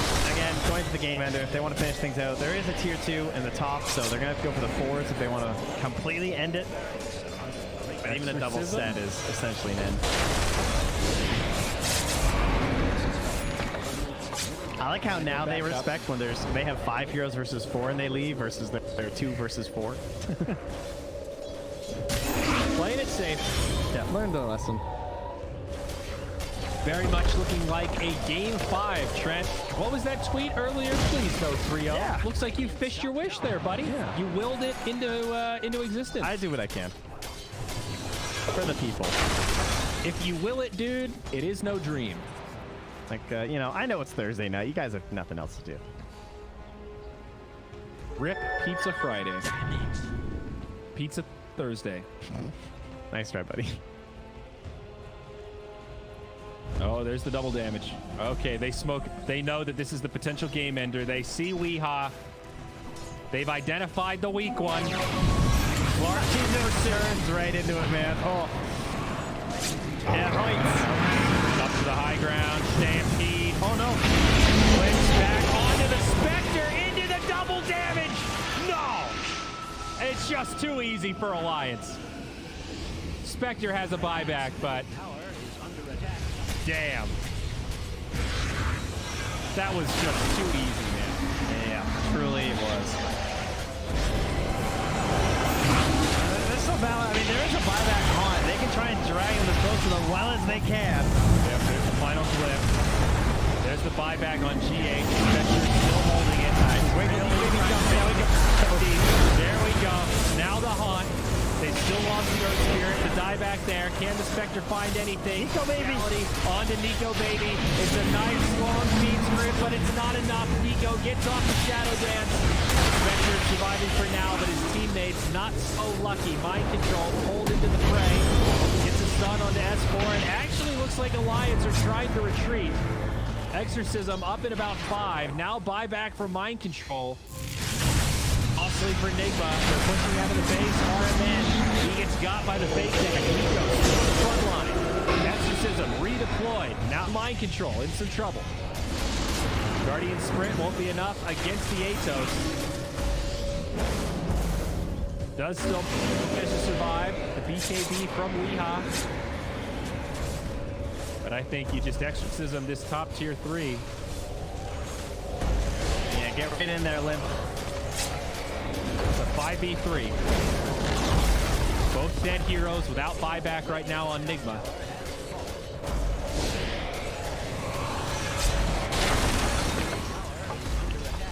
And now Mega is imminent. they have lasso here too on Hostage Boy. Ah, the stolen lasso. Yeah. So we have them get a surprise here, I think. Oh, no, they're gonna silence there. Surprise for you, buddy. Vigo in the back line. They're trying to save this Rubik. Just drop the left. You will never expect. They've got one. PH is down and Spec GG. Nigma can't take the heat, so they get out of the kitchen. We're going to game 5, baby. Alliance have done it 2 games in a row. Now both teams 1 win away from taking the whole thing. Oh, another fantastic game here. Oh, jeez. They're making us sweat.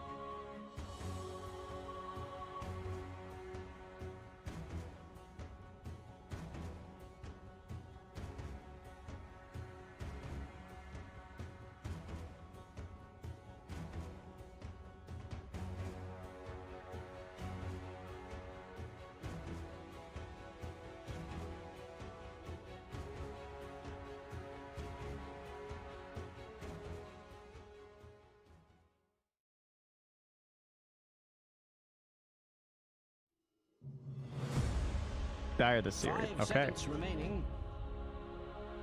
All right. See what the mix play does. Nigma seemed to favor the first pick because of the way they play Batrider. I feel like that's a huge part of it. This whole idea of like Weeha's flexibility. It makes a lot of sense why first pick is good for them, right?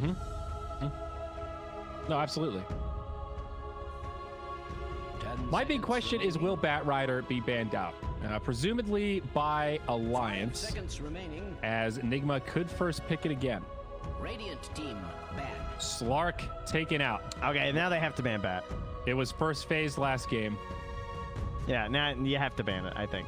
Because now that's exactly what Nigma are showing. They're saying, okay, look, we're going to first pick Bat again.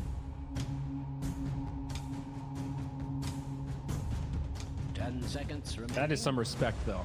It does give them Go the baby Phoenix Slark. is the only thing. 5 seconds remaining. Although I guess Nigma haven't really been picking the Phoenix. They'll probably first pick Dire Rubik. team banned. Don't forget about Undying. Undying has also been in this opening ban sequence, I think, all 4 games, right? Oh, yeah, sorry, from Nigma. That's true. I was thinking about like what Nigma are going to first pick. Yeah, I guess they could pick Undying. I don't think they play it, though. Oh, I guess I was thinking more that if they don't ban it here, we'll see maybe Alliance open with it. 10 seconds remaining. Can go either way. Wisp. My good man. Banned. 5 Yes, seconds indeed. Yeah, it'll be Wisp and then they'll ban Batrider. Radiant I'm team almost sure. banned. And there's the Undying. Oh. Shit, but now... do you ban Doom or do you ban Batrider? They've put them in a pickle. That's what they wanted first pick. What's All right, the worst, let's dude? think about this. I'd rather give them Batrider because I'd rather give them Doom because it but they can still will they really 5 Weehaw seconds Doom? remaining. Doom is just so good right now. But- That's the thing. Like, will they? Probably. But Why at least not? you know it's probably MC Doom. There's still enough of a question mark. I'm just more afraid of Doom in general. Like, Bat has some counters. They showed last game that they can handle the Bat. It's not just a free win. Yeah. Doom is a bit of a different Oh story. damn, dude, they got him on this one. They're thinking, Pick. they banned the Phoenix. They leave in Okay. both. This is the genius strat. So now Nigma's going to have to pick one, and Alliance will get the other. Or at least have the option to grab the other. Do they even want Bat? Or now does Nigma just get Doom and Bat? Uh-oh. 10 seconds remaining. I mean, Alliance can play Bat, for sure. And it's like a classic hero for S4. He knows it very well. Yeah, but they don't first pick it. They Oh, yeah, take we're on this some next level disruptor. drafted shit right now, boys. All right. So let's think about this. Nigma opens with their 5. What does Disruptor counter? He's pretty good against Bat. Not really a 10 factor against seconds Doom. remaining. I mean, he crushed that last game for 5 Alliance. seconds remaining. There's no doubt.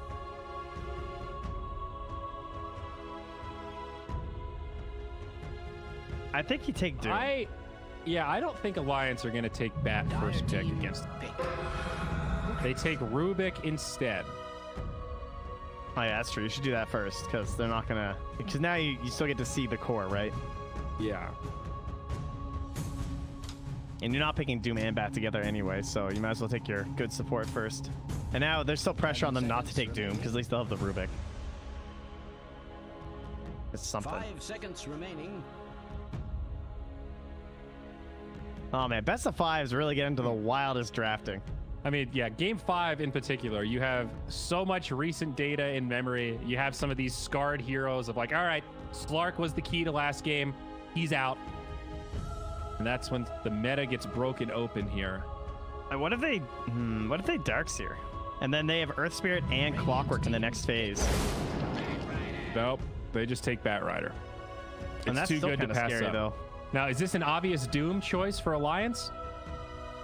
I would have thought so. Unless they want the Oracle, right? Yeah. I guess Alliance could try to draft an anti-Bat hero here. They could Jug. Actually, that would be a good pick here. Disruptor and 5 Batrider. seconds remaining. I don't know what the chances of Jug getting banned out are, though. With the He Slark has not been ban. banned. But He's he's not so been- good versus Disruptor. Too. I feel like he's better than Lifestealer in some way. Because the Jug, as you guys probably saw, you can Manta spin in the middle of the Static Storm right now. Dire team Oh, wow. Yeah, that's a nice little mechanic. They just take the Void instead. So the other big carry that we've seen get a lot of priority throughout this whole tournament, but also in today's coverage. They're not Void. they're not believers like OG. Of course, where's OG? Not in the grand final. So Yeah. Yeah. yeah, take that. One now, OG. That's what you get for picking Jug. 5 seconds remaining. Death Prophet now, banned out by Nigma. Another key team fighter for Alliance last game. I'm kind of hot on this Darkseer +1. Darkseer plus Disruptor feels pretty good. Darkseer versus Chrono as well. You can vacuum all his allies in. Yep, some options there. The only problem is that if you do have Darkseer and Batrider, your position 1 has to do all the heavy lifting damage-wise, but they've shown that they're fine with that several times. So I wonder if Nigma might be more inclined to put the bat on the 3 instead of the mid this time. Might just be matchup specific, so we might have to wait. But we have seen it mid both times now. Warlock taken out by Alliance. Was a linchpin hero for Nigma, I think, in game 2, and then they tried it again in game 3, where Alliance did take the win. That was the 5 Golem Warlock. Yeah, they're trying to negate the possibility of Spectre, too. I wonder if it's worth banning the Spectre, or you just take away all the good heroes that makes... I guess there's enough good 5s that we've talked about to make banning Spectre worth it. AM now banned. Surprised they went AM before the Spectre. Radiant team ban. And there's the Darkseer ban again from Nigma. This mysterious ban that we haven't quite been able to figure out. Yeah. So Alliance have not really prioritized this hero at all, but maybe they just keep forgetting how many bans they are, and they need to pick it every time. Oh. And they just haven't figured it out. Yeah, maybe Miracle hasn't figured that out. That must be what it is. Maybe you should send him a telegram. I'll send him a tweet right now. I got it covered, guys. Yeah, again, the insane respect for that hero. Crazy. 1 game of Darkseer, and they're just like, yeah, no, we don't want to see that again. We beat it, don't care. Now Alliance thinking hard about what they want to take out before they move into their 3rd pick. I would think it's Spectre. I really don't see why you want to give Spectre. Like, Spectre's so good when you have a bunch of stuns. All right, they're cool playing at Spectre again, I guess. They ban out the Prophet. I guess Undying and Warlock are both gone, like 2 of the best 5s. Yeah, but there's still Oracle. Yeah, but it's not the same in terms of like securing the lane versus like any hard pressure, you know? It's not exactly the same, but it's still pretty damn good. And it's not like you can't secure the lane for Spectre. Yeah, but then your support duo will be like Oracle Disruptor, which is a little tough against a Rubik Jakiro, assuming this is indeed the support Jakiro. Yeah, which it should be. But another good support in terms of synergy with the Chronosphere. Macro Pyre. 10 seconds remaining. 5 seconds remaining. All right, do we 5 this Disruptor and pick a different carry? Or do we 5 this Disruptor, pick a good, like, decent 4, and then also just go with, like, the Disruptor and the Spectre on the same lineup? Because that is possible. It just means that the Batrider, if it's offlane, won't get a lot of help, or they'll have to go back for a strong one. And by the way, Doom is still in. So do we just Doom here? Maybe next pick, not necessarily yet. Although they could pick their Doom and their Spectre here and save the 9th overall pick for their last support if they really want those 2 heroes. A little unconventional, but would secure a couple big picks. I'm really having trouble arguing against the Doom. I know that we're harping on it, but this hero has been first ban, first pick material throughout most of this tournament, and for good reason. He accelerates so fast with the stupid Devour Gold. They do grab Earthshaker, though, so someone historically very good against the Faceless Void. You can throw Fissures into the Chrono, help break things up to mitigate damage done while your teammates are locked down, but you're picking the Shaker into a Rubik. Yep. They're giving GH the belt. They're saying, all right, buddy, you want the MVP? Here you go. Carry us. We're giving you a giant hero. This is probably one of the best position 4s for I can win this game myself. I can do it all if I hit the big spells. So good luck, my dude. They can't fit in a Clockwork. Earthshaker is usually countered from the position 4 or the position 1 in like a Spectre or something. And since the Void's already revealed, they don't really have a lot of good options. There's also like Zeus. but they're going for the Queen. Dire team back. Queen of Pain. Another classic with the Faceless Void and a snap pick on the Veno for Nigma. Remember, these drafts all started in the best 5 of getting rid of all these gross green heroes, right? Necrophoses and Vipers and Pugnas, and now we've reached a state where they've all been left in because of everything that's happened throughout this best of 5.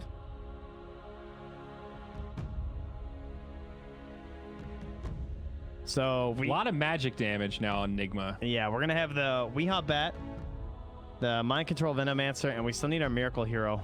We need something big. I think Spectre's still probably the ban. Again, when you have a lot of chain stun, at least Spectre still does stuff with Dispersion. 5 seconds Yeah. remaining. No, that's true. Would have been more vision for Batrider and Disruptor to work with as well. Okay, this is a little crazy.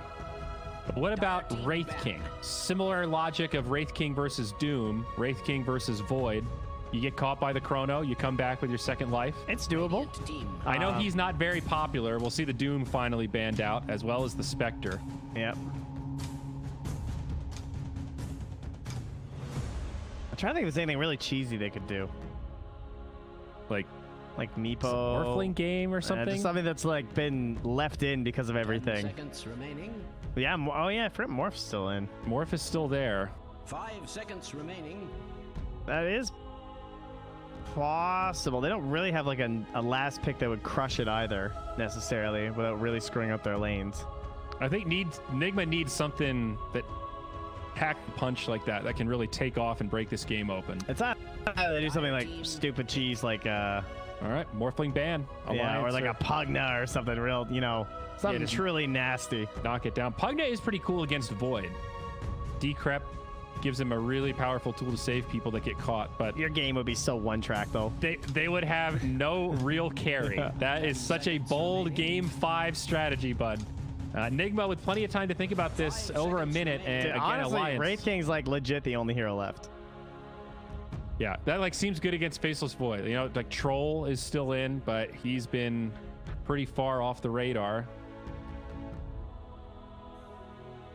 Any other big ones that we're forgetting about? I feel like we've got to be forgetting about I somebody. mean, there's just a lot that don't really like playing versus Void. So like a lot of the other ones aren't even worth mentioning, like Jugs Yeah. and whatnot. Kind of thinking like Luna maybe could be an They option. could Ember. They could one Ember. Radiant team. It's like if he's not in the lane, TB. They Terrorblade it. So, Well, and he has an option at least. You get shut down in Chrono. If you don't kill him in one fell swoop, he might be able to Sunder to reset against the Void. So Terrorblade is one of his highest win rate heroes. It's like Terrorblade and PA are his for big Miracle? ones. remaining. Yeah, yeah.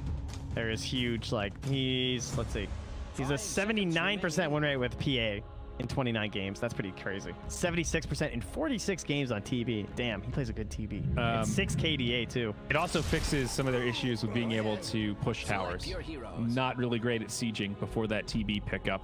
Wow. And Brewmaster, one of your favorite heroes, picked Yeah. up by Alliance as their last. Questionable Brewmaster pick as per usual. For the hero is, I mean, S4 is obviously one of the best Brewmasters. I definitely look to him when I want to look for VODs as to like how to play this guy correctly. I think one thing that he's always been very good at is utilizing the Wind Panda. He'll a lot of Brewmasters, especially people who don't spam it a lot, you'll see them ulti and then immediately the Earth Panda goes. But one thing about S4 is he instantly always invises the Storm Panda and starts chasing. Like he'll send and queue that backline before he worries about the Earth Panda stun, because he knows that like the Earth Panda is so slow anyway that it's kind of, you want that super fast guy just head to the backline to provide the info for your team. So it's Yes, kind of cool. S4 has been playing Brew for a lot of years. Yes. It's kind of cool here, right? It has the giant Dispel versus the Venomancer Gale. So there's that, since it can be dispelled. You've got it versus like some of the other annoying stuff, like maybe the vision from Disruptor if he's got like a Thunderstrike on you. You've got Napalm. He's going to clear out some illusions from Terrorblade.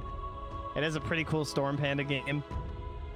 Can they chain stun him to death? They have Batrider with no save. That's a little scary. Into Earthshaker, so there's definitely chain stun. They can always just static storm you, which is pretty scary as Brew. Yeah, they've got some options to shut down the Brewmaster for sure. Man, interesting drafts.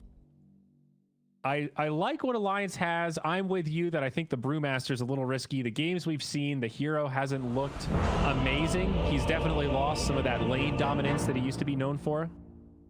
Oh yeah, what's their combo with the Ignite? I didn't even look. Jakiro and Rubik, so they have Fade Bolt. Oh wait, to tell They don't. Should prepare for battle. Who is the 4 here, actually? All right, so FNG takes the Jakiro, so it is going to be Rubik. yeah, so it's not a great combo with the Cinder Brew. If you guys probably saw our last game, maybe if you've been watching the tournament for a while, we've seen the Cinder Brew with the Vengeful Spirit, which is pretty sick because it's 20 mana or 25 mana for the Wave of Terror, and it activates the Cinder Brew since now it's any magic damage. There's no like initial need. But the lore, Trent, I wanted fireballs only. Oh, thank God that got nixed so fast. That was like not even a week. I think that lasted. Ogre Brewmaster, best offlane combo in Dota. Just please don't put us down that road, man. That was a dangerous thing to start. Yep. Luckily, the community spoke pretty quickly on that one. Flaming A lot of heroes. Lasso no longer works on Morphling. Yeah. Oh, I see. We're playing the Pokemon MOBA now. Okay, I got it. That's coming soon, baby. See you later, Dota 2. Well, speaking of babies, Nico in some trouble. Nice time walk from tree line to tree line. Fissure ends up on the other side of it. Actually, a little unlucky there for Nigma, and Nico will survive that first blood attempt. Unlucky, more like unskilled, am I right? Dota's not a game of luck or chance. It's iron and hard. Battle begins. Heraldist. Or so I am told. All right, Iron Man's going on a mid lane ward scout. Let's see, I'm gonna run behind this tree. Oh, no ward here. Okay, cool. Let me go check the other side. Bam! Sniped him. Iron Man, dude, this guy has been on point with the initial wards. He always really gets has. them. Yeah, especially this series. It's felt like every game, RMN just... Although Miracle usually tips him. Hello. I guess, you know, it's not his lane, so he doesn't care. It's Wea's turn to tip. Queen of Pain Bat Rider, going to be the matchup mid. I doubt we'll see musical lanes similar to what we saw in the last match. Bounty runes will be even. No big surprise there. Looking up top, it'll be Hanskin has 4 up against Miracle RMN. Disruptor and Terrorblade. I keep thinking that Disruptor's a Mirana at first when I just see the mount. Like he's hiding behind a tree and you just see the head. Yeah, I got in the game and I thought it was Wyvern. When he came out of the fog. That mount's, it's cool looking, but it's a little much. Courier down bottom. Not a very common thing for a Shaker to do. Shaker Veno. Kind of an annoying off lane, but one that Nico Baby should be able to handle without too much trouble. Yeah, much like Earth Spirit, just needs a little bit of assistance in the lane. You need a very strong laner with you, preferably with kill threat, but ideally it's just someone who you're not worried about like getting killed. Yep. Or giving away too much to the enemy carry. So how did the first meta go? Miracle's 5 and 5. Brewmaster 2 last hits with a couple of creeps on him, so Pretty 90 good. seconds now of no meta. She's a fine first meta. There's that combo. Cinder Brew combo. He's burning.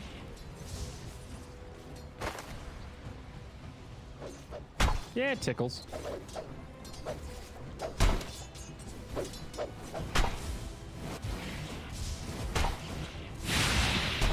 Iron Man, Hanskin just duking it out.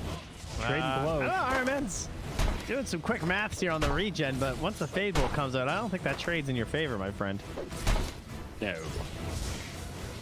Maybe better than it used to be, but... Well, fairly even lanes so far. The mid within 1 or 2 last hits of each other. The safe laners, similar story. Both TB and Void having an okay lane. It might be another 6 minutes before we get a kill. I think GH is probably the most likely person to die, either him or Iron Man. Although I say that, Miracle's getting awfully close to go over that creep again. Has a tango ticking. Still has that fairy fire also.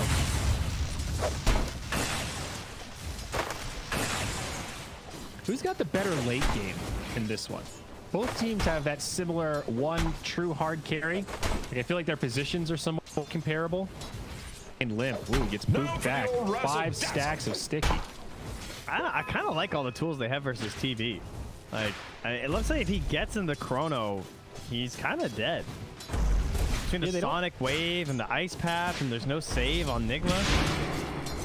Yeah, like Fissure is their only half-ass save inside of the chrono, and I don't think that'll be enough. I would say that concerns me a little bit. Miracle up top, through kinetic field. Is it going to be enough to save him? S4 looking to pursue. One more, two more. He's got it. First blood, drawn by the Brewmaster. You could see him hesitating on that fairy fire. He was thinking like, maybe he'll turn. Maybe I can really hold this the last second. I'm going to try and pop it. Yeah. Bit costly on that one. Good start for Alliance though. TP down. And double damage picked up by Limp mid. Gets that 4-minute rune. Now Weehaw might be in trouble. Of all the runes, I thought Limp might blink aggressive and try to go for that. Yeah, I think tempting. Oh, here we go. There's the aggressive blink, and Weehaw's down. Nice. Being patient with it. Very good. Yeah, I think Brewmaster, sure, he has some problems and he's not strong as he used to be, but it is a disruptor supporting TB. You know, we didn't necessarily go that deep into it. And even if you don't have the same spam level with the Rubik because the mana cost is so much higher, like look at RMN. He's just like so squishy. There's only so much you can do here. You don't have the same spam that Rubik does. So they do push back the Rubik. Brew gets off a Thunderclap. Miracle. Plenty of time left on meta. Now gets the salve. Man, that's an ugly rotation, though. We up here? Oh, yeah. GH is still holding mid.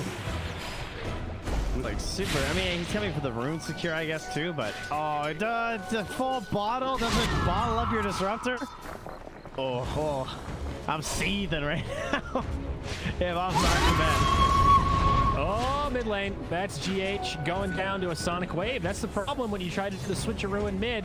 An unleveled support is going to be susceptible to the big burst of a hero like Queen of Pain. Great deployment of that Sonic Wave for a nice clean kill. Now pushed back in, but hey, she's got a blink. Yeah, I think he's going to crumble a little bit, and Miracle's really trying to stay up here. It's like he wants one more meta or something, but it's almost jungle time, dude. You are Strugsidian. The CS score is not as bad, but having to buy regen certainly makes a dent in the net worth. He's about to death. Even with S4 right now on net worth. So that's pretty scary. Bottom lane. FNG now getting pushed down. He'll go down first. Nico looking for the counter kill. Mind control bashed. They weren't able to get the ignite top. They almost had a bit of a go there on the Miracle. But not in range for the Fadeball, and that's sent Tonskin home. So they're running out of juice a little bit here. And GH down bottom gets that great ward behind the tower. So they are ready to pressure this void. Certainly going to be the game plan for Nigma coming up.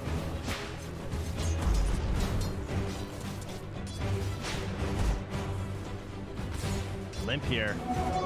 Weehaw. Oh, look at that. He tried to time it with the level 6. That would have been pretty nice to bring back this game, but Limp waited for the haste rune. At least he forced the haste pop before the cooldown was going to be right. Now he's going to use it down bottom. Yeah, haste rune in. Limp, no Sonic Wave for 20, but the stream will be enough to set up a kill, and GH looks like he'll burn down under the fire of FNG. Meanwhile, up top, RMN caught by S4 and Hanskin. So 2 kills for Alliance across the map, 6-1 at 7 minutes. These lanes going pretty darn well for the Radiant right now.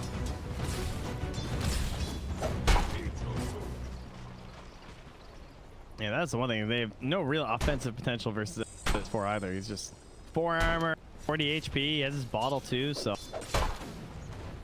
Miracle, I don't know. When do you head to the jungle? I feel like it's coming. It feels like he'll just get more gold there. Yeah, Chronosphere. Down bottom, Nico trying to live. On his way back, the poison and the fissure. We'll find it. Defensive chrono to survive, and now FNG loses his path to retreat. He'll be okay. Well, that's a big win. You kill the void and he uses chrono? Yeah. And Miracle is indeed out of there. And he's seen the writing on the wall here. And RMN mid. Limp, worried it could be bait. Not going to blink up to the high ground. Instead, just goes top to get that 8-minute rune. It's an arcane. Great rune to have in the hands of the Queen of Pain. Expect a Sonic Wave. Look out, Miracle. They're coming. Oh, he's gone. Oh, the Quap didn't follow. What? Oh, no. Oh, man. That was a free so kill. dead. With the Arcane, I can't believe he didn't go. It's a, it's a guaranteed creep wave mid, and frankly, creeps are worth a lot. Now he's a rotation down bottom anyway, so. Nico Baby again down bottom. Big time damage. Fisher blocking him out. He's down again. FNG, limited resources. Limp pops the Arcane Rune. Has the Sonic Wave, but pretty limited on mana right now. And they're after GH, but he had no TP anyway. And he gets a Stun Totem. It's keeping Limp locked in the trees while the rest of the team focuses on Hanskin. It's Flame Break from downtown. And MC will take the tower, so that rotation did not pay off for Limp. A single kill on an Earthshaker and then walking the full way home when he had a potential chance to shut down Miracle. I do love where GH is. He needs to play out here, but they're going to punish this. Oh, man, this sucks. They knew he was coming to this top lane because he's the hero that needs gold the most on Nigma right now, right? Yep, and they will punish it. Dominating streak now secured for Limp. 4-0-1. Nico Baby now heading to the mid lane, desperately trying to get this Hand of Midas on the Faceless Void. 10 minutes, no boots even. Still 200 gold off the recipe. And if there's one thing we know about Game 5s, they almost always drag out. People are way more hesitant. They play a lot slower. They play super safe. So Midases do tend to pay off. Yes, Game 5 in Grand Finals tend to be similar to those lower bracket best of one eliminations. Yeah. There's just so much on the line for a single game that both teams will tend to default into, let's wait for them to make a mistake. Certainly lead to a war of attrition. Some pressure on that tier 1 tower up top for Nigma. Looks like it'll go uncontested, so it will end up being basically an extended T1 for T1 exchange. Potential chrono here. Triple. Oh, I don't think so. Static Storm, Kinetic Field, Dunk. They've got this Void. No time walk, and now Hanskin, he's going to be in big trouble. They'll chase him down. He burns to the Bat Rider. This is where that 6-second TP really hurts. Back previously, this was like Brewmaster's domain. Because we used to have the Brewmaster just like constantly control the jungle for his cores because he could just TP in and go for the split. We had all those Brewmaster Drow lineups all the time, and you like guaranteed one team fight, or at least you're gonna help like neutralize it and get your carry out of there. Not possible with the delayed TP. Radiant's middle tower is under attack. Well, Alliance still holding on to a very small net worth edge, but has kind of felt like Nigma are the ones to drive this game. They will drop the last one to S4 up top. He does have the Brew split. GH is also here. I don't think Brew's going to be able to find this solo. Queen's coming. He's got another toss too, so he's just Oh, Sonic Wave connects on both. Very good. Limp mobile enough to get there and use this space from S4. Oh, that's a lot of gold. GH gets him. All right, not the clean set of pickoffs they wanted. Meanwhile, in the mid lane, a big fight breaking out. Hanskin goes down first. Mind Control barely survives. FNG standing in Plague Wards. He'll be okay. So a 2-for-2 around the map. Oh, he's going to take it. Oh, the fountain saved him. He was dying to his own poison sting from Hanskin. Oh. That was one tick away. 13 HP. Strikingly even right now. Alright, so that was the Blink Dagger, by the way. I think S4 bought it before he died, so I don't even think he lost anything, at least. But it also was a spree that he completed before he died, which GH got the kill for. So now he has almost 1,400 gold. Has those boots of travel. What build. team would I rather be on? Ooh. This is a toughie. Let's check in on the Terrorblade. Both carries pretty even. What's TB got coming? God. That's the Dragonlance. Dire's middle tower is under I really think this Midas on Nico is going to be worth it. I think 25 minutes from now, we're going to be like, man, good thing he bought that Midas.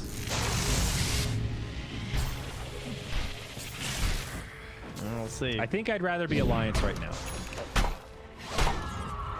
I tend to agree. I feel like they're going to be able to get some decent tower pressure going between the Jakiro and the Brewmaster. As long as they can play aggressive with this Blink. Like, I just want to see smokes every time the split's up. Yeah, and they are going to smoke up right now. I think where the big disparity is in those off-laners. The farm distribution a little more even on Nigma, giving some of the supports. But the Veno a bit behind compared to where S4 is right now. We split up in about 10 seconds. It's well worth it for where GH is. And because they're smoking mid, they're not going to gank him. Oh, all right, man. Great Static Storm kinetic feel, but is it even going to be enough? They push mind control back. We get S4 trying to split, but it'll be denied. They get a 1-for-1. Mind control for S4. Now the Chrono comes down. They find the Bat Rider. They find the Terrorblade, but they need to kill him without the Sunder. It's close, but they get it. A 1-for-3. Big setup for Alliance.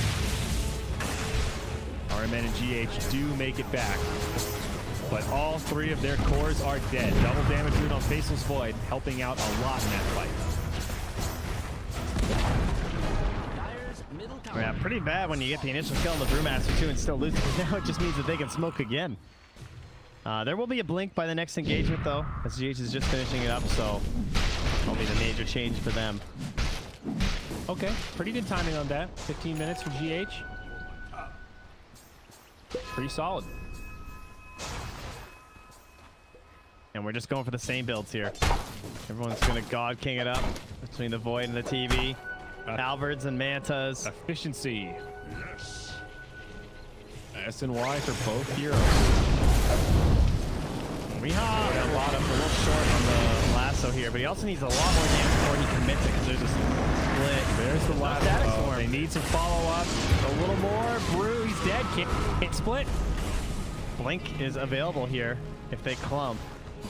GH can't punish. Mind control wrapping around the other way. The Quap blinks to the low ground. FNG moving into the tree. Trying to give them some advantage in fight here. Macro Pyre. Also the Poison Nova though. A big dunk. Mind control. Probably gonna die. Can they get limp? And FNG somehow survives that initial onslaught. He might just live in general. Another ice cap. This one's off the mark. It's a really back and forth exchange, but now Void's here. No Chrono for 45. Oh, first hit bash. Oh, two bashes. Oh, Weehaw. Oh, this poor Bat Rider. I feel the pain.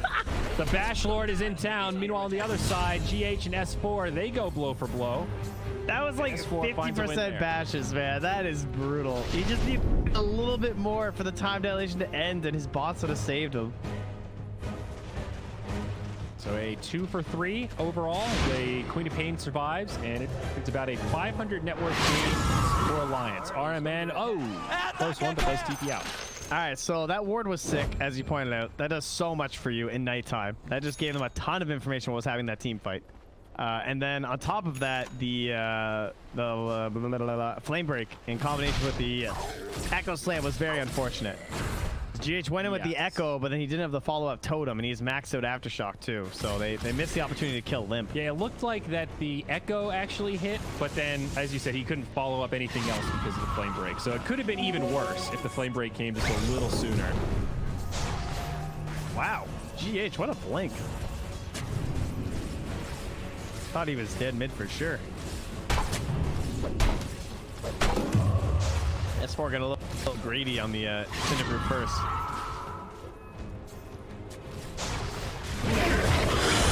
GH walking in. Okay, blinks back again. Almost into the danger zone. They are making the Vanguard here, creating a wall between Alliance and Miracle. But Weehaw's leaving his trail of breadcrumbs down here, and they're chasing with the Drunken Brawler. Void's got the gold for his halberd.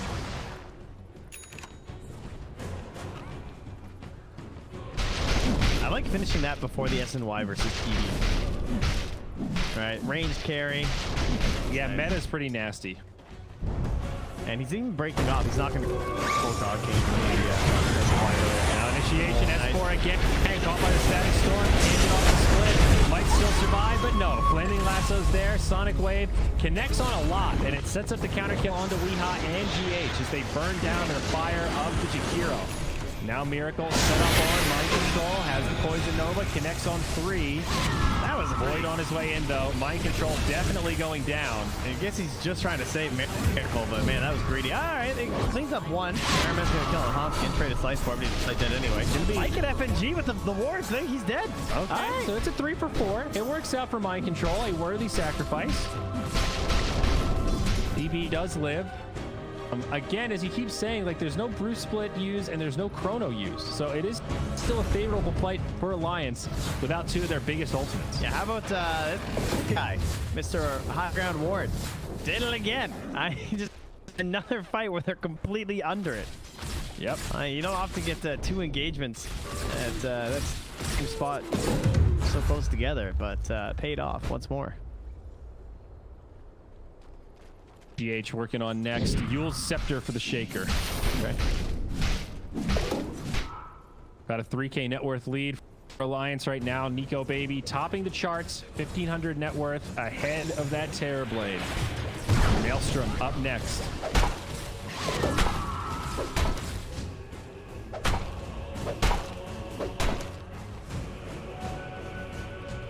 There's a needed talent for S4 this game. They also got an Essence Ring too, which I think should be for him. Although Limp has it for now. Yeah, he's hanging on to the Vampire Fangs. Oh yeah, that's true. Yeah, fair For the enough. moment. Scouted out here by Mind Control. Those pesky play boards. 5-man from Alliance is strong though. They will set up onto MC. No Poison Nova to counter. Chronosphere available, but they are going to find RMN. Bruce Split does go off this time. Still Static Storm, Kinetic Field. Well played by RMN, but will still cost him his life. S4 doing 2 things at once. Isolates 1 hero and sets up onto RMN on the other side. It took so long to kill him because they were trying to get the secondary kill too, or I guess there would have been a triple, but they're smoking up with the Echo Slam. Perhaps they think about a buyback or a TP play in from Weehaw as he goes back for the runes. GH is hungry. Not far for the Bat Rider. Sorry, I just want to get tired. Don't know if they're going to find much with this smoke, and yeah, Miracle just goes right back to farming.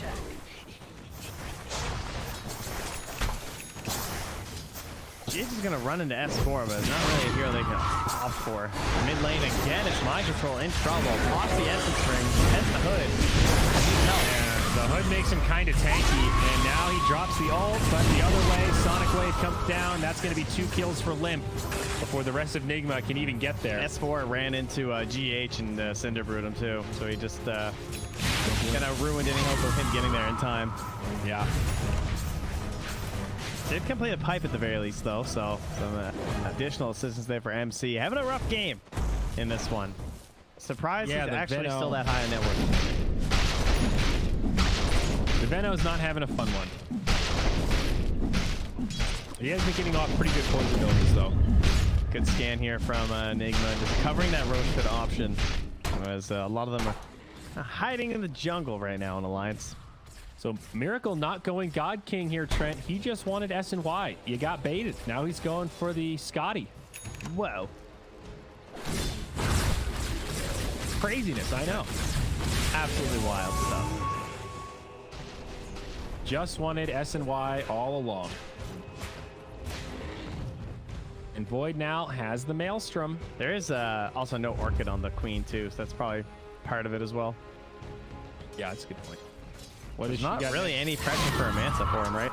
Other than time dilation. Jules BKB, the build on Quap. Smoke now from Nigma, moving through enemy territory, hunting in the jungle, and they might find one. Roche attempt from Alliance. They walk into the pit. Right now, Terrorblade is not with Nigma, though. This is risky. They're walking into a Party 5. Onskin initiates here. The Bruce Split does come out despite the Static Storm. Dunk connects on 3, but the follow-up's not there. The Terrorblade TP's to the outpost. He's trying to get to this fight, but now the Chrono comes down. Onskin actually died first. The Veno, and I'm kind of surprised that Nigma didn't get more there.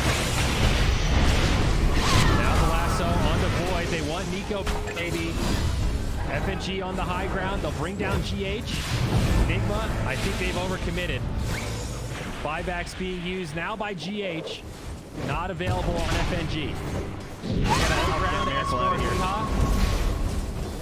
Sonic Wave, another great flame break, knocks him all to the low ground, but Limp does secure the kill at the cost of S4. Oh, they got Hanskin too. Man, what a strange fight.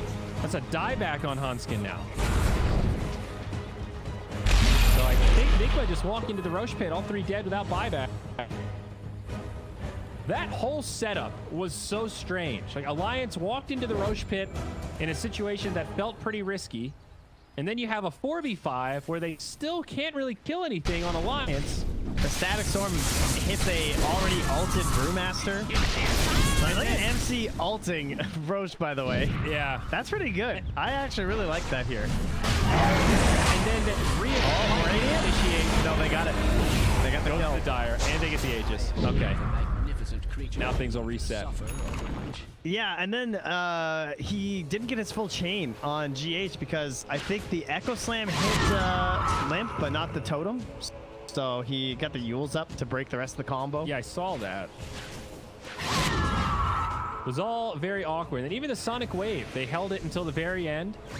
Found a kill on, was it Weeha, I think? I don't even remember that point. Yeah, I think so. So at the end of the day, it is still a small net worth lead for Alliance, somewhere about 2,000, holding on to an XP edge also. But there's an Aegis now in the hands of Miracle on the Terrorblade, and he is just about even with Miko Baby's Void. They're within 500 net worth of each other, give or take. All right, but Limp is now terrified. He has BKB. So he is like complete freedom in these team fights right now. TP's up. FNG is doing some serious FNG shit here right now. Don't do it, dude. Did not place the ward. I repeat. Oh, this TP was even on cooldown. Well, that's going to be a Jakiro versus 4. It was a bold play. Punished. Immediate smoke out of Nigma. We spent a lot of time in the region with Always Want to Fly. It's a little contagious. Huh. Wash your damn hands. Instant aggressive smoke here as they look for a glimpse play. Maybe Good a positioning sneaky from high Alliance, ground though. ward. Can I get something real cheeky here, Iron Man? They're ready for it. Alliance right in that spot. read that perfectly. Just staying up at the high ground, not even close to the tier 2 tower. Take the no reward, high risk play by standing in between the tier 2 and the tier 3 for no reason. Good discipline out of Alliance. It's very costly though because you're all high ground, so it's super safe, but you're getting 0 gold income on anyone. And like one guy's farming the creep wave. It's not great, but you got to respect all those ultimates available from Nigma. It could be a lot worse just in this last game. All right, GH carry us. They say they're all under vision right now. Excellent kinetic field comes down again. Nico with a chrono on 2. Limp's back though, not the ideal chrono. After They're on survives, maybe they can bring down Mike control. GH also low in the back. They get 2. FNG does go down, but now RMN falls, and it looks like Alliance have taken this one. Buyback used by the Veno, but Nigma not going to commit more into the fight. EB still has the How you're crazy. He wants to BKB and grab someone for Miracle, but scary stuff. a little risky, but I think MC's buyback was fine there. It didn't amount to anything, but he might have been concerned that they were all just gonna like pull on to Miracle there. Hanskin should be dead, right? There's Lasso. they're on him. He's done. Good night, Rubik. Radiant's top tower has fallen. That top tier 1 falls. Intentional? I think S4 had the completely correct play there. Just chase down GH in the team fights, right? That's the goal. He's the big guy who can turn things around as well as like create the perfect moments for the Sunders to happen. You think you're getting the TV, the Echo Fisher comes through. That's the reset. S4's just Yep, no ulti. Although Limp does have the BKB, didn't use it last fight, and now he's got it. Sonic Wave is available. Can he drop it? They destroy the RMN. It's a 1-for-1, and now it's a 2-for-1. FNG on the back. Miracle comes back to life with the Aegis. And Weehaw obviously used that lasso, but trying to finish off Nico Baby. That was a hard kill, though. Oh, he missed the scream. They've got the dunk. That got GH in there, so he was able to get through with the Fisher. Guess they also had the clumsy net anyway, so. All the tips dropped out onto Nico there. A 3 for 3. Although really a 2 for 3. As And it was a Terrorblade did have 2K Aegis. gold swing in favor of the Dire as well. Yeah. As well as 3,200 XP for Weehaw. What? That was a big Void streak ended. That was an 8x kill streak. 700 gold. He solo killed someone, though, right on the side of that fight. I mean, he killed Hanskin, but 3,000 XP? Holy. Seems kind of crazy. Why do you get 3,000 XP? Maybe it was just the Void kill. That is a lot. I don't know. That just seems like a lot. Oh, it is. But maybe it's just a part of every single kill. That's probably what it was. It's pretty speedy, this guy. AoE Shadow Strike now up on the Queen of Pain.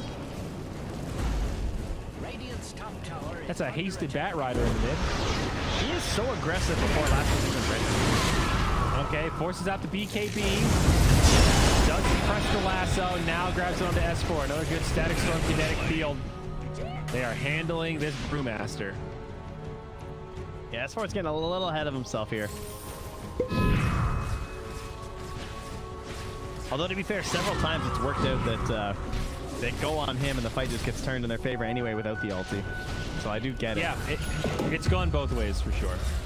And there is something to be said for, it's like, yes, you're using Static Storm to stop the Brew split, but there's also a win for Alliance knowing that Static Storm isn't catching Queen of Pain or killing Void, right? It's always focused on the Brewmaster, and that's part of what you want to do as an offlaner is just take some heat away from your carries.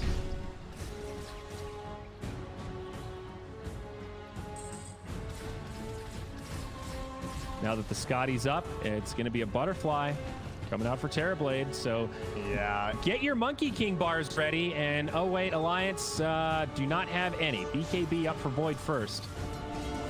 It's going to be a long window where that evasion will be very effective. Yeah, he kind of needs it, so I get it. Yeah, I'd call the BKB a requirement. Yeah. Hanskin needs to use the shovel, though. To my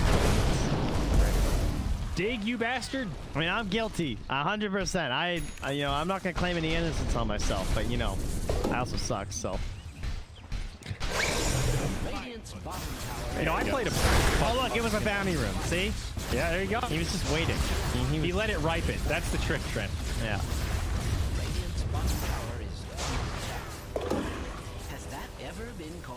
We got matching orbs now. TV's had one for a while, but now the Queen will grab one too for the squad. Not really a great carrier. It's, you know, there's a light. It's always hard between Paladin Sword and the Orb, depending on your hero. Oh, here's the catch. Nice lasso from Weehaw. Grabs the twin-headed dragon. And down he goes. FNG sideline for 50.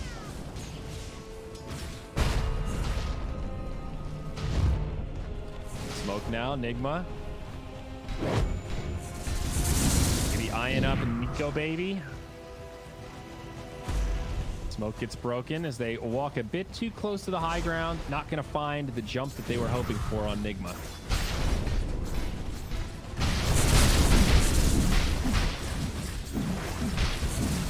Next Roche will be up in 2 minutes, almost exactly. Longer respawn. And they're getting corralled a little bit here on the side of Alliance, right? Little pickoffs, back to the high ground. Another pickoff, they're smoking, we don't know over there, back to the high ground. Yep. Starting to let the lead slip further and further in favor of Nigma. Do we air check? Dota Plus. XP was pretty heavily in Alliance's favor, has crashed down. Gold as well, heading Nigma's way, and even Dota Plus, now a believer after trusting in Alliance throughout this match, now also defected very slightly in favor of Nigma, 58%. But out they go. Oh, looking jump on the Weehaw. Where's GH? He's the one that matters most. Lucian in the front line. Weehaw pressing forward. They've got a glimpse. They force the BKB out of Nico. Weehaw uses his. He goes back in and he grabs the Void despite the BKB. Forces a Bruce split out of S4. Yeah, that was something. It was bold, but I think he maybe thought the BKB was like shorter. I mean, it was a 10-second BKB, so yeah, exactly. he probably just panicked and grabbed him because he didn't see anyone else. I mean, forcing a defensive 10-second BKB on a Void is still a victory. Yeah, he had Arcane. Never mind. That's what makes it even better. Oh yeah, Arcane Rune. Once again, S4 blinks back. So yeah, you don't really care if you BKB in Lasso. I mean, sure, your own cooldown kind of sucks, but I mean, you're Batrider, you're BKBing constantly offensive, right? Yeah, One of the things about the hero.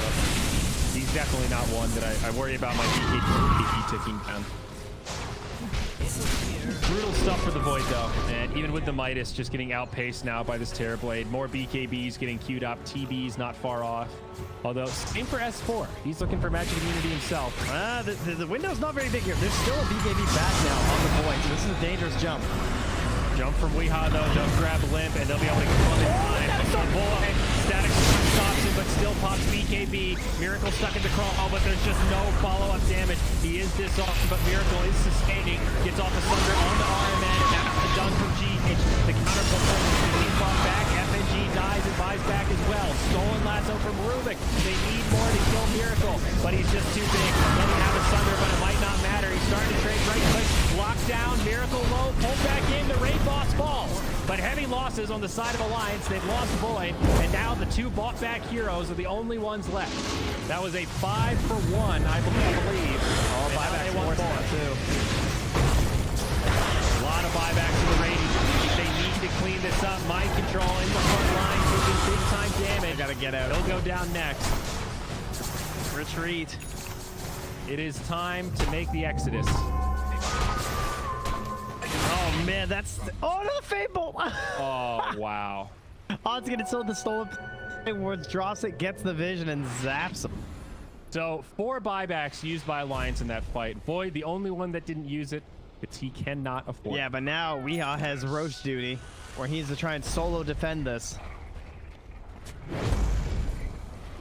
Roche 2, Aegis Cheese, Terrorblade has to buy back, but no meta for over a minute. Lasso from the Batrider grabs S4. There is a Bruce split. He's not going to have the damage to kill him. S4 lives, and now Weehaw on the run. Just trying to make space, though. If he lives here, this is exactly the kind of play he needs to make. Blink Dagger. Oh, just in time. That Earth Panda almost found him, but S4 gives it up. It worked. It actually worked. Weehaw did it, and you see the friendly tips.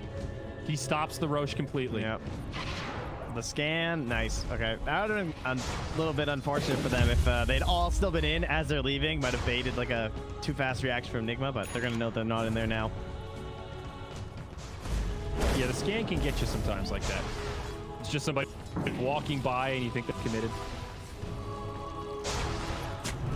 Oh man. An intense last game. Yeah, a crazy last now fight it's even. Big lead for Nigma now, 12,000. And there's that BKB on Miracle.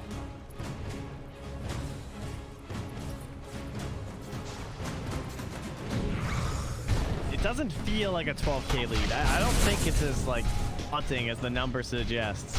Just because we have combo the Void, Sonic Wave, Jakiro, like you're caught inside again. There's still no big save, right? On Skig, wins back. That'll be a freebie for Nigma. Do we have a hero of the series here, though? First and last game. A hero of the series. Disruptor, you know, I guess first, fourth, and fifth game. Starting to feel pretty darn good. It's like, even though we talk about how crappy he is in the laning stage, it seems like bearable. You know, like he makes up for it in some other aspects of the game that it's not that bad. 45 now, smoke from Alliance will go in on to GH. Static Storm, flies, and now the Chrono follow up Sonic Wave, but Miracle does get Roche and the Aegis. It'll cost him GH and... Man, mind control. He's got no friends left. Yeah, Yeah, they only get FNG. A big fight for Alliance still. 2 supports on the sideline. Weehaw, Miracle, the only 2 left alive on day. A 2v3. But still some time on the Metamorphosis. Miracle's here. Nico on the run. Does have a half-bird. Also the support from Queen of Pain. Dispelled that haste rune, but I guess he still has Blink and BKB, so can't really go for Limp. Maybe just a little too slow. That seems problematic for Alliance, that the fight went that way and they still kind of just go even. I mean, they get the Aegis and the Cheese, which is obviously quite terrifying moving forward.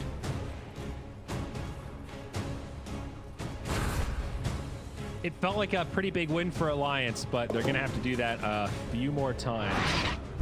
Really hoping to deny Roche out of all that. Tier 4 items, though, coming out. And an Illusionist Cape for both teams. Terrorblade, very happy with that one.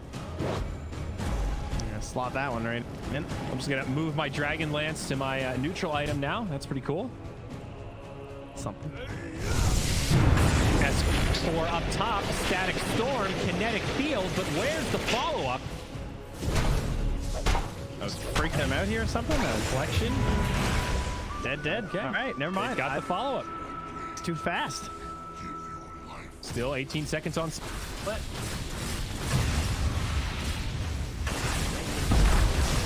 Mid lane, Weehaw doing his stuff again here. There's a BKB after this lasso. Against the whole team, he does have some backup. Not able to pull Void in No Man's Land. That was the Void's second BKB. All right, man. You see that? He waited home for a glimpse back. That would have been good. No buyback on S4, and they know it's still on cooldown for another 3 minutes. This is 4v5. No Static Storm lasso, but both up in less than a minute. As RMN solo Static Storm pickoff won the Mirax here. It's starting to look like it. Aghanim's is also about to be delivered. Here's the glyph from Alliance. Oh, man. If he can keep that hidden, that can just completely destroy someone. The Void is so bad for Digo, baby. His game just got a lot. He's going to try and dive in with his NKB. Yep. And get burned. And I love this smoke up, too. Just keep RMN invisible. Creeps. Oh, Digo, baby, we hardly knew you. You can just see it coming. RMN is ready. A nice defensive sunder there. Dunk on the back line. He's gone. He's gone, baby. Deep dive, but Void has no BKB. That's 3 on the sideline now. No buyback is available. Nigma about to do it and take first place in Dota Pit 2020. Oh, it's RMN. They call him the kid, the buster, the closer with the Aghanim. Oh, I love this hero. You just got no option. You think you got a plan. You think, I'm buying out MKB. We got the damage. We can kill the Terrorblade. And then suddenly, all snapped away by a simple Aghanim Scepter. And not went to the lair, picked it back up, and it's took not the just game. that he got it, it's that he kept it secret too. So the reveal was in the perfect fight at the perfect time, the clincher, to end this in style.